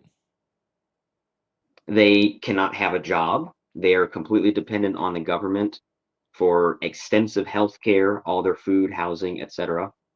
My son is so- completely nonverbal autistic. Do you think my son contributes to my life? Do you think I should off my sure. son? Is that what you think I'm saying? That's exactly what you're saying. You're saying children that are born with disabilities that can't actually contribute financially to society would be better off being abused by children that could. But as a father of a special needs child, I can say that that's probably the most horrific thing I've heard in a very long time. Wow. So that's exactly why I said, don't take this the weird way, because I was pretty sure that you probably would take it the weird out of context way. I was giving you a hypothetical situation. I know, and to it was prove that horrific. the Darwinian mechanism by which we have arrived at this great peak is rubbish, because we know that That's not survival the of the Darwinian fittest, mechanism. as it actually happens, yes, it is. No, it's not. We got to where we are by random mutation and the culling of weak mutations, the culling of weak individuals in That's the not animal true. kingdom and in the human kingdom is The human kingdom isn't built upon destroying the weak. In fact, we've got evidence all the way going back to the Neanderthals that they were helping, healing, and allowing the injured to live. We do better as a society. When society supports even the weakest in society, that makes the society strong. The society that you're advocating for is not one that is represented in human history. okay. Then I think, yeah, I don't think that disproves my point. I think that that means that we didn't, all of a sudden the mechanism of evolution suddenly flipped the script It at some didn't. point. You just fundamentally misunderstand how I think survival it of the did. fittest works. All right, explain to me in simple terms that my little brain can comprehend how survival of the fittest works in a group of, well, in a group of chickens. We're humans, not chickens. I don't know how many times we got to do this. Okay, but we haven't always been humans. We are humans now. Okay. So how do we? Okay, we're going around in circles because you don't like this question. Anyway, so back to the whole a better society is taking care of the weak. Do you I think it's interesting that do you think Christians killing babies is okay? vastly outnumber atheists, agnostics, Hindus, Buddhists in our adoptions, in our building of hospitals, building of schools. I have literally no And idea if so that's true. I also don't care. yeah, okay. You don't care probably because it is true. Well, I don't care because we don't have Christians. the statistics for it, and it's also irrelevant.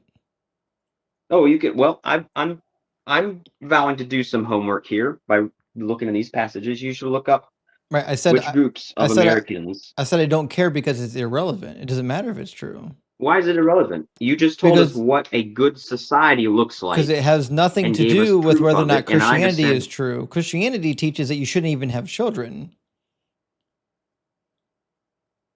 Oh, this is gonna be interesting.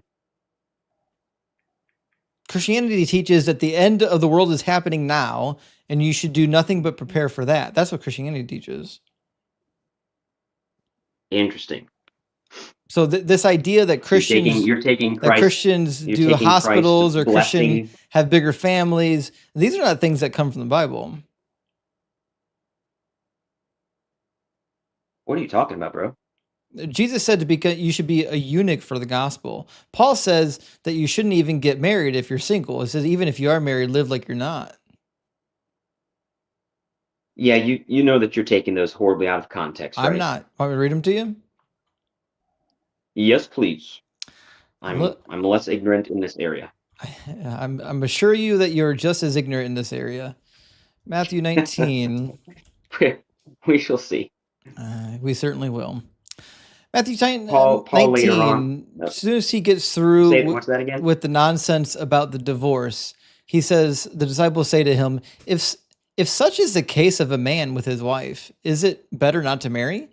But he said to them, not everyone can accept this teaching, but only those to whom it is given. For there are eunuchs who have been so from birth, and there are eunuchs who have been made eunuchs by others. And there are eunuchs who have made themselves eunuchs for the sake of the kingdom of heaven. Let anyone accept this who can. And that's significantly different from Jesus saying you all should be eunuchs and not get married. Eunuchs. Anyone. When he says anyone who accepts this, who's part of anyone?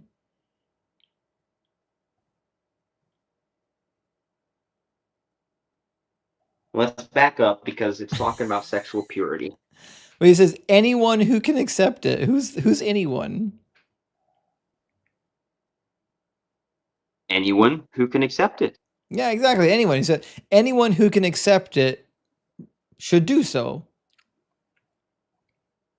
Yeah, Paul talks about the gift of singleness. There you go. Yeah, There are 1 certain Corinthians 7, I know. there. Yep. Okay. And so there are certain people who are not highly interested in getting married, and Paul says that that's advantageous. Yeah. If that there are pros and cons to being married and pros and cons to being single. He says And it's one of the better to pros be of being single. single, yep, he says it's better to be single, but it's a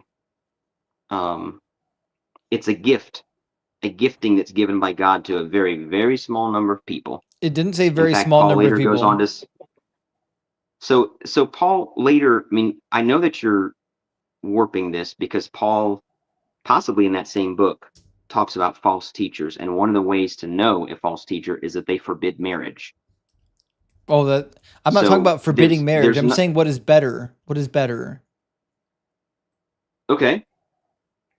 In fact, in Yeah, verse so 38 so in chapter 7, he says, I'm going to put it under, sorry, I keep forgetting that you can't read my screen. Everybody else can. 1 Corinthians 7:38 says, so then he who marries his fiancée does well, and he who refrains from marriage will do better.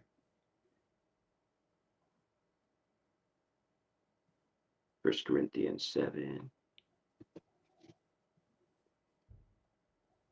Let's see.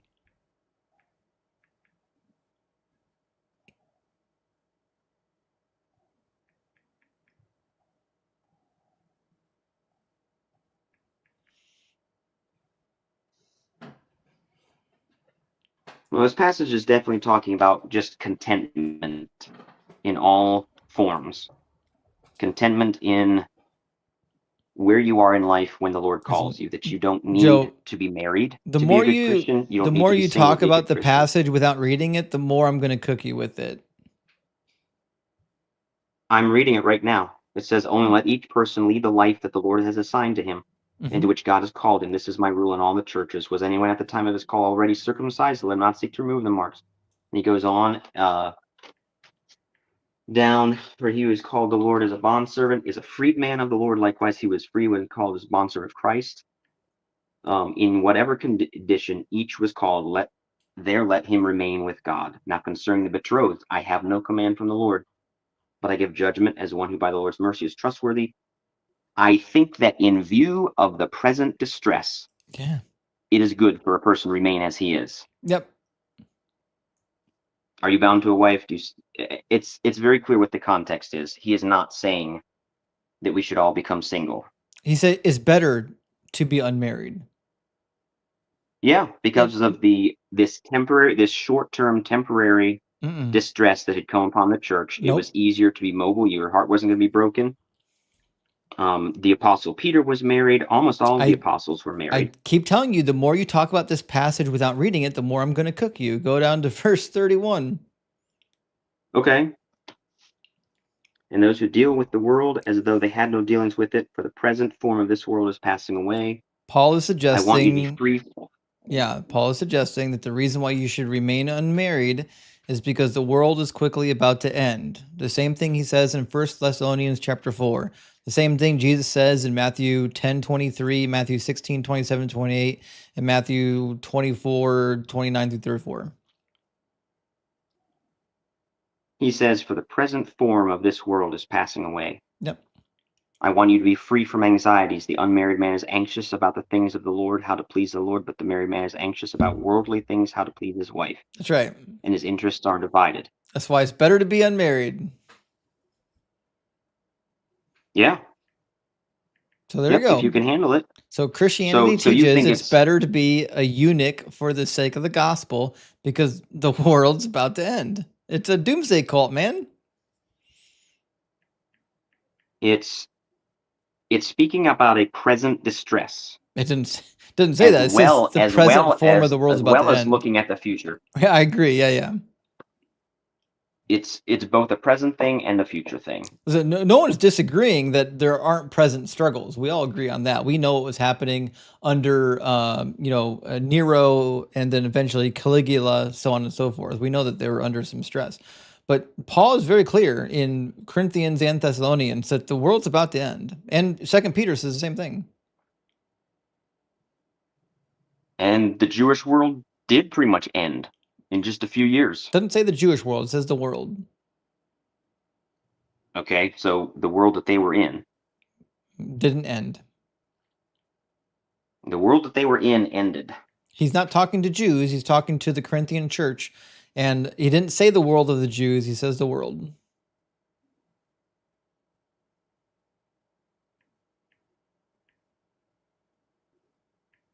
You got me on that point. So is it a bad thing to tell people to be single? No, I think if you're a Christian, that's the preferred outcome. Yeah, if you can handle that, I agree. Yeah, you can potentially win more souls to the eternal kingdom that's not going to pass away. I agree. So the nonsense talking about, well, Christians have more babies and they adopt more kids. It's all nonsense. That's not even part of Christianity. That's just something that religious people do more than non-religious people. It's not a Christian thing. It's a religious people thing, because religious people have different convictions than non-religious people.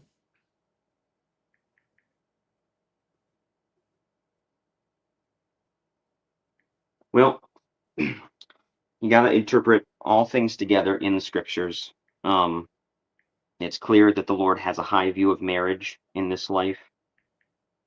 I still think that Paul is just talking about a present struggle that's here and a huge upheaval in the world to come. And he's just simply talking about the difficulty that there's going to be for a family man in this if he's got to try and care for his wife and children.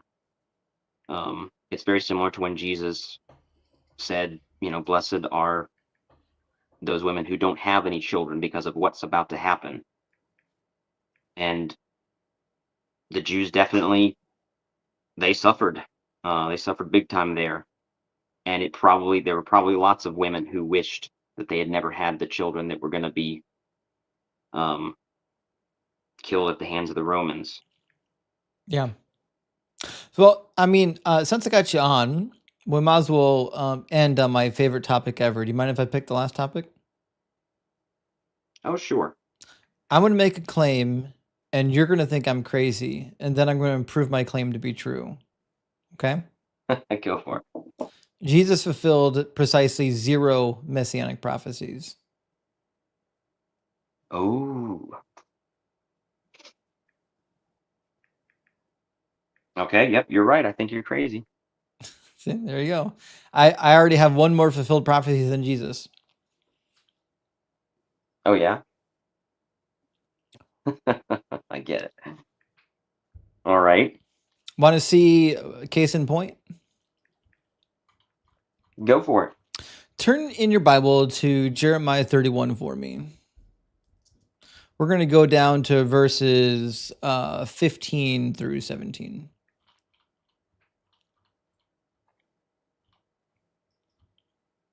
Now, if you remember in Jeremiah in chapter 25 has already given the prophecy about how the Israelites are going to be taken captive in the land of Babylon for 70 years, and then they're going to come back from the land of Babylon, then they're going to be restored. We find a part of that prophecy in Jeremiah 31. It says, "Thus saith the Lord, a voice is heard in Ramah, lamentation and bitter weeping. Rachel is weeping for her children. She refuses to be comforted for her children because they are no more. Thus saith the Lord, keep your voice from weeping and your eyes from tears, for there is a reward for your work, says the Lord. They shall come back from the land of the enemy. There is hope for your future, says the Lord. Your children shall come back to their own country." Okay, just on face value, what's happening here? What are you talking about?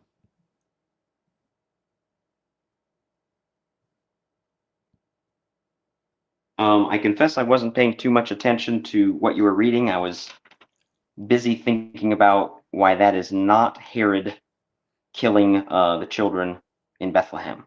Yeah, go ahead. Read 15 in your Bible. Read 15 through 17 for us.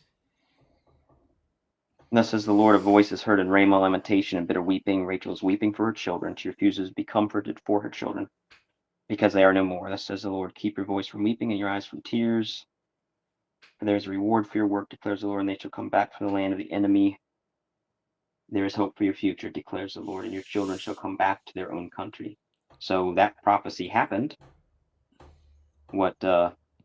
Where are you going with this? It happened in 539 BCE.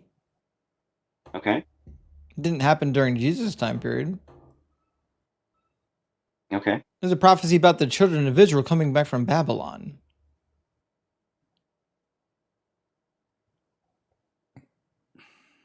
Did the children of Yes. Israel come back from being murdered by Herod? No. Right. It says they're going to come back to their own country. It's clearly a prophecy about the children going captive in Babylon, just like Jeremiah predicted about 15 times. Mm-hmm. So why in the world, when I go to Matthew chapter 2, when it says that the children were murdered in Bethlehem to fulfill the prophecy, and then it quotes this prophecy, why would I take that as being anything but like a crazy ass lie? Well, I'm not sure if you're being honest that you don't know my perspective. I do know or if you're your just trying to figure out. perspective. Okay. That is that what these prophets wrote was almost always a true, immediate situation that was at hand. And then there was a double a double fulfillment. So in the case of David in Psalm 22, where he talks about being his hands pierced. Doesn't say pierced. I'm pretty sure it says pierced. Doesn't say pierced. It's not even a prophecy. Oh, right. It's not a prophecy, but it's well, it is a prophecy. It's a foretelling. Not a prophecy. The scriptures tell us that that all these prophets spoke about things that they did not know they were talking about. That's what the New Testament says. I disagree with that. They were moved. Yep, they were moved by the Lord to speak things that they didn't understand, and they went back to look and to try and understand what the prophecies were that the Lord gave them. Right, and I disagree. Why would I believe that the prophets had double fulfillment? Why would I believe in dual fulfillment? Because Christ is such a clear. I mean, he is the most bizarre coincidence imaginable. Not even close. If there's not double fulfillment of these prophecies. Oh, not even close. In fact, I've constructed a whole list of double fulfillment prophecies that are about me. And in fact, I've constructed an entire list of double fulfillments and other fulfillments about my pet rock, Doug. Man. It turns out just finding random words on a page doesn't make it a prophecy. Right? A prophecy has to actually be like a clear form of speech where God says X, Y, and Z is going to happen.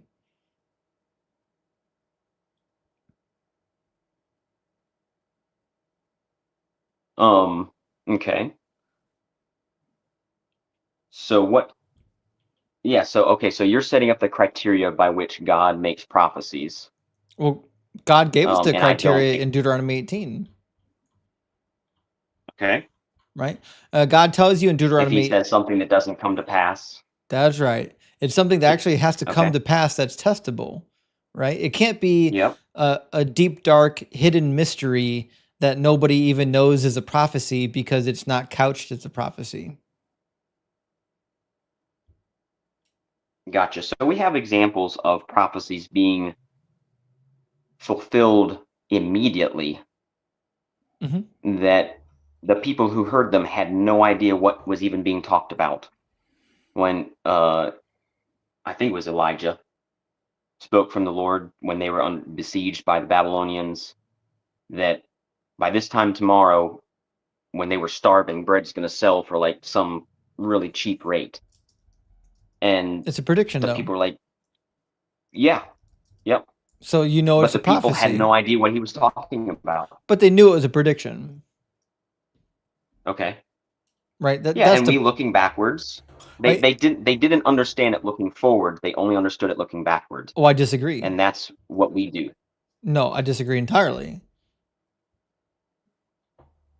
Is it by this time? I'll just read it to you. Hold on. Blah, blah, blah, blah. About this time tomorrow. Sorry, let me put it on the screen for everybody to read it. About this time tomorrow, a seah of the finest flour will sell for a shekel and 2 seahs of barley for a shekel at the gate of Samaria. Now, this is a testable prediction. All you have to do is say, shit, well, today's tomorrow. Did it come true? It's a prediction for the future.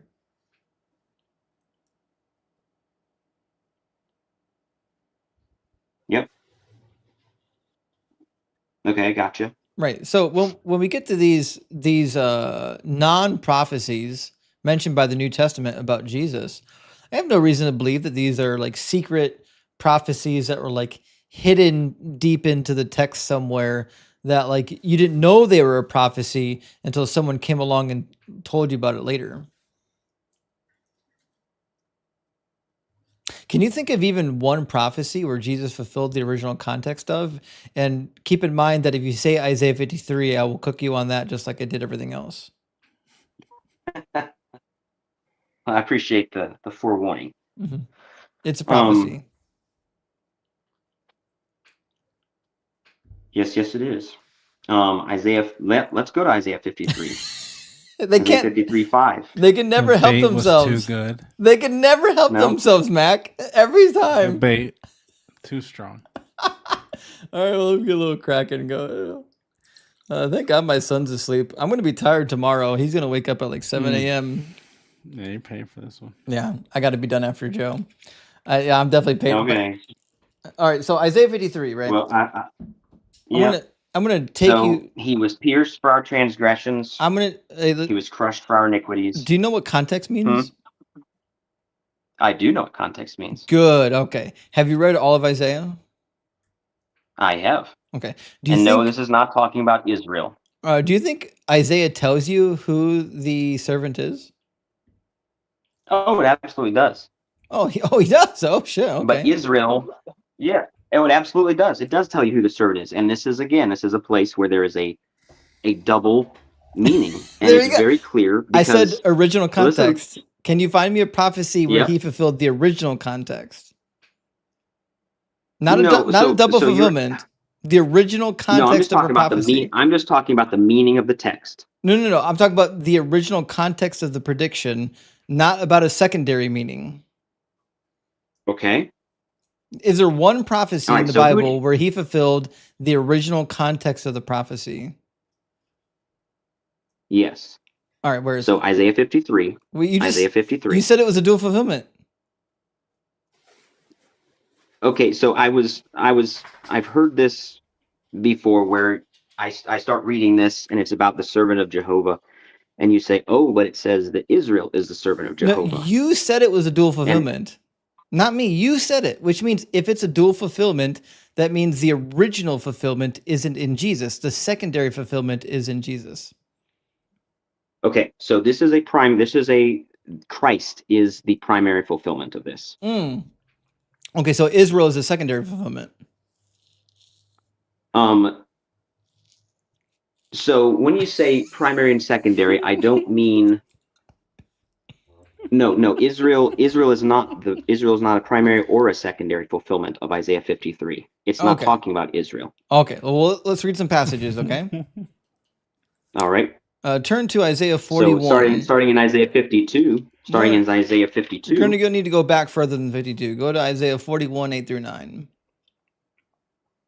So, yeah, okay. And Joe, just keep in mind. 48, 1 through 9. Keep in mind, I prophesied all of this. At the end of this discussion, remember, I predicted all of this. And also, fair warning, I've had this discussion 100 times. So you're not going to say anything I've never heard. Not a single word out of your mouth will be something I've never heard before. Okay. I know that when I talk to apologists, they always think that they're going to be the ones to say something original. You're not. You're not going to be original. You're going to say every talking point that I know you're about to say. Okay.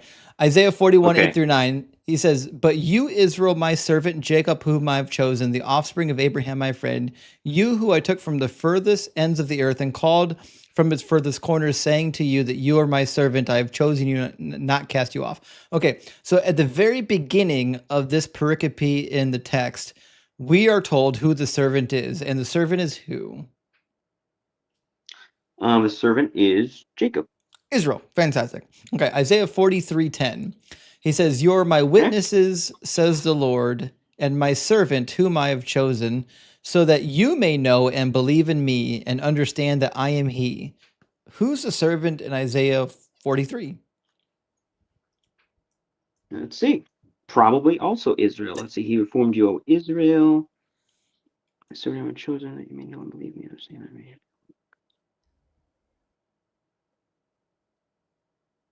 It's Israel, because he says, "You are my Yeah, the beginning. witnesses." Yeah, the beginning it says, "He who created you, O Jacob." So I'm assuming it's still talking to Jacob. Jacob is Israel. Right. Yep. Right. Okay. Fantastic. Jacob, So Israel. Yep. Isaiah 43, Israel. Okay. Isaiah 41, 1 through 2. "But hear now, O Jacob, my servant, and Israel, whom I have chosen. Thus saith the Lord who made you, who formed you in the womb and will help you. Do not fear, O Jacob, my servant." Who's the servant in 44? Wait, what chapter are you on? 44, 1 and 2.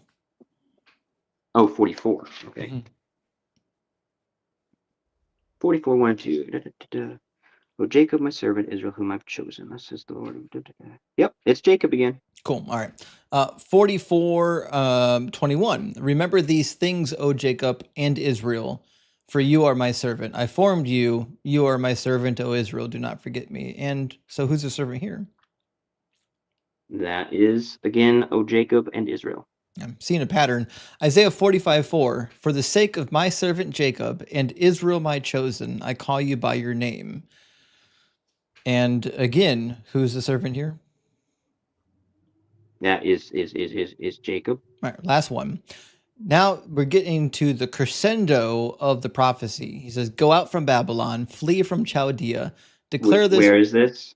With a shout of joy, right? Isaiah 43. I'm sorry, 48. Okay. 48:20. What? 43, 48? I'm sorry, 48:20. All right. I'm good. It says, "Go out from Babylon, flee from Chaldea, declare this with a shout of joy, proclaim it, send it forth to the ends of the earth, say, the Lord has redeemed his servant Jacob." So we're getting towards the crescendo of 2nd Isaiah, which is God freeing his people from the Babylonian captivity. And he says, hey, go out from Babylon, flee from captivity, because the Lord has redeemed his servant Jacob. So again, in 48, it really seems like this prophecy given in 2nd Isaiah is about Israel, is it not? Well, yes. I would say pay very close attention to that last verse you just read and see who it was who redeemed his servant Jacob. Obviously, it's Yahweh. Yahweh is the one who comes with a mighty stretched out arm who releases them from the Babylonian captivity. And who does he use to accomplish this person? What's the name of the Messiah that accomplishes God's will in Isaiah? Is this a reference to Cyrus? You got it. Yeah, King Cyrus is the Mashiach who God says, "I have taken by the right hand." He's the one who's going to free my people and rebuild my city. Okay. Right? Doesn't say anything about Jesus. Jesus has nothing to do with this, right? The suffering servant is the righteous remnant of Israel who had to pay for not only the sins of the wicked people of Israel, but also the other nations who took them captive, which is why in chapter 52, you have this narrative leading down to the nations getting ready to speak. In chapter 52, we have the preparations of the exile. I'll pull it up, I'll put it on the screen. Starting in verse 10, says, "The Lord has bared his holy arm before the eyes of all the nations, and all the ends of the earth shall see the salvation of our God." Now, this has been repeated like 10 or 15 times in 2nd Isaiah already. God has told you that he's revealing his outstretched arm, his mighty hand, to free the Israelites from the Babylonian captivity, which is why the next verse says, "Depart, depart, go out from there, touch no unclean thing, go out from the midst of it and purify yourselves." So in 52, he's suggesting that showing up with his mighty arm before all the nations is in fact freeing the Israelites from captivity, correct? That sounds right. Okay. Now, he goes on And in 52, it gets to the part that you're interested in. It says, "See, my servant shall prosper. He shall be exalted and lifted up. He shall be very high. Just as there were many who were astonished at him, so marred was his appearance beyond human semblance and form beyond that of mortals. So he shall startle many nations, and kings will shut their mouths because of them. For that which had not been told of them, they shall see. That which they had not heard, they shall contemplate." Why would I read this and think that this is about anybody except for Israel before all the nations?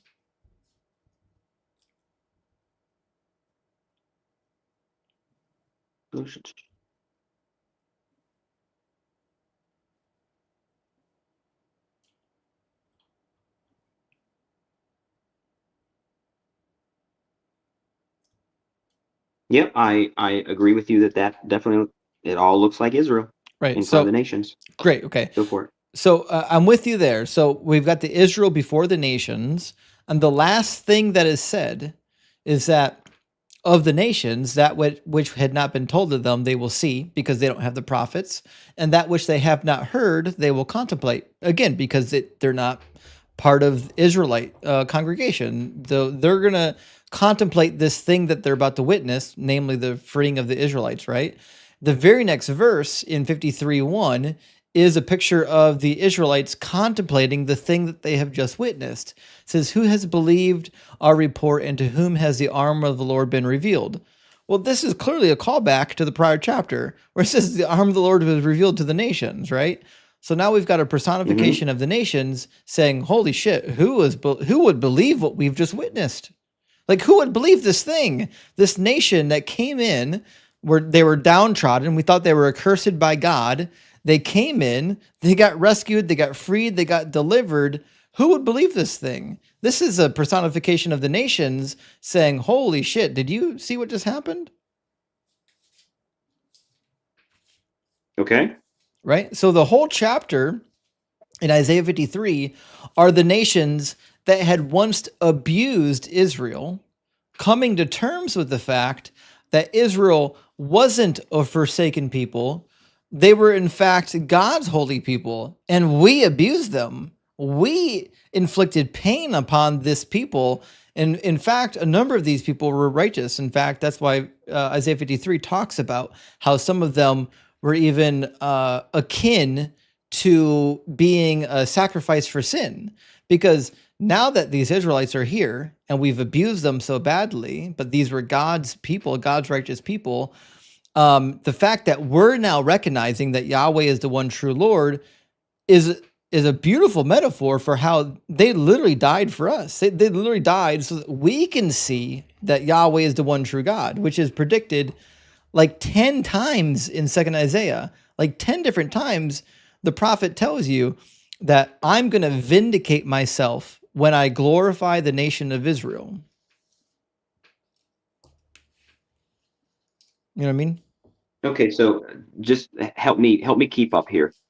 In verse 13 of chapter 52, who is speaking here according to what you're just saying? "Behold, my servant shall act wisely." Who is that speaking? 53, you mean? No, 52:13. Oh, sorry. 52:13 is the righteous remnant. No, where it says, "Behold, my servant shall act wisely." Mm-hmm.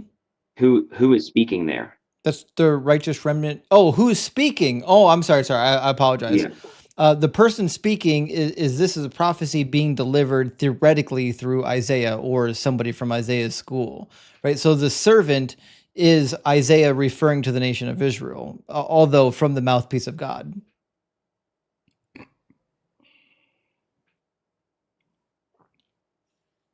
Okay. Right. So here's what I think your first inclination about Isaiah 53 was right.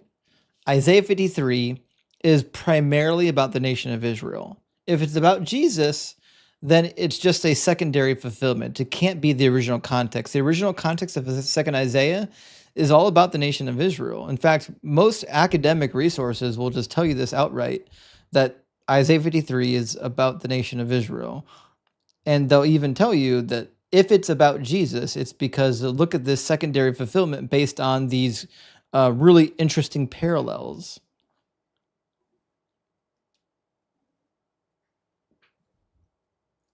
All right, so down in Isaiah 53. Right. Who are you proposing? 53 verse 3. Oh, what about when it? it says and as one from whom men hid their faces, he was despised, and we esteemed him not. Who is the we? Who is the we esteemed him not? The nations.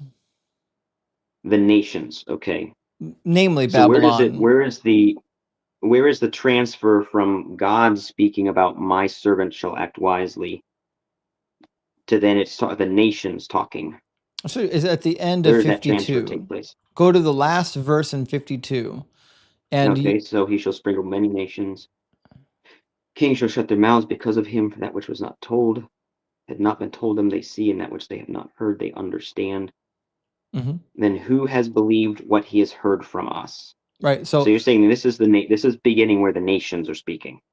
right. So at the very end of chapter 52:15, it says that which they had not heard they shall contemplate. So there's a prediction saying that they shall contemplate the thing.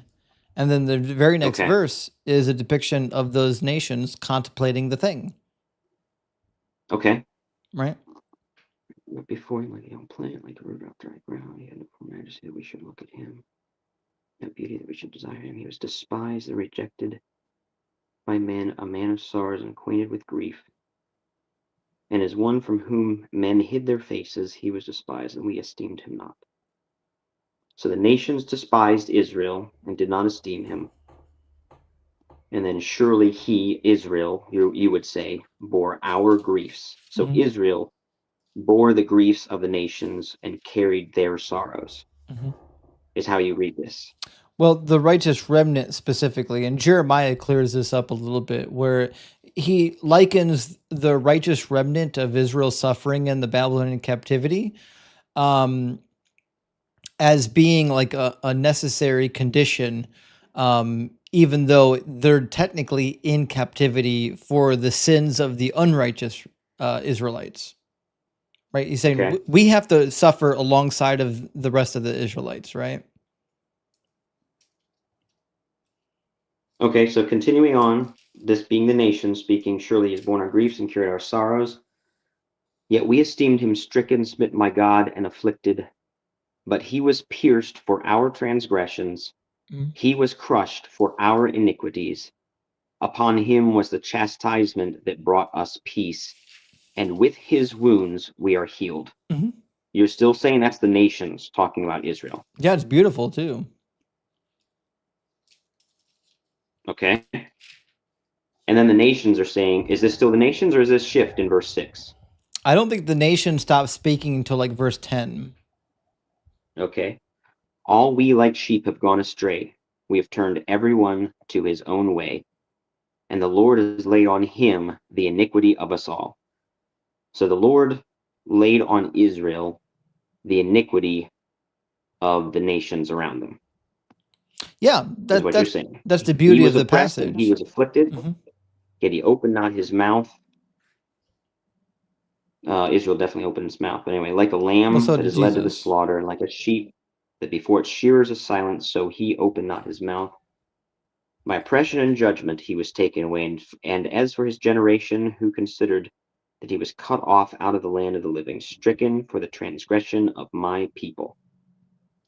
So who's the my there? Well, it's the speaker that's personifying the nations. Well, it changes. It changes from we to my.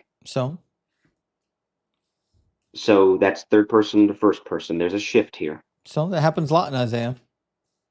Okay. That's not All right. new. Nothing to see here, folks. Nothing to see here. Stricken for the transgression of my people, and they made his grave with the wicked and with a rich man in his death. So we've got a rich man, Mhm.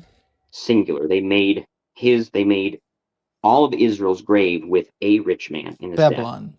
Although he had done no violence, Mhm. and yet, so Isaiah is all about the violence that was taking place in Israel. And here it No, says that he had done no violence. they're not in Israel, and I addressed this already. This is about the righteous remnant, right? The righteous remnant were the ones suffering alongside of the unrighteous Israelites. That's why it says in chapter 40, verse 1 and 2, that they've received double for their sins. They've received one lot for the sinful ways of Israel. They've received a second lot, or they've been given a second lot for the captivity and the sins of the nations. They're not just there paying for their own sins, they're there to pay for the sins of themselves and for the nation. Okay? Right? And there was no deceit in his mouth, yet it was the will of the Lord to crush him. He was put to grief. When his soul makes an offering for guilt, he shall see his offspring, he shall prolong his days. The will of the Lord shall prosper in his hand.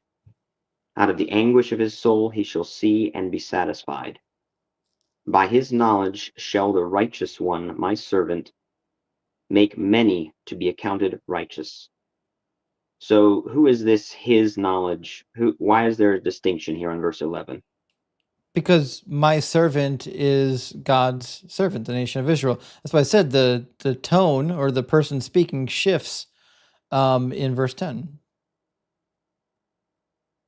In verse 10, okay.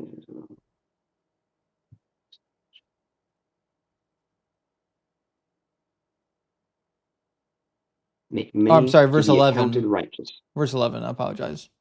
and he shall bear their iniquities.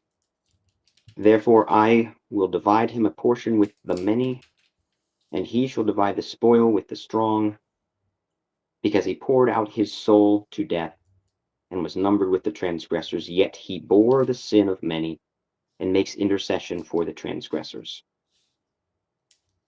So, so you just do not see Jesus in this passage. No, I see the nation of Israel. You only see Jesus because the New Testament tells you it's about Jesus. I see the nation of Israel because I've read the Old Testament intently many times, and the Old Testament tells you on multiple occasions that after the Babylonian exile, God's going to restore Israel. And when he restores Israel, he's going to glorify himself through Israel.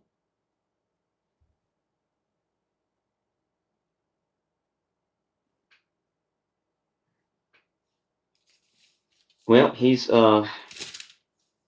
if Israel, if this is all speaking about Israel, then maybe I ought to worship Israel, because Well, Israel is able to redeem and able to account righteous, able to bear iniquities of other people and put them away, able to bear the sin of many, make intercession, and then even after Israel has perished, they're still able to make intercession for the transgressors and divide a portion with the many. yeah, So because the nation of they're the a righteous nation, not a remnant of person. Israel is divine here. Yeah, because no, they're certainly not divine. God is the one who sent them there, right? But the reason why they're able to have offspring and divide the spoils with the strong is because they're a nation and not a dead individual, right? They have offspring because they survived the captivity.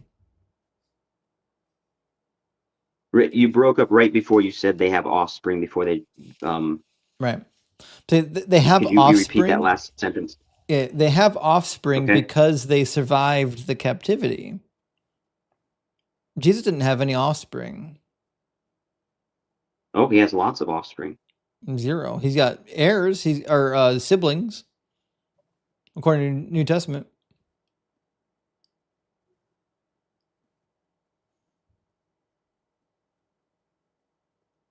Oh, well, this has been really cool. Yeah. Listen, Joe, I appreciate you coming up and having a decent conversation with me. I know these are difficult topics, and a lot of people get up here and they get a little bit hostile, but you haven't got hostile. You've been pretty courteous the whole time. So, big W. Yeah, man. I can say in all sincerity, I love you, and I want you to inherit eternal life with me. I And want so I you have to no reason to inherit be eternal hostile toward life you. too, which is why I want you to turn to Doug. Well, Doug has not done for me what Jesus has done for me, so Doug is the rock of salvation. until Doug can transform me overnight from a self-centered monster into someone who actually cares about other people and righteousness, I'm sticking with Jesus. All right. Well, you take Jesus, I'll take the placebo effect, and we'll meet in the middle. Well, may God bless you with his salvation. All right. Have a good one, Joe.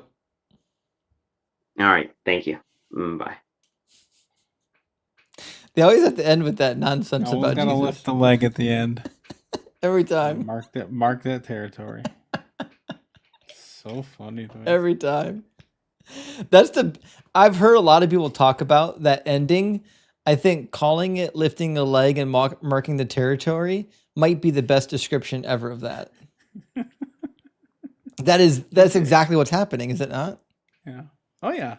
Yeah, it's gonna be like I have 2 dogs, and they are always like peeing over where the other one peed because you got to get that last thing in. Yeah, you have to. So I used to see this really nice girl who had a like a miniature doodle, and the miniature it was a lovely dog, but the miniature doodle was so territorial because it was a male, and like my dog would pee at various places around the house, around the yard, around the house. And like if this dog came around and even sniffed, like he could go like to the bathroom 5 times, and as he sniffed a spot where my dog went, he'd find one drop somewhere. I will put a fucking drop on this before I walk away from it. And that's I was just laughing at my dog the other day because the exact same thing. He literally lifted his legs, stood there for like 5 seconds, and a single drop came out. Yeah, I showed you. It's fine, we get it. Oh, so crazy. Okay, all right. Okay, I got to read some super chats, buddy. Yeah, man. I'll apologize now. I'm going to steal that phrase that you've given me. I'm going to reuse it over and over again, but I'll give you credit. Please, I will be thrilled every time. Total Malarkey, good bad reference. Thank you for the super chat. It says 30 minutes on mute while an unpaid break at work. While he spewed forth verbal trash about how there were no morals before Christianity, etc., etc. I came in real soft, but keep up the good work, y'all. Sorry, Malarkey. I kept him on for a while too because I felt like he's being partially receptive to what we're talking about. So I'm like, we might be able to cover some good ground with this guy, even if we don't agree. And I think we covered some good ground with him. Yeah, I mean, it wasn't like, I think the bad faith was at like a tolerable level, right? I think some of it's there's just a natural defensiveness that's going to make you say things that are like, I mean, you don't really think that, do you? Right. Because a lot of that was going on. I'm over here dying because like he can't hear me, but I'm just like, I mean, obviously you have it covered, but still. It's just the inward fight in you where like I have to defend it. I can't let go of it. That causes you to say things that you wouldn't normally say. Like you would never say that stuff about the Quran. But anyways, it is what it is. Stop this stupidity. I agree with you, by the way. He sent out 5 DZ memberships. I super appreciate that stupidity. Big W. And Newsy says, "Hear, oh y'all, the Rock is Doug." I agree. Doug is the Rock. Blessed are we who are supported by Doug's foundation. Yea, even the granitic crust of earth. Listen, Doug is crust. If you've never heard it, hear it today. I'll pray for you. Doug is crust. And Marcus coming in again. Thank you, Marcus. He says, "I guess that was a little hard-headed there. I get it now. I wouldn't call humorism medical practice. I guess it isn't objectively true after all." Well, what's humorism? Do you know that one, Mac? I don't. Shit, now I gotta look it up. Let's see. I feel like it has something to do with potions, maybe? Humorism is known as a humoral theory or humoralism. Okay. It was an ancient medical theory, most prominent in ancient Greece and Rome, and later in medieval. Oh, okay. He's referring to ancient medicine practices to modern medicine practices. Like when we say medicine today, we're not using it in the same way we say it, 3,000 years ago. Marcus, I think that's a good comparison. And I think that sums up what I was getting at very well, which is that when we talk about gods today and what ancient people referred to as gods are two different categories. Like we have different categories than they had 30,000 years ago. I think that's actually a pretty good summation of what I was suggesting. Mm-hmm. And Hank, thank you for the 66. Hail Nero says the Bible doesn't say what it means or means what it says. Praise Jesus. It never does. It never means what it says. It's a secret, and you need someone to tell you what that secret is. Dexter, thank you so much for the $10 super chat. It says, guest, please hear me out. It's easy to say you would be willing to be a slave. It's easy to bite that bullet. But would you sell your daughter as a slave according to the Old Testament? That's the thing. Would you sell your daughter? I've never asked that question to somebody, I don't think. But that's a hell of a question because it's hard for me to picture somebody doubling down and saying, yeah, I'd sell my daughter. I can't picture it. Yeah, you'd be surprised. Father Joseph might. Cutlery. Was that the guy from like a few weeks ago? Oh yeah, with just like the long beard. Yeah. The ortho priest. Piece of work, yeah. He was something crazy. Cutlery says, quack, y'alls. Justin sleeping in tomorrow? I'm not. So, full warning, I will not be sleeping in tomorrow. My son's going to wake me up at precisely 7:30 at the crack of dawn, and I'll just be tired all day. And that's okay. That's life. That's the sacrifice I made to be here with y'all. That being said, the next 2 Fridays I took off work so I can stream during the daytime, not after my son goes to bed and be a zombie the next day. Design, thank you for the super chat, says, if the whole world thought slavery was okay, except Christians, that would include slaves because the damn book says so. So Mims. Yeah, I mean, the book says so. That's the craziest thing is you can say all you want about what you think Christians did. It's irrelevant. It doesn't matter what you think Christians did. The book endorses slavery. And Bill says, my dog is my ward and my family. Listen, my last dog was so loyal, so good, so amazing that I refuse to get another dog. I can't do it. She was the best. If you have a dog that is your family, treat them like family. Remember, never punish your dog. Always reward your dog. The best training method is reward, not punishment. You want carrots, not sticks. Also, Marcus says, I love this new strategy of apologetics. What about fish slavery? Is some innovative shit. I gotta be honest, the fish slavery caught me off guard. I wasn't ready for fish slaves. Yeah. That was new. He tried. He was doing his best. He gave his all. If you can't handle me at my best, you deserve to know that it. Sorry, if you can't handle me at my worst, you deserve to know it's also my best. Design says doesn't believe pets are members of the family. Ladies and gentlemen, are Bible inspired, moral, superior. So this is a good point because I was laying out a morality of pets not being slaves, not being property, but being family members. And he was saying, no, but this is the Christian. The Christian is suggesting that they're not because obviously chicken slavery. Yeah, also like livestock. Not pets. Not pets. Like, decidedly not pets. No, not at all. And Cutlery Duck, morality is human. I agree. Kindness, cruelty is human. Christians try to hijack human principles. Quack off. You don't own it. I say quack, quack, quack to that because even in the ancient writings of the Greeks, the Stoics often lamented this idea of slavery because it was dehumanizing and all humans were created in the same manner. We're all technically equal. So slavery is a horrible situation and we should be great to our slaves because we could be a slave owner one day and a slave the next. Like I'm getting so sick of this thing, and I've been hearing it more recently, and I don't know why that is. That like Christianity was integral to ending slavery. I know like, why. Oh, that it's recent? I know why it's so popular right now. Because Who's that? all of the popular apologists have been completely cooked on whether or not Christianity is true, that they're pivoting to side topics, which is like, well, it may not be true, but it's good. It's beneficial. You should do it Okay. anyways. And this argument has been popularized by an atheist historian named Tom Holland. Tom Holland wrote a book basically suggesting that all the good stuff we like about society, we owe it to the Christians, which is bullshit. The guy That's may be a that culturally historian. Christian shit. Yeah. He may be a historian. He certainly isn't a church historian. He's not good. But it's like if I'm holding your head underwater for like, 8 minutes, do I get credit for like lifting it out?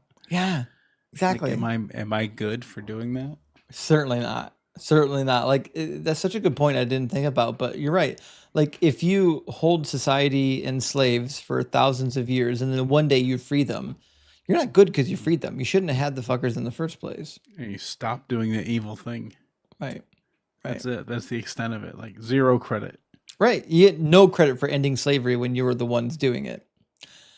Reverend Danger says, always claiming John Brown while holding the rope. Oh, that's such a good analogy for what's happening. Yeah. Yeah, pretty much that's it. And Nolan, thank you for the $10 super chat, says, hey, Justin, good to see you. I'm learning a lot watching your live stream. Just letting you know that I really appreciate it. Well, Nolan, thank you for letting me know. And thank you for supporting the channel. And I appreciate you appreciating me. It's support from friends like you that keep the channel doing what the channel does. And doing more of it, hopefully, in the future.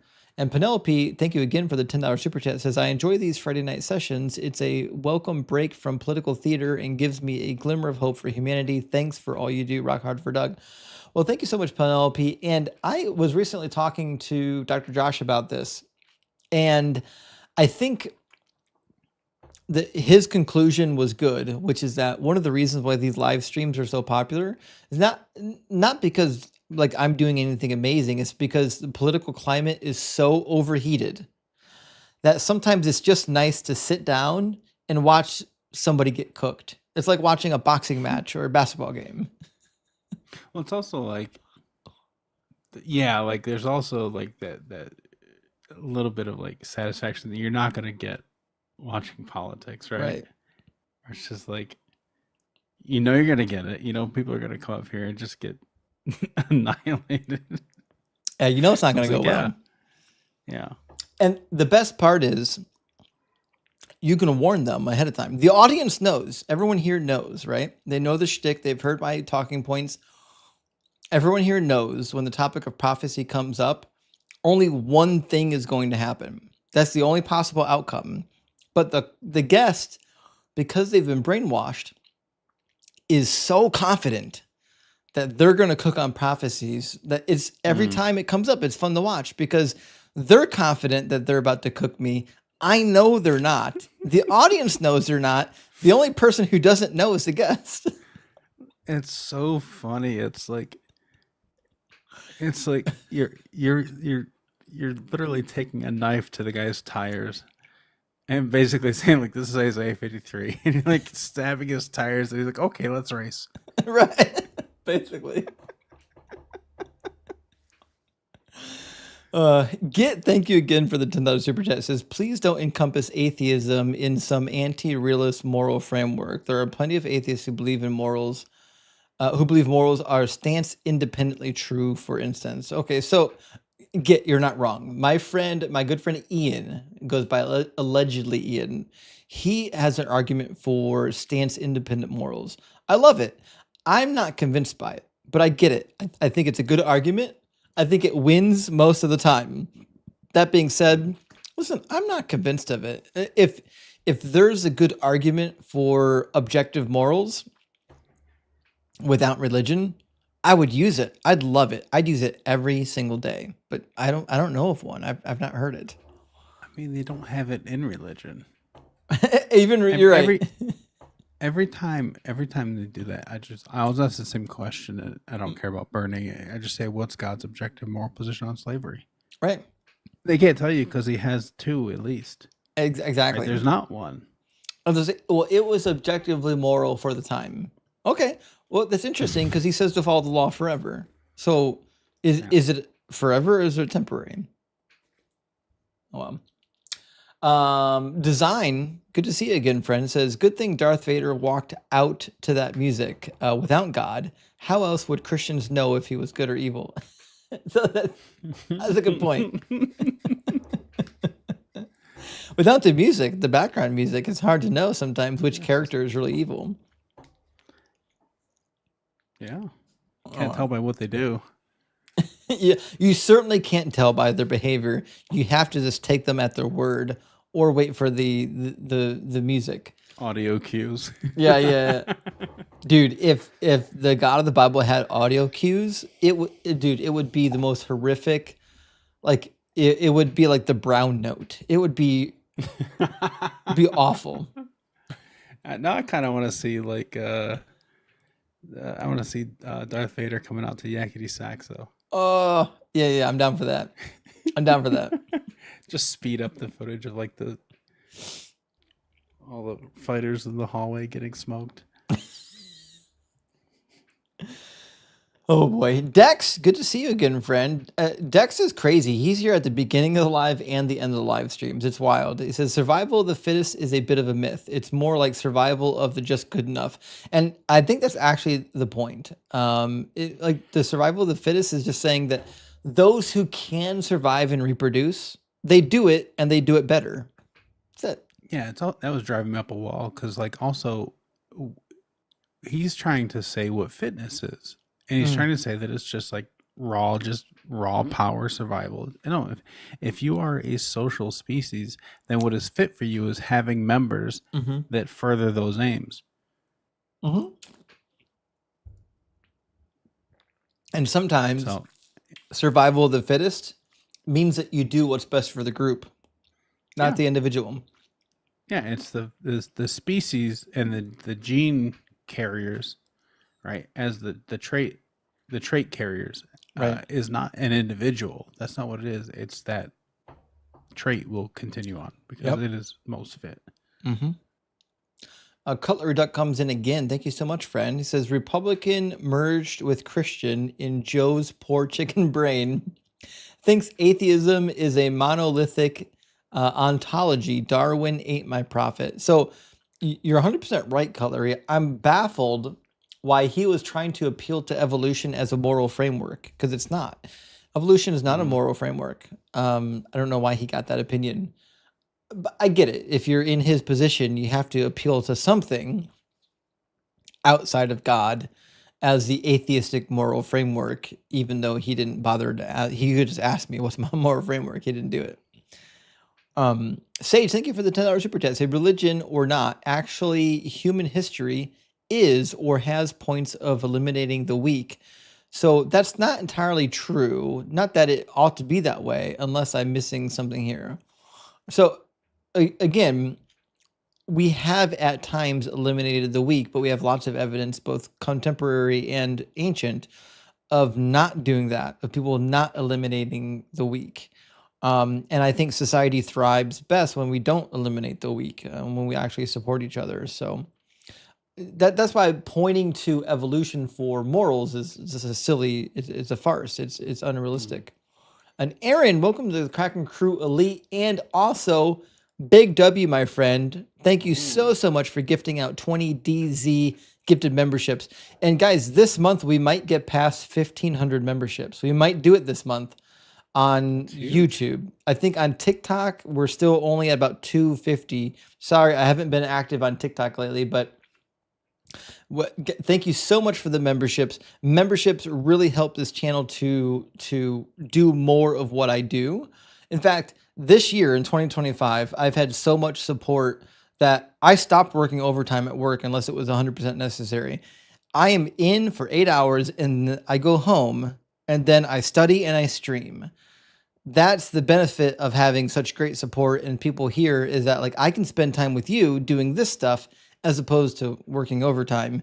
And so, and side note, like for 2024, like I never imagined making money online. It was not one of my goals, but I made enough money in 2024 that I was able to pay for my son's nanny for the year. So just for those who weren't here, Mac already knows I've got a severely autistic son, and he requires special care. I can't just leave him with a babysitter. I have to hire a specially trained like nanny who worked with autistic people, and it's expensive. I typically spend roughly between $1,000 and $1,200 a week for care, not to mention medical stuff, right? But I was able in 2024 to use my revenue from YouTube and TikTok to take care of my son, which was a huge thing for me to be able Yeah, to that's like great. not have to stress about, holy shit, how am I going to pay another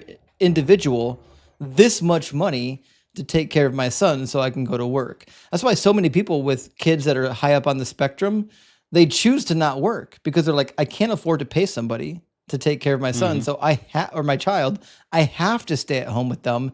And then they become stuck on the system. So like, Yeah, I mean, you're going and working like, X amount of hours to basically like just get back to zero. And Right. then, right. yeah. It's amazing, the way the community comes together to help support each other. And we've seen some fundraisers go down this year that really helped out a lot of people, and we're going to continue to help out as much as we can. Cutlery Duck says, thank you, Aaron. Well, Cutlery Duck, I didn't know you knew Aaron. Holy shit. Well, thank you, Cutlery Duck, and thank you, Aaron. And Design coming in again says, words don't mean words for $5, Alex. Yeah, that's accurate. Yeah. And Sage coming in again. Thank you so much, Sage. He says, can you address the prophecy of healing the blind in Isaiah 35:5? Oh boy. Let me pull it up. So it's been a while since I hit on Isaiah 35:5, so I'm not going to try to speak preemptively about Isaiah 35. That's not a passage that gets a ton of attention. So give me a second to pull it up, and we'll see exactly what it says. Typically, like if I hear a passage, 9 times out of 10, I know what it's about. Like Yes, I haven't heard this one. Right. Okay, so in Isaiah 35, this is the return of the Israelites from captivity, the return of the redeemed to Zion, which makes sense because starting in chapter 39, the pericope changes to the return of the exiles. But he says, the eyes of the blind shall be opened, and the ears of the deaf shall be opened, and the lame shall leap like a deer, and the tongue of the speechless shall sing for joy. The waters shall break forth from the wilderness, the streams from the desert. The burning sand shall become a pool, and thirsty ground springs of water. The haunt of jackals shall become a swamp. The grass shall become reeds and rushes. So this is actually a callback to the prior chapter. So those who know Isaiah well know in the prior chapter, what does he say? In 34, he talks about how the land is going to be a wasteland, a desert, a wilderness. And we get one of the most famous passages from Isaiah, the only time he mentions Lilith. In 14, I believe, 14 and 13, he talks about how the land is going to become a wasteland. Thorns will grow over its strongholds, nettles and thistles in its fortresses shall be the haunt of jackals and abode of ostriches, wild cats shall meet with hyenas, goat demons shall call each other, and there also Lilith shall repose and find a place of rest. So chapter 35 is saying this land that was made into a waste is going to be restored. And here's how it's going to happen. And then they lift all these amazing things like the blind seeing and rivers coming up where rivers didn't exist, things like that. That's how I'm reading the passage. This is a prediction of restoration, and that's it. That's my reading. In 34:4 it mentions a fig tree, so that's also prophecy. It must be. It must be the. It does say fruit withering on a fig tree, so it's close enough. It's clearly about Jesus. Connor, thank you for sending a DZ membership. I appreciate that, friend. And Alistair says, Justin, can you put a link to your Patreon? Listen, Alistair, I have a Patreon. I apologize. I haven't fully set it up. I've had a lot of people ask me for it. I'm sorry I didn't do it yet. I need to set it up. I need to get it going. I need to get all the stuff. It's just I just haven't got around to it. I apologize. I will get it going, Alistair, sooner than later. And then I'll get it in my link tree so everyone knows that it's there. The benefit to Patreon is that TikTok and YouTube aren't taking a cut of the memberships. Like most of it is going straight to the creator. So I'm going to get to it, I promise. And Sigus says, new form unlocked, chicken apologist and chickenomics. I mean, he was giving a good run for the chickens. And Manuel Puente, thank you so much for the $10 super thanks. Big appreciation for the super thanks. Let me grab, I apologize. I've got some more. I've got some more super chats I didn't get to yet. Cheap Snacks is celebrity deathmatch. Jesus versus Doug. Doug finishes with the headbutt to the girl. Oh, we read this one, but I agree with you. Mr. Morpheus, my good friend. Thank you so much for the $5 super thanks. It's good to see you tonight, my friend. And Johanna says they probably didn't have rabbits in ancient Israel. Otherwise, they were extremely unobservant and completely ignorant. So this is a good point. They probably did have, they probably had rabbits. That we know they had rabbits. Okay. The problem is they didn't have a lot of them. It wasn't like what you saw in Europe, right? Rabbits were sparse. So this idea of rabbits and rock badgers, you're not wrong, Johanna. These were animals that weren't super common, but they were common enough that they could say, I don't know, look at that rabbit over there. It looks like it's chewing cud. And even the Europeans, the writings from the Europeans, even into the medieval age, talked about rabbits chewing cud. It wasn't until the medieval period that even the Europeans understood that the rabbits didn't chew cud. That's how crazy this goes. And But it's funny how they want to it's like Schrodinger's omniscience with this one, because it's God knows everything. Okay, but this is God talking. Well, I mean, this is people didn't know at the time. It's like, did God know at the time? Right. Pretty sure he's omniscient. He knows. That's the point. Yeah, because everybody is well, this came from man, and they didn't know things back then. But the reality is, God would have known it. Talking. He's talking it's him speaking. So either he said it or he didn't. Right. I am completely in agreement. Sarah says, Sarah is an honest and kind guest. I agree. She was great. I'm fine to listen to her testimony over a meal. The talk would have had actual value. Take notes, Christians. 1 Peter 3:15. Yeah. Listen, when we get guests like Sarah, I'll listen to them. I've said it 100 times, Mac. If somebody comes up here in good faith and they're kind and polite, I'll let you yap. I'll let you ramble. I'll let you steer the conversation. But if you come up here and you're being belligerent and an ignoramus, the only thought on my mind is okay, well, I'm going to cook you. That's it. Yeah, I think that user has more tolerance for testimony than I do, though. Yeah, I agree. Actually, more of an appetite, I should say. Yeah. If you heard one, you heard them all. CJ says, doesn't God say when the Messiah comes back, the law and the sacrifices will still be around? Sure does. He says it in Ezekiel chapter 40 to the end of the book. He says it in Deuteronomy chapter 30, verses 4 through 8. He says it in Jeremiah chapter 33, and in a bunch of other places. So yeah. The law's not going anywhere when the Messiah comes.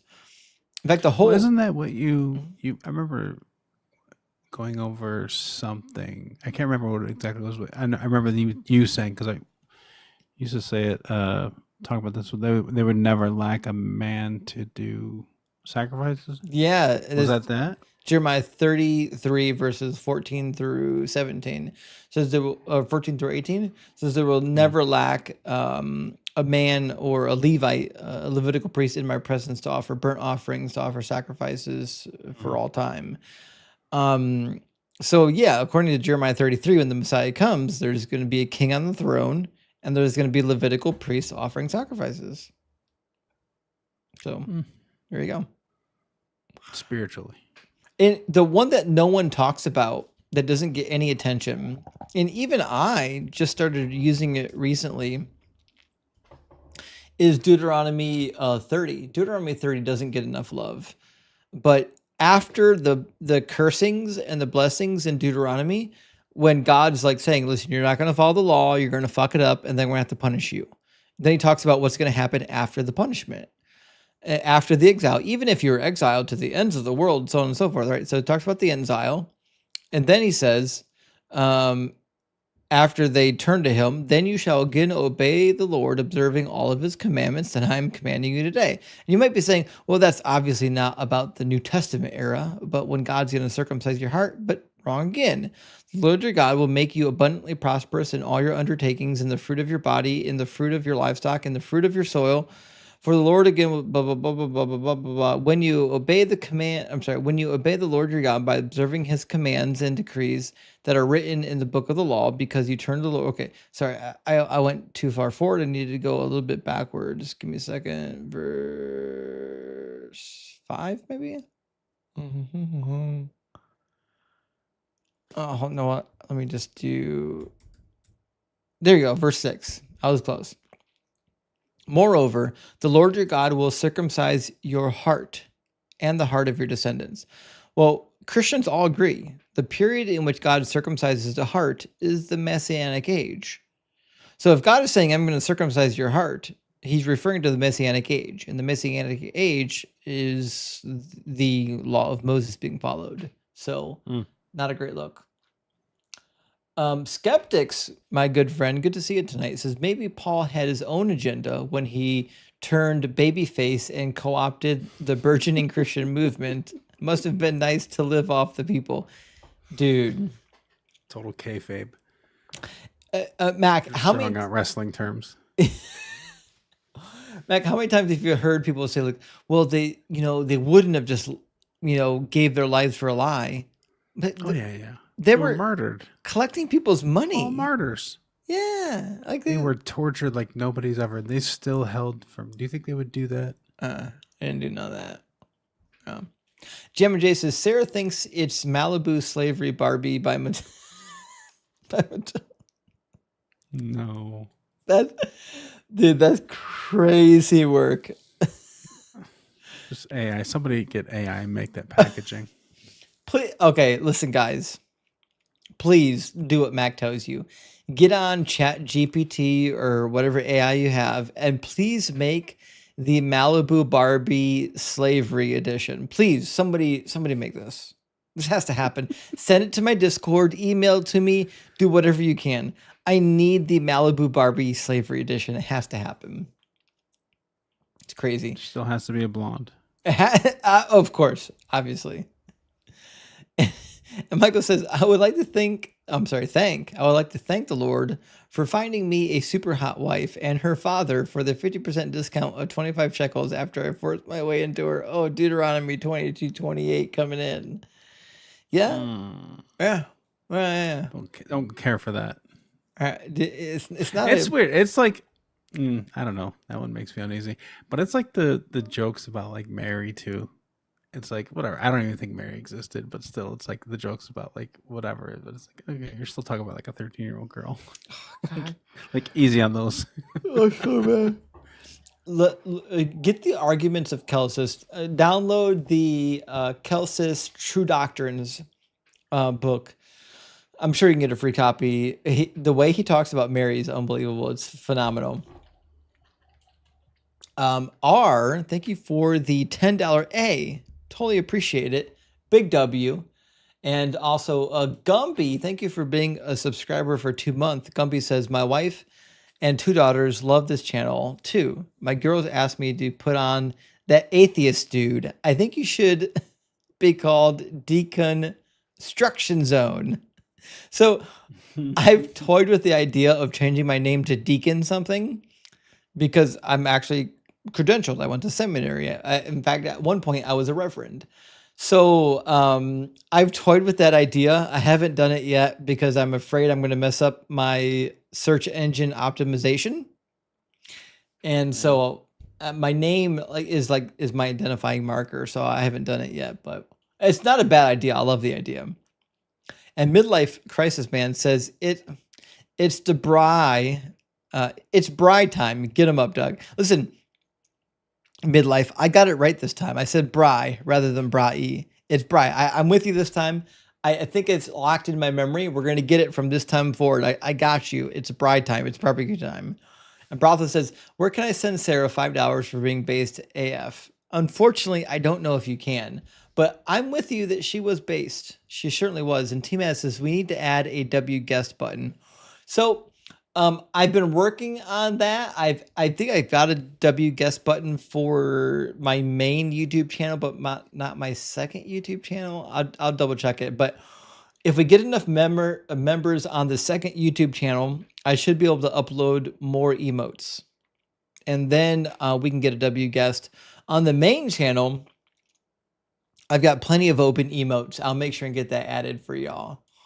And Rock Hard for Doug, my friend, good to see you, says, Adele and I are having a barbecue, so couldn't watch. But when I saw you were live, I had to pop on. Just thank you for your holy barbecue praise, Doug. Well, thank you so much, friend. It's great to see you. And I'm sorry we can't barbecue in person, but you're here now. So thank you so much for being here. Thank you for supporting the channel. And thank you for all you do. And please eat some barbecue for me. And Mike says, it's time. Oh boy, it's Hebrew Hyman time. It's Hebrew Hyman time. Let's give a rousing cheer because Hebrew Hyman's here. I contemplated, friends, whether or not to upload the Hebrew Hyman emoji, and with a resounding command, everyone said to upload it, so I uploaded. So now I think I've become the guy on TikTok that's getting famous for giving the Deuteronomy Hebrew Hyman a passage. I'm willing to own that. So just make sure now that we got the emoji uploaded, make good use of it. Make good use of it. Skeptic says, better idea. The parents should have gone before the elder council and lay out the daughter's Star Trek commemorative plate collection to prove she's a virgin, much more reliable. Oh my God. Listen, skeptics, you're 1,000,000% right.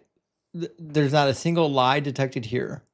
If you asked me what's more reliable of virginity, a woman with a Star Wars collection or a woman who bled on a sheet, I'm going Star Wars collection every time. I'm just saying. It's got to be at least like 75%. It's a huge jump. I think it's a so. Huge jump in reliability. I think it's a huge jump. I'm with you. I'm going with that. That is amazing. Good Fairman says, remember, anything bad is God's will because he's in control all the time. Lamau. So, you know what we haven't done in a while is the free will debate. But you're not wrong. God is in control. He predestined all of this shit. He's in charge of it. Cyber, my friend, thank you so much for being here. Sorry I was live while you were debating. I'll be watching your debate tomorrow, by the way. I hope you did great. Cyber says, got kicked from a Mormon live the other day for asking about anachronisms and racism in the Book of Mormon. Listen, I'm proud. Like, my heart is a flutter knowing that you did this for our great community. You are a hero, my friend. And then Nightman, thank you for the $5 super chat. It says, I'm literally playing a demonic video game right now. Doom, the Dark Ages, rip and tear, baby. I love Doom. Of the classic video game genre, Doom's got to be top 5. It's just good. I'm just gonna say, you gotta pay the troll toll to get into the boys' hole. You gotta pay the toll troll to get in. I mean, sure, yeah. Yeah. That's just good songwriting. I think it seems to be accurate. I don't know what the price is, but I think it's pretty high for some people. And Ferryman says, I'm going to play a demonic video game for you, Joe. Listen, if Joe's going to pray for us so we can play demonic video games for him, I think this is fair. And reluctant theist, money a mickle, max a muckle. Many a little makes a lot. Okay, interesting. Here's 5 of your earth pounds. Add to the fun. Listen, you said a lot in that one phrase, and thank you so much for supporting. I think what I think what you're suggesting is that when you have a lot of a little bit, it adds up to a lot. I gotcha. It took me a little bit to really put together the wordplay that you had going on there, but I appreciate it. I really do. And RLS says, when the power of love overcomes the love of power, the world will know peace. Jimi Hendrix. I actually didn't know this quote by Jimi, but now I like it because it's a good one, right? Um, I mean, this goes in line with the teachings of Buddhism, that the love of excess and power and money and wealth is the thing that, leads to unhappiness. Yeah, I'm going to say good luck with that. Yeah. It's the tallest of tasks. It's a tough one. I've enjoyed the desires of the flesh. Cyber, thank you so much for the super chat again. He says, fun fact, secular Haitians and secular French revolutionaries first started the slavery abolishment movement. Some Christians only followed suit. You're not wrong, actually. There's a lot of people who outlawed or abandoned slavery long before the American settlers. It's crazy that people will just rewrite history to give credit to people that didn't do the thing. And Marie, thank you for the 66. Hail Nero says, Mr. Why can't we own intellectually disabled people? Is telling us we don't have morals. Christians hit the bottom and keep digging. I see. Wow. Marie, you nailed it on the head. They hit the bottom. They keep on digging. They never learn their lesson. The fact that they'll say it's okay to execute disabled people and then accuse us of not having morals that's not even the bottom of the barrel. I don't even know what to call it. It's depressing. Yeah, it's pretty low. It's is it born from the place of he's trying? Because I feel like he's trying to put that on atheists. Right? I think you're right. But it's that's not any that's such a dishonest take. That really irks me. But it has to be expected at a certain point. That's just it's if you don't have my framework, you must think anything. You think we're just all meat and electricity. It's right. No, no, nobody thinks that. Well, but I kept trying to help him. I kept trying to fast forward to the point where he would just get to the point where he says, well, atheists can't have morals because of X, Y, and Z. And he didn't want to go there, but that's what his argument was. That's what it was getting. Yeah, that's what it boiled down to for sure. He just didn't like being cut off at the pass. I tried. And Jam Nick says, I own chickens. Joe, expert on cocks. Foul joke. It was a foul joke, but we'll let it play. Although I would say, Jam, I would draw the line on making GAY jokes because there's nothing wrong with enjoying a rod. You know what I mean? So just Jam, I love you, my friend, but careful there. We're not in high school anymore. We got to think about some of these jokes. Love you, buddy. Flanker says, sorry, Joe, you don't own empathy. That's an innate. That is innate. Ooh, I can't talk. Innate on being social species. I agree. Empathy and teamwork is what got us through millions of years of evolution. Flanker, I think that's what I was trying to say. But I don't think he was getting it. He was suggesting that my worldview demands the abuse of the fittest. But that's not what it was. It's the survival of the fittest, not the abuse of the fittest. And you're just not up on chicken theory. I apparently I need to study up. That's a you problem. I'll ring up Professor KFC and see what I can find. How do you ground your chickentology? Fucking chickenology. Oh boy. Things are off the rails. Skeptics, thank you so much for the super chat. It says, amazing how Joe transferred his confidence about biblical slavery over to evolution without a moment of self-reflection or self-awareness. So he was doing the apologist pivot, that is kind of the thing. Like when one topic doesn't work, you pivot to the next and just hope it works out better. And I mean, skeptics, you know what happens when that happens. You follow them to the new topic, and you click on the new topic. Alex, thank you so much for the super chat. It says, "Don't take this weird. I'm sorry, don't take this the weird way, but I'm gonna say the weirdest, grossest shit ever." That's exactly what he did. He's like, they blamed you for taking it weird. I'm going to say the most horrific thing possible, but don't think of it as horrific. Mark says, discussion about morality and slavery, clearly human subjects. This guy, but what about chickens? I mean, he really wanted to run away from human morality. He needed to, right? Yeah, straight into eugenics. Yeah, basically. Carlos, thank you so much for the 2200 MX. I really appreciate your friend. Thank you for supporting. Says, sorry, missing previous streams, taking care of my mom at hospital ICU. Well, shit, don't be sorry for missing a stream. Carlos, you're always warm in our hearts, even when you're not here. And please, take care of your mother. I mean, I used to say you only get one of them, but the reality is sometimes you get more. You can't replace your family members. So take care of your mom. Spend as much time with her as you can, because we don't get to be here forever. Eventually the party ends. And Katie, thank you so much for the super chat. It says this guy needs to look up Franz de Waal videos on fairness among apes. Franz de Waal was a lifelong primatologist. We have talked about this before, how some apes do develop a naturalistic form of moral thinking in other animals too. So we agree with you. There are animals that develop morals. We just have a better capacity for it. And Z-Kane's sending out a DZ membership, big W friend. And also Carlos again with another 200 MX. Thank you so much, Carlos. He says, Kraken. Nice. Listen, at this point, I need some Kraken. I'll tell you why. Look at this. I got a tooth back here. Can you see it? I got a tooth back here that is cracked. I'm having a bad tooth day. It's cracked, and now it's got sharp edges, and my tongue keeps rubbing against it.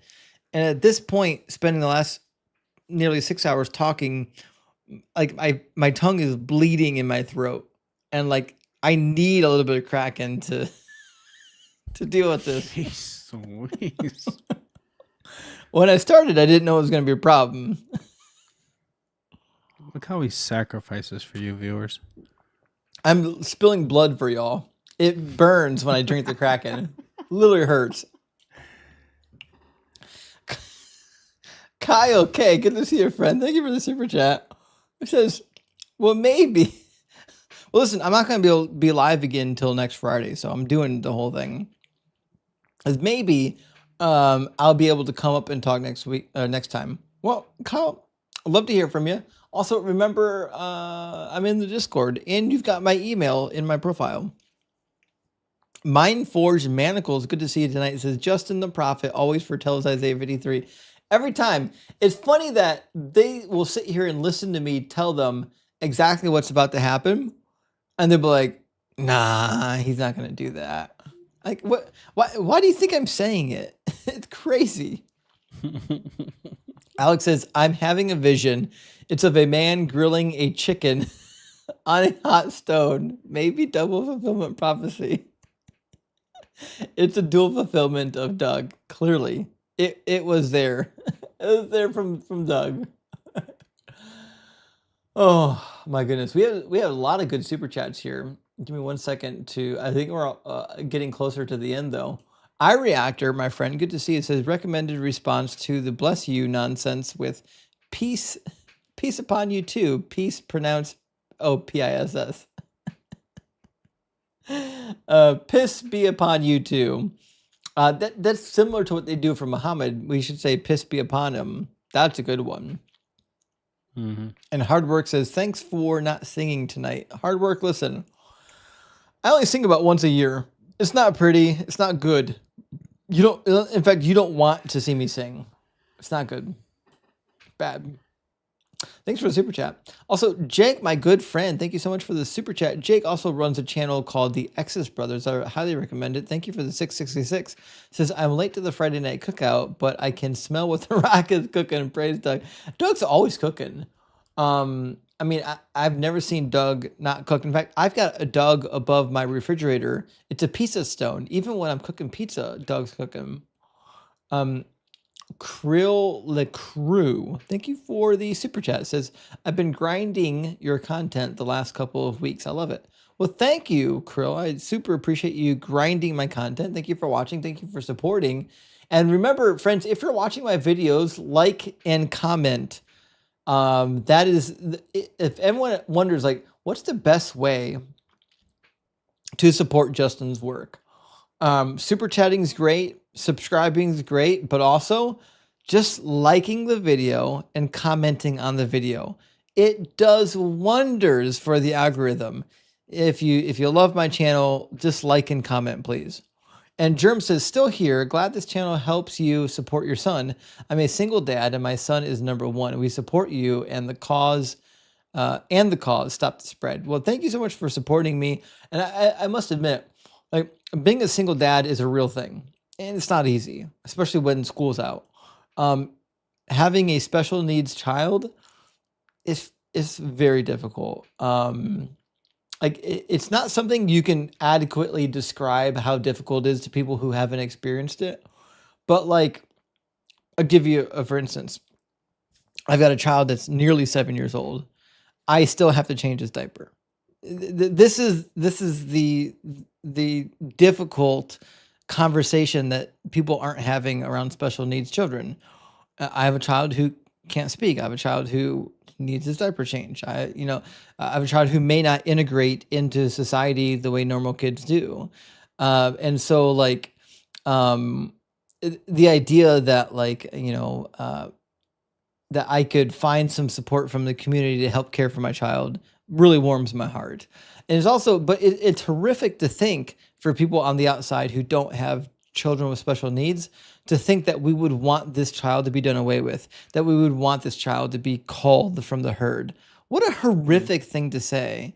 Like, every moment that I'm with my son, I'm enjoying being with him and he is enjoying being with me. It's crazy that your opinion of parents of special needs children is that we would prefer them to not exist. That's insanity. It's fucking insane. And it tells me that you don't have a moral framework to work from. And Jason, thank you for the super chat. It says, first time here, divine algorithm. Well, I appreciate the sentiment, or the sediment, obviously, from Doug. And Decal says, good point, skeptic. Paul was the first televangelist mega church pastor. You're not wrong. He would go and convince anybody. He would go to anybody who would listen to him.